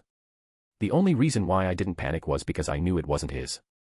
If it was, it didn't matter if Gabriel Hornblower was the one guilty, I would use their sinews as guitar strings while they were still alive. You owe me a new wall, dear brother of mine, was the only thing I said. I don't know why, but at my words, he exploded into laughter. Worse, the others, the members of my peerage, joined him. This was a valid question. What were they all laughing? I just wanted a new wall. Chapter 48, Kindred. Things went back to normal more quickly than I think they probably should have. After all, one of the walls of my room had been broken by a corpse flying through them. Sure, just with one flick of his fingers, my brother was able to create a brand new one, but it didn't change that a corpse had landed in my room, the corpse of a pillar devil. There was also the fact that my brother was still covered in blood. The metallic smell was strong, almost nauseating to my senses. It was as if was smelling rotten meat, something that once could have been delicious but was now totally disgusting. If you expect me to hug you while you still look like an overblown pad, you're mistaken, brother, I told him. His eyes widened. Overblown pad, he repeated my words as if he couldn't believe the words I just said. Behind me, Aquino didn't even try to keep her composure. The expression my brother had on his face made him look like a wet outraged kitten. Surzex shook his head, an overblown pad, he whispered. I have heard it all. Dark scarlet flashed over his form, leaving behind a pristine Satan. Is this better? He asked. Yeah, I now recognize my brother. I teased him before crossing the distance between us to hug him. I felt his body stiffen for a moment before he hugged me back, as if it would be the last time he would be able to do so. Are you all right? I asked him, using my demonic energy as a medium to telepathically talk to him. Yes, I am Rias. Better than ever, he answered me. I would have left it at that if my senses didn't indicate that he just lied. I thought you were never going to lie to me, I told him. It's not that, Rias. It's just that I see a dash. Hush, I cut him. I am your only sister, your only sibling, Surzex. I don't care if you did the most despicable things. I wouldn't be mad at you even if you forcefully removed a baby from their mother's womb. You've always been there for me. Since the beginning, you've always been there. Why don't you allow me to do the same? Do you think I don't love you enough? I asked him. The self-inflicted rules I never wanted to break. I broke them, Rias. Those last days showed me that I needed to do what needed to be done if I cared about our people, my family, and you, my sister. Breaking his rules. I felt my eyes widen in realization. This was a devil lord staining my beautiful carpet. I wasn't wrong. The members of the parliament you didn't like, you killed them all, didn't you? I wasn't the only one to kill them. The other Satans are also doing their part. It's not even finished. Probably because Falbium likes to take his time with things. The remaining pillars won't like this even if they were unaffected, I warned him, but you probably already know this. I know they won't like it, but I don't care anymore about what they think, Rias. All this time, I tried to lead toward something better. If they don't want me to, I'll just drag them to this better future whether they want it or not. He seemed resolute. I couldn't see hesitation and doubt. I just felt sadness. He felt like the master of many pets who had to put one of them down because that animal became rabid, dangerous to the other pets. I retreated from the hug to look at him in the eyes. No matter what happens, Surzex, I'll be at your side. He kissed my forehead softly before retreating. I know this, Rias. I know this. The clock was ticking, the pieces were moving. It was a new age. Queens, lords and kings died. Gods fell and devils rose. No matter what happens. There was no point in hesitating except courting death. I turned toward the corpse. What do you plan to do with it? I asked my brother out loud. He was my last target. I'll put him back in my spatial inventory and wait until we've all finished. Good, I simply said. Smoke poured from nothing and fell, obscuring the body of the once devil lord. It disappeared, leaving nothing behind. Oh, I almost forgot, I said to my brother. Why was he here in your castle, in my room? He was paranoid, more than expected. I counted. He had exactly 666,666 wards supposed to protect, attack, defend and in the worst case teleport him away. Cliché but effective. I guess when you've been alive for millions of years, you learn to be cautious. He almost escaped. At the last moment, I modified his last ward and that made the two of us reappear here instead of wherever he wanted to flee to. Good, I simply said. I heard steps echo loudly as they came closer and closer to my room. It was the guards and the servants. Circles and weapons made of demonic energy were displayed, seemingly ready to take out any possible threat. I saw at their front, coming closer to us, a particular maid, a sliver-haired one. Graphia, I greeted my stepsister as she came closer. Her frigid gaze softened a little bit. Coming from Graphia, it was as close as screaming in joy. Rias, I'm glad to see you are here unhurt. Her gaze turned toward my brother husband. What did I see flying? The corpse of the head of a pillar clan. I don't know, maybe he wanted to have a breathtaking, life-taking new experience. You never know with old devils and their fetishes. I see, it must have been a particularly stupid lord. Such a shame. Her gaze flickered toward the members of my peerage before going back to Surzex. It seems the disturbance was handled without problem, the queen of my brother said. I recognized the dismissal in her voice, and the servants and guards did too, leaving at that moment. Rias, Graphia, my brother said, recalling my attention toward the demon king. What looked like a phone had appeared in one of his hands and pressed against one of his ears. I may have completely crushed all of those annoying flies, but there is something important that must be done. I have to go now. I'll try to be back as soon as possible. Understood, brother. Understood, my king. A red demonic circle began to form under him. Also, before I forget, I think it would be a good idea to watch the national channel in the next hour. I'm sure interesting things will be announced. With those words, he sank into the magical circle under his feet, disappearing. I couldn't wait. I felt anticipation bubble into my body. I knew things would be changing. I couldn't wait to see the chaos that would unfurl. Grafia. Yes, Rias, she answered me. Are the other members of my brother's peerage there too? I asked her. Yes, she confirmed. I was the last one to come back 1 hour ago. We knew the last days were hard on you. We knew you wouldn't have wanted to be disturbed. Her gaze turned toward Aquino. We thought you deserved some rest. They knew didn't. Of course, they knew. I was the sister of a Satan and the pure-blooded devil heir of the Gremory clan. I should have expected myself to be under surveillance. Aquino's gaze locked with Grafia, my brother's queen. Her head stood proud, unbent, not scared. Yes, I said to Grafia. One of the best rest of my life. I only hope it won't change in the future. It would be something irritating. A tense silence was left as her gaze stayed locked with the one of Aquino. We'll soon be going to war. You're a pureblood devil, the heir of a clan, the future of our race. Your actions could be seen as displeasing. I understood her words. Aquino was due to the fact she was a reincarnated devil, a low-class devil in status, even if I knew she would probably been able to crush most pure-blooded devils with ease. More than that, she was the Nephilim, daughter of a fallen angel cadre. Devils hated fallen angels, some would say even more than pure angels. I don't care, Grafia, I told her. With the actions my brother is taking, I would be surprised if anyone dared to complain, and even in that case, they did. I released the hold of my demonic energy, letting my essence permeate reality, destroy it, corrupt it. It was a warning more than anything else, so the only thing that was destroyed was everything in a small radius around Grafia and me. Colors, matter, time, space, logic, they died under my presence. They were destroyed. We were in a breach. A kaleidoscopic sea of colors out of the human imagination surrounded us before beginning to break too. Far away, I could feel a roar, an angry one, the roar of a dragon. I'll make sure they regret ever trying to dictate my choices. The queen of my brother finally turned toward me. I couldn't read her, but I didn't care. Is there a problem, Grafia? I asked her something more, something hungry laced into my voice. No, it won't be a problem, Rias. For an instant, my gaze remained still on the ultimate class devil before me. Good, I simply said before putting a lid on my demonic energy. The world around us corrected as my oppressive demonic energy stopped it from doing so. We were back in my room as if nothing had happened. You've changed, Grafia simply said. Her smile bloomed on her face. Good. She began moving toward the door, just like that. I asked her. Just like that. I'm not one to speak on what kind of relationship should be proper. The both of you didn't back down. It means that this relationship is important for the two of you, that you are ready to fight for it. That's all that matters. She stopped in her walk. Also, your brother talked about an announcement, interesting news. It would be a shame if we missed it. The other also wants to see you, Rias. She spoke, her back turned toward me before leaving. I turned toward Aquino. A smile split her face as she looked at me. Love you, I told her telepathically. Her smile grew even more radiant, as bright as a star.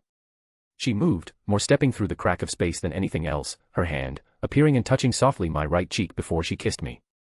I closed my eyes and let myself lose myself in her touch. It hadn't been the first one she and I shared, yet it still felt that way. It was everything that had stopped existing around us to only leave behind bliss. Aquino and Rias together. Gasper's voice said brutally, making me come back to reality. Damn it. I had forgotten that Kaneko and Gasper were still present. I had forgotten that no member of my peerage had known that something was different between Aquino and us. How? Kaneko's voice reached us, the rook seemingly too shocked to speak in her usually quiet manner. I gently pushed Aquino away. I could see displeasure in her eyes. I understood it, but making sure that our relationship didn't negatively impact or affect our peerage was primordial. Sure, I didn't expect my family members to be girls kissing haters, but hey, some easing into things before always helped. Later, I said mentally to Aquino. I watched her nod. I watched mischievousness bloom in her eyes before she turned back toward the other member of my peerage. I wasn't able to stop what I knew was going to scar Kaneko and Gasper forever. Aquino was a sadist after all. You see, when two devils really like each other, she began. Come on. I cut her up. That was really hell, truly hell. I understand it now. Scene.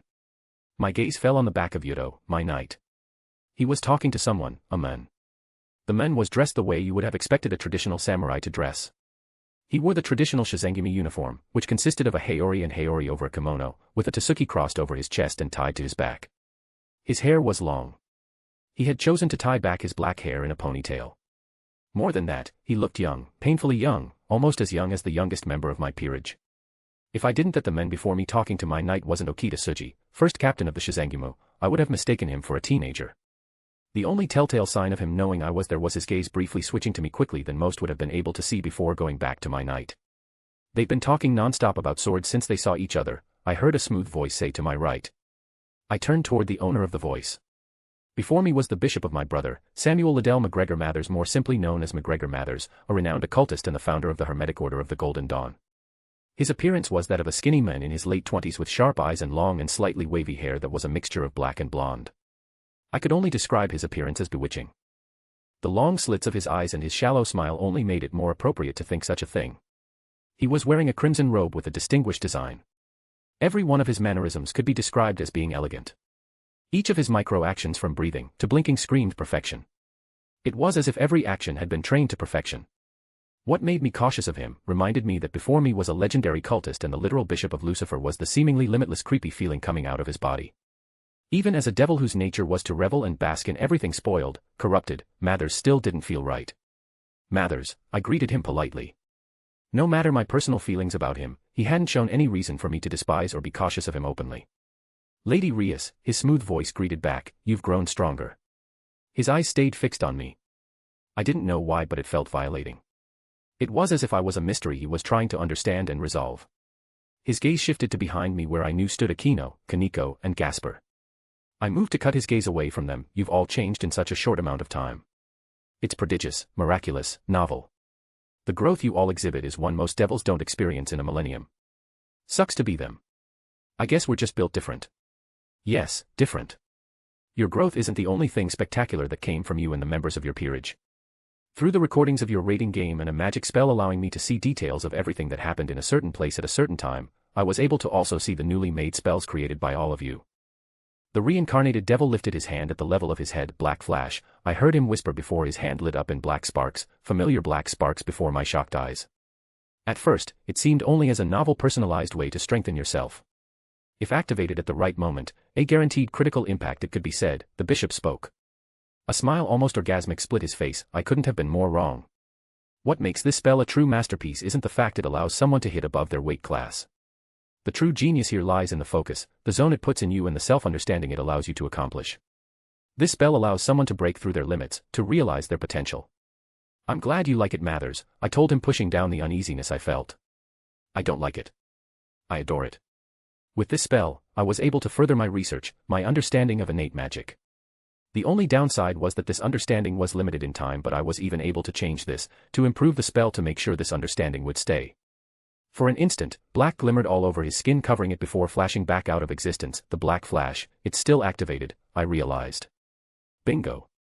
It is not a voracious spell, at least for an ultimate devil like me. Breathing takes more effort than maintaining it.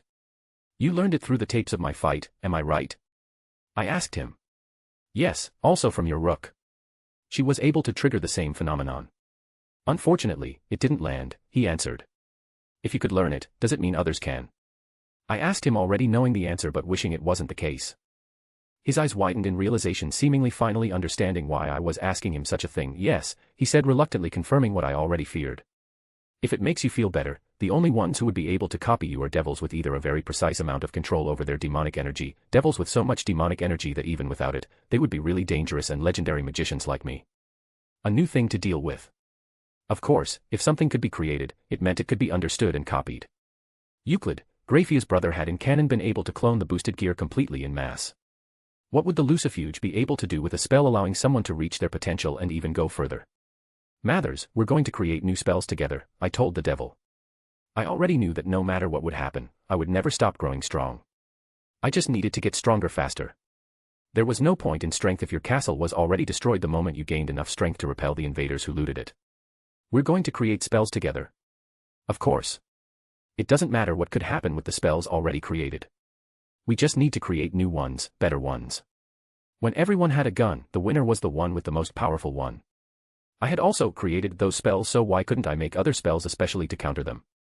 I have a question, Lady Rias, the bishop of my brother said, bringing back my attention to him. Yes. I wanted to ask you how you created spells. Some people do it by studying the natural world around them and recreating the effects. Others just combine pre-existing ones to make new ones. What is your method, if I may ask? I couldn't say hey, it was because I was such a copycat. Shiro Amiya would look at me in disgust. Anime, I said. It wasn't a lie. I was copying things I had seen before in different media from my previous world. Anime. Anime, he repeated as if he had reached an epiphany. All this time, how none of us was able to see it. Instead of trying to learn from a rigid system, you learned through things that were not real, and due to the fact that our demonic energy is shaped by our imagination, you were able to create new things none had seen in our world before. Yeah, something like that. Does it mean that the path of growing in strength is anime? It is imperative that we make sure manga and anime continue to be produced. A red circle appeared around his right ear and the reincarnated devil began to speak. Mirandino, my friend, I have a new assignment for you. The circle flashed as if words were said on the other side. No. Not that assignment. The manga industry, that it is imperative for the survival of our kind it continues undisturbed. Call Lee too. Tell him he's given the order to diffuse on every station and every website of the DevilNet anime. The circle flashed again. No, I didn't go mad from experimenting with some of the artifacts we were able to retrieve from Snowflame. Just do what I say. The circle disappeared and he turned back toward me. So, anime. Let's talk more about this. I'm going to see what the others are doing with Kanino and Gasper, Aquino whispered in my ear. Don't do anything reckless. We're in my brother's castle. Aquino. Rias. I sighed. Understood. With Zekrom, Issei, and the boosted gear, the bathtub and a pillar head destroying one of my walls, I couldn't blame her. I turned back toward the bishop of my brother. So, we were talking about anime. Yes. I wanted to know, this black flash of yours, I'm unable to find an anime displaying such power. While you were talking with your queen, I used my magic to browse the entirety of the human internet and didn't find it. It was time to bullshit. It's simple. I wasn't able to wait for the authors to create new chapters, so I used my demonic energy to simulate new chapters. This should explain how I could be doing things that didn't even exist yet in some mangas. His eyes widened. Of course. Why did I never think of it? It could even be used in other ways. It could be used to simulate rare natural or magical phenomena, to copy them, to understand them more. This black flash, it hadn't been written yet, am I right? Is it a result of a simulation of Killer X Killer? I thought you didn't know anime, I told him. It was the case before this conversion, but I created a thought partition, a second train of thought that is by itself watching and reading every major anime. Wasn't that a spell created and used by the alchemist of the Atlas Association? I don't know what was their name again. It was a spell allowing a person to create multiple thought partitions. In other terms, it allowed you to not think quickly but to create, let's say in the mind, another chamber unrelated to the first one. Rare were people who could truly multitask. Thinking about two different things without confusing them, mixing them, was what thought partitions allowed. It meant that you could become perfectly ambidextrous, doing multiple tasks without diminishing your efficiency in each of them. It was something that would propel them, a normal person, to the intellect of a genius. In the mind of a genius like Mathers. It was like giving them godhood. You are close but you are wrong, Mathers. I went even further. I simulated together Menma and Killer X Killer to create a new manga. I partially added some of Amok into it to create something new. This is how I was able to create the Black Flash and my new teleportation spell. I lied. I blinked, switching our positions. I wanted to curl myself in a blanket and forget the words I had just said. It was so cringe. The man was looking at me with a gaze that bordered too much on adoration for me. Incredible, Rias-sama. I thought you were impressive, but I was wrong. You are a genius, a true one. He bowed his head. Excuse me, Rias-sama, to not have been able to see it before. Please, don't do that, I begged him. Please don't do that while I was feeding you a lot of bullshit. Fortunately, he raised his head. I'm sorry, Rias-sama, but I am more than impressed. You don't know what you gave me. You don't what you gave to our race. You're exaggerating, I told him.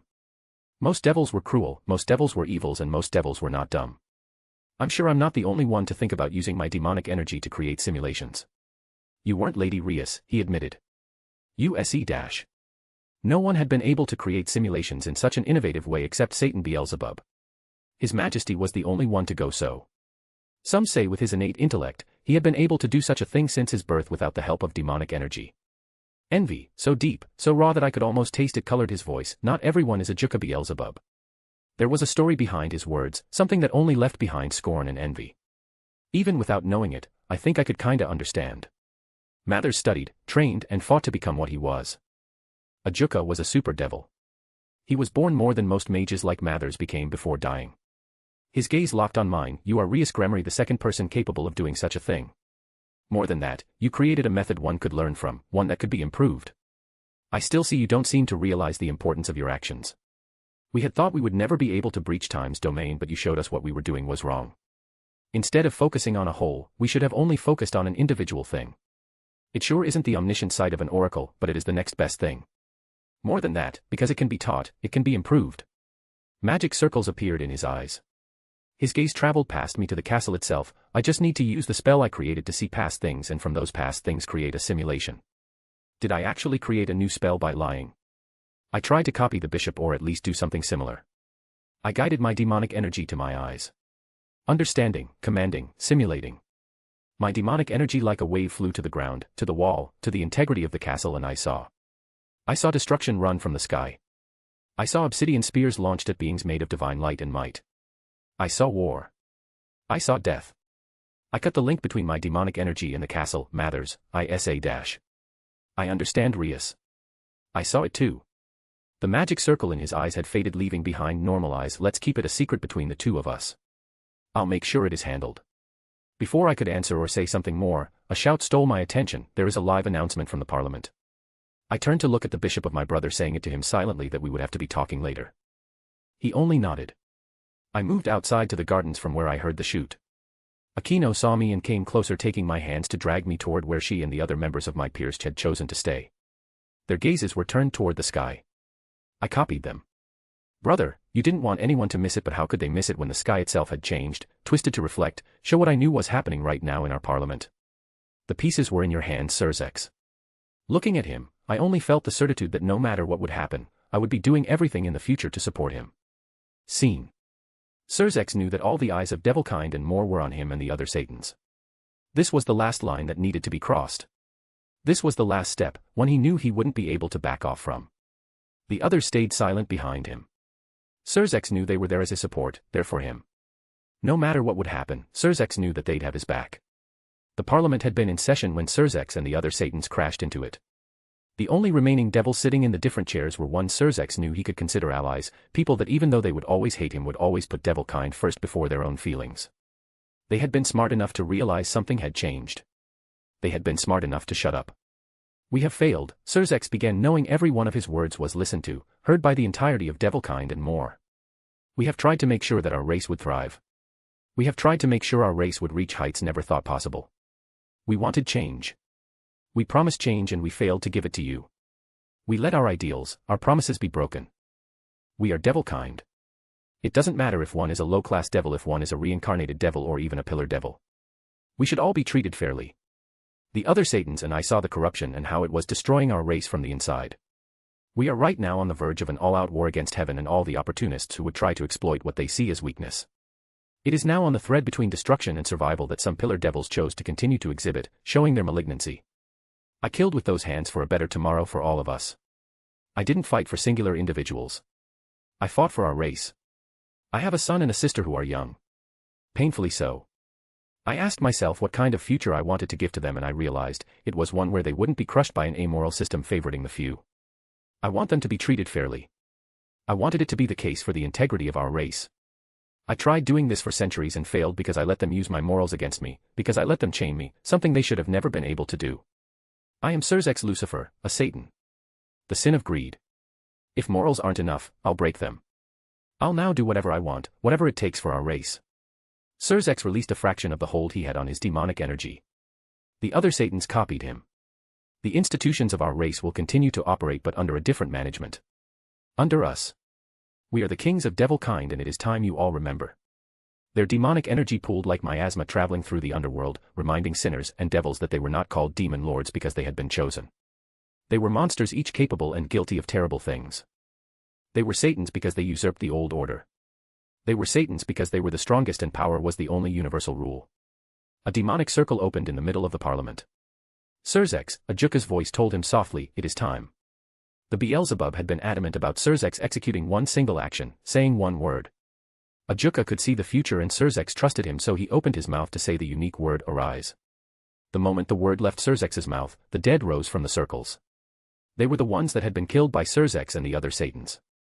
The signs of their brutal demise were clear to see, a reminder of the violence the Satans had mustered.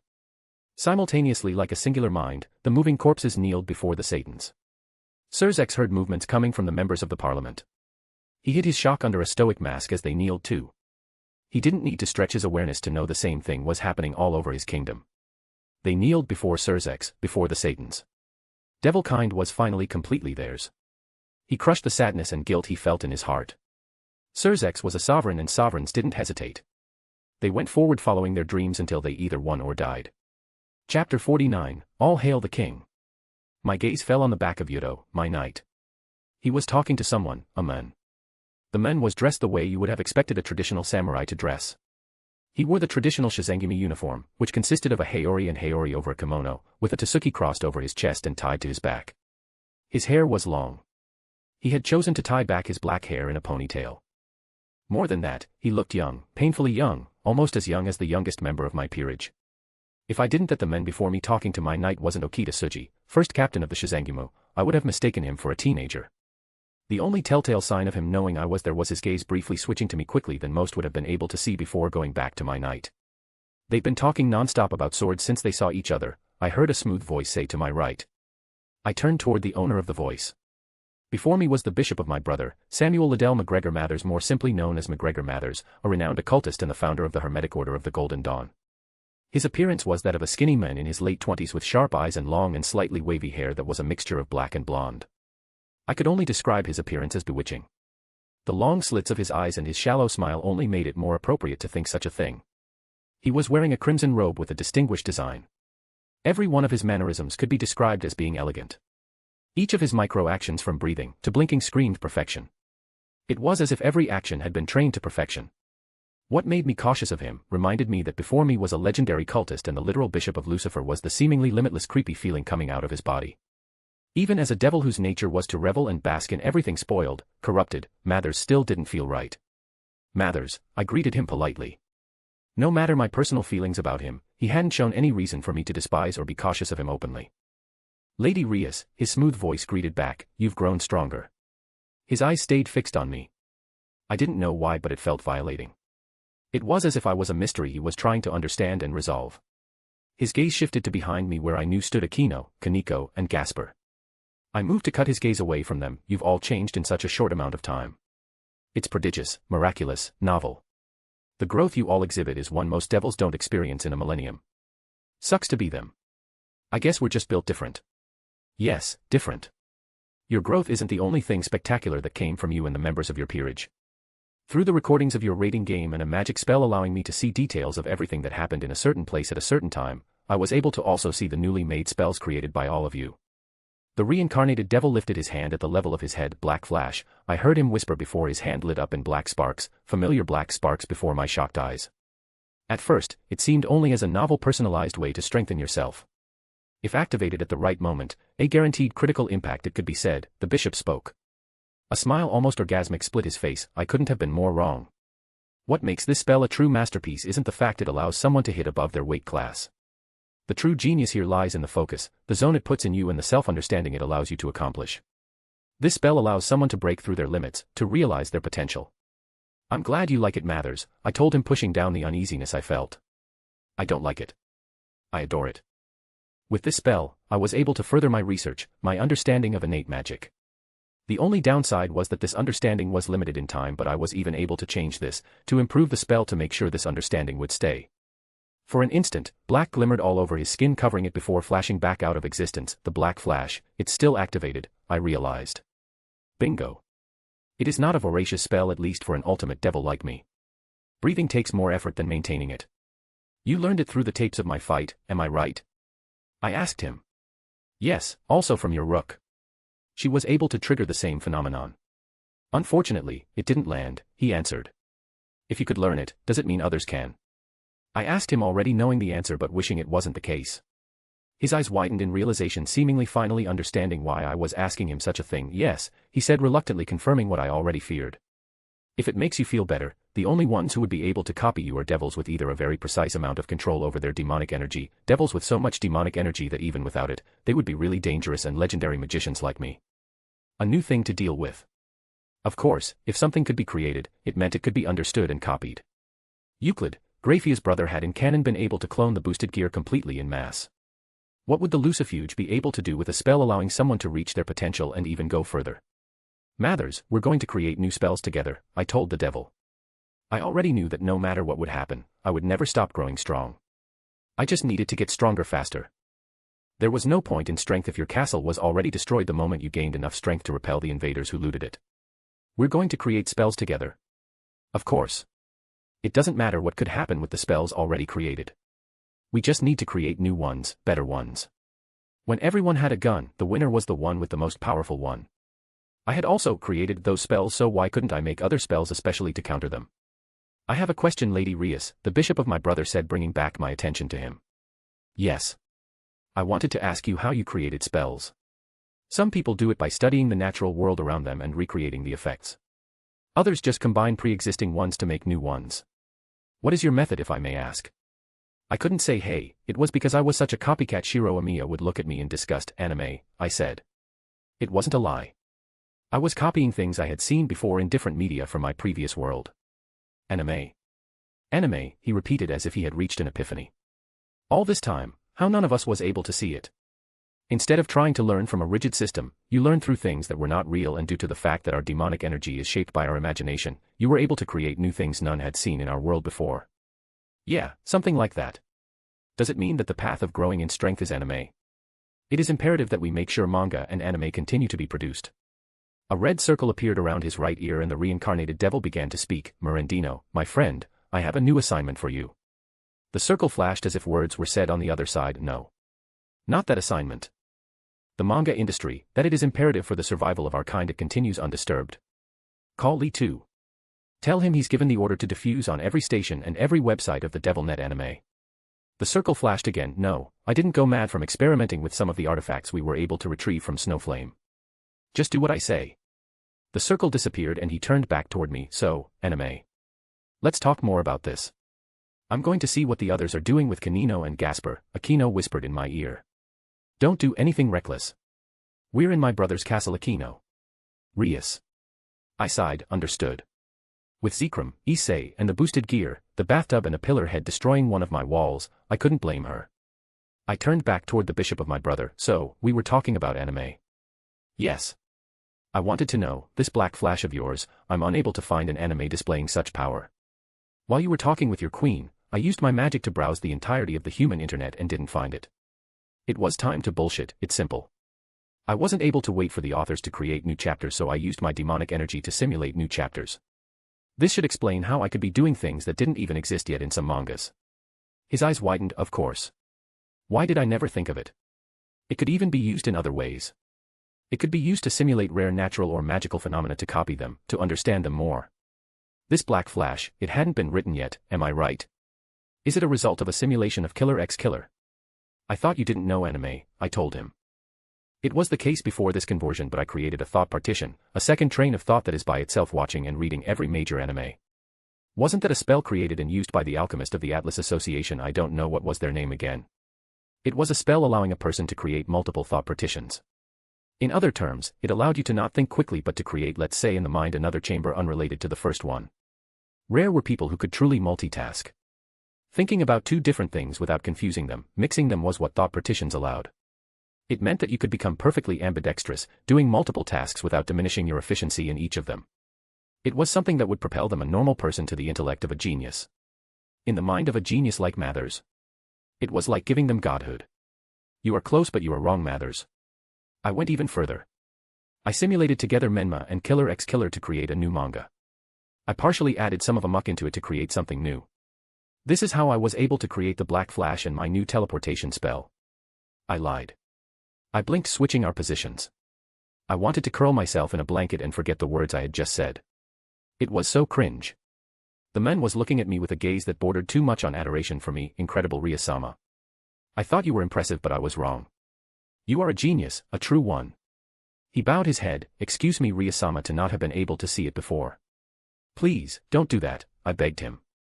Please don't do that while I was feeding you a lot of bullshit. Fortunately, he raised his head. I'm sorry, Rias-sama, but I am more than impressed. You don't know what you gave me. You don't what you gave to our race. You're exaggerating, I told him. Most devils were cruel, most devils were evils, and most devils were not dumb. I'm sure I'm not the only one to think about using my demonic energy to create simulations. You weren't, Lady Rias, he admitted. USE-. No one had been able to create simulations in such an innovative way except Satan Beelzebub. His Majesty was the only one to go so. Some say with his innate intellect, he had been able to do such a thing since his birth without the help of demonic energy. Envy, so deep, so raw that I could almost taste it, colored his voice. Not everyone is a Juka Beelzebub. There was a story behind his words, something that only left behind scorn and envy. Even without knowing it, I think I could kinda understand. Mathers studied, trained, and fought to become what he was. A Juka was a super devil. He was born more than most mages like Mathers became before dying. His gaze locked on mine. You are Rias Gremory, the second person capable of doing such a thing. More than that, you created a method one could learn from, one that could be improved. I still see you don't seem to realize the importance of your actions. We had thought we would never be able to breach time's domain, but you showed us what we were doing was wrong. Instead of focusing on a whole, we should have only focused on an individual thing. It sure isn't the omniscient sight of an oracle, but it is the next best thing. More than that, because it can be taught, it can be improved. Magic circles appeared in his eyes. His gaze traveled past me to the castle itself. I just need to use the spell I created to see past things, and from those past things create a simulation. Did I actually create a new spell by lying? I tried to copy the bishop, or at least do something similar.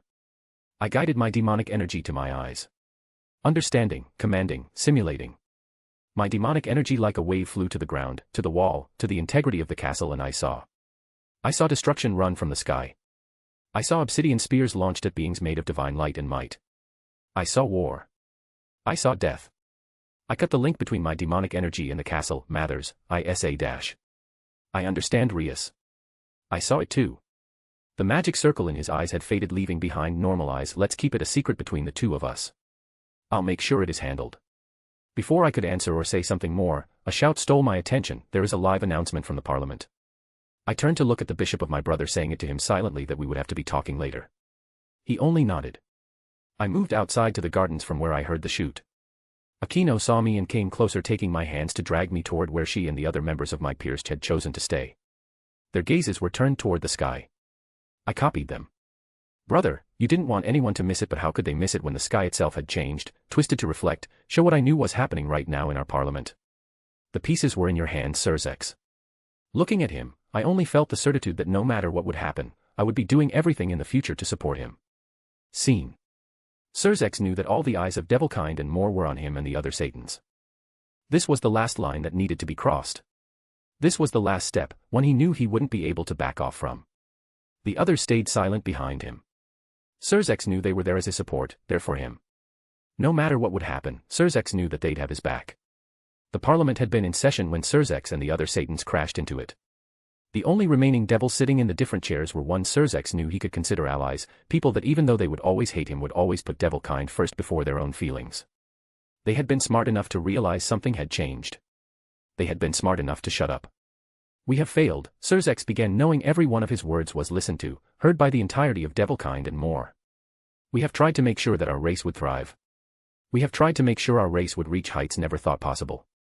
We wanted change. We promised change and we failed to give it to you. We let our ideals, our promises be broken. We are Devilkind. It doesn't matter if one is a low-class devil, if one is a reincarnated devil, or even a pillar devil. We should all be treated fairly.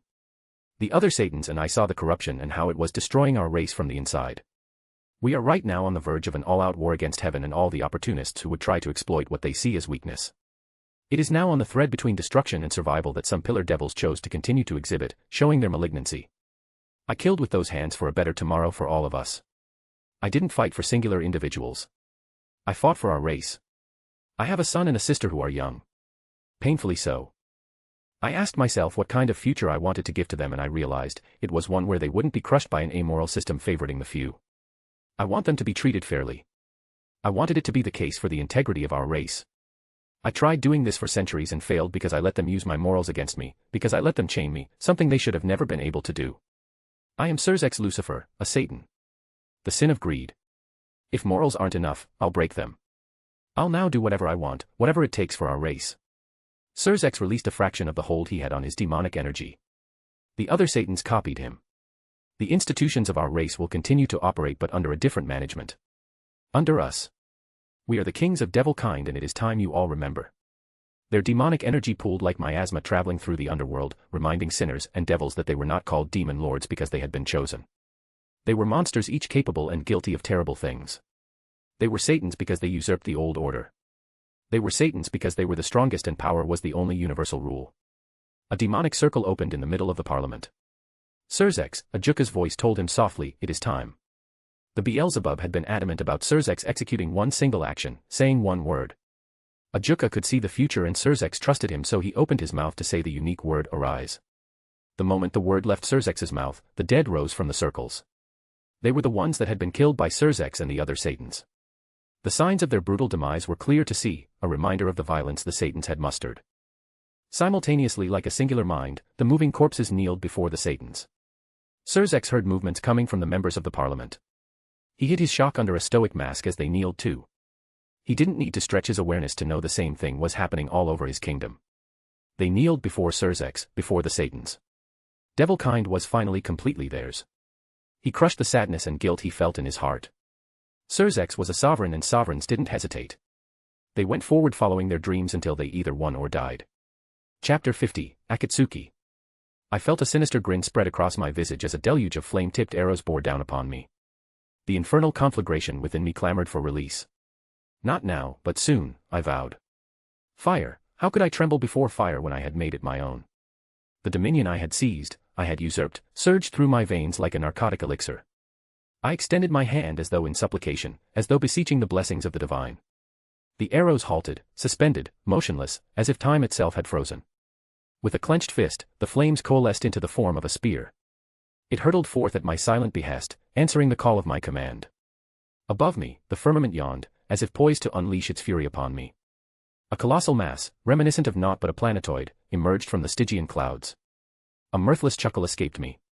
Truly, it was inconceivable. How could such a thing be artificially contrived? The tempest bellowed in anguish, the earth quaked, and the world convulsed in agony as I summoned yet more of the usurped dominion. I was a fiend. I was Rias Gremory, and naught could halt my advance save at my own volition. I drew back my arm and hurled the spear toward the plummeting meteor. The spear collided with the diminutive planetoid in the heavens. A shockwave ensued. As they clashed amidst the firmament, a shockwave propagated in all directions, annihilating all it touched. Save for me. As it sought to rend me asunder, it dissipated into oblivion. In the heavens above, whilst my spear contested the meteor, I beheld a sight that widened my eyes and quickened my pulse. A second meteor, vaster than its predecessor, descended. This is some Madara bullshit. I revel in it. He had elevated the spectacle, it was incumbent upon me to reciprocate. The second meteor, eclipsing its precursor, descended to supplant it. I sensed my flames waning, dwindling. But I would not countenance their abatement. Fire, yet more fire surged into my grasp. It materialized and interlaced, molded and shaped by my will, my desires. It assumed the form of an arrow. Let us discern your stratagem now, Mather. Fuga. The arrow soared, transcending the confines of time and space, heedless of distance, reappearing just astern of the spear. Spear and arrow met, merging as one. The flames surged forth, voracious, world-engulfing. They pierced the diminutive planetoid, their quarry. The adversary who dared defy me. Black lightning, as rapacious as my flames, rent the heavens. Divine flames and infernal lightning clashed in the firmament, akin to wrathful beasts vying for dominion. I am certain you harbor further machinations. Enthrall me, Mather. I exulted. As though the harbinger of his intention, space distorted before my eyes, unraveling amidst the confluence of flames and lightning. I endeavored to fathom, to comprehend the phenomenon before me. Space, he was folding space. I discerned. Of course, naught less could be expected from the prelate of my sibling. Allow me to pose a query. What befalls when an abundance of matter is compressed with utmost intensity? A sardonic chuckle escaped me. A black hole. Above me, the flames and lightning relinquished form, ensnared by all-encompassing oblivion. Wings of flame erupted from my back, forestalling my ensnarement by the cosmic abomination before me. The canopy above assumed the guise of human hands. Those hands cradled the diminutive ebony sphere, impervious to its gravitational pull. Black, darker than black motes emanated from the hands to the maw-devouring sphere, forming a halo about it. I recognized them. How could I not, when they had been the heralds of my liberation? You are truly unhinged, Mather. Beneath the veneer of civility lies a kinship with madness akin to my own. I knew that with my dominion over destruction, or even my newly acquired marble phantasm, I could effortlessly counter the abomination above me. Yet, I elected to confine myself solely to my flames. I relinquished my hold upon my flames. They surged forth, oozing from my flesh. The flames I had usurped from Kagutsuchi, the flames I had absorbed from Issei, coalesced before my eyes. I knew they yearned merely for a catalyst, a directive to ignite the conflagration. Memories of a fiend, of a demon assailed my consciousness. Memories of an all-consuming fire. I allowed those memories to guide me, permitting hatred to burgeon and fuel my flames. I allowed pride and anger to nourish them. I nourished them until they teetered on the brink of sentience. I extended my right arm fully, directing one of my fingers skyward. The hands urged the Stygian abyss downward. I stood resolute as it hurtled toward me. My flames assumed the form of a diminutive orb, no larger than a tennis ball before my fingertip. Regardless of the impending onslaught, I knew my flames would not rest until they had engulfed and consumed all. Miragidyne, I murmured, and my flames erupted. They unfurled, as if emerging from a chrysalis. Nothing, and I mean nothing, was spared by their rapacious and cruel nature. Above, below, space, matter, time, they consumed all. It mattered not that it should be impossible. The sole imperative they obeyed was the edict of annihilation. Before my eyes, atoms and molecules were devoured and sundered to serve as fuel for my flames. I knew that had I not been their progenitor, I knew that had I not been the architect of this cataclysm, I too would have been consumed, my essence notwithstanding. Ha ha ha ha ha. I heard him laugh. I could not discern whether it stemmed from witnessing something he deemed intriguing or if it were the consequence of my flames driving him to the brink of madness. I turned my gaze heavenward, toward where I knew Mather to be. He had implored me not to underestimate him, thus I complied. He was the prelate of my sibling, chosen specifically to confront a super devil. If he could not withstand my flames, then he had no place by my sibling's side. This is potential. I understand, Rias-sama. An inexorable assault. These flames are indestructible because they cannot be destroyed. Come forth, Mather. I know you harbor further designs. Reveal them unto me. I exclaimed to the men. Demonic energy surges forth, more pervasive than any I have hitherto encountered. Long ago, texts posit that chaos gave rise to celestial concepts. You have unleashed potential. Upon me. It is fitting that I retaliate with entropy. Absolute zero. For a moment, naught transpires, the subsequent moment, all halts. The world, my flames, my breath, my very essence, they all stall.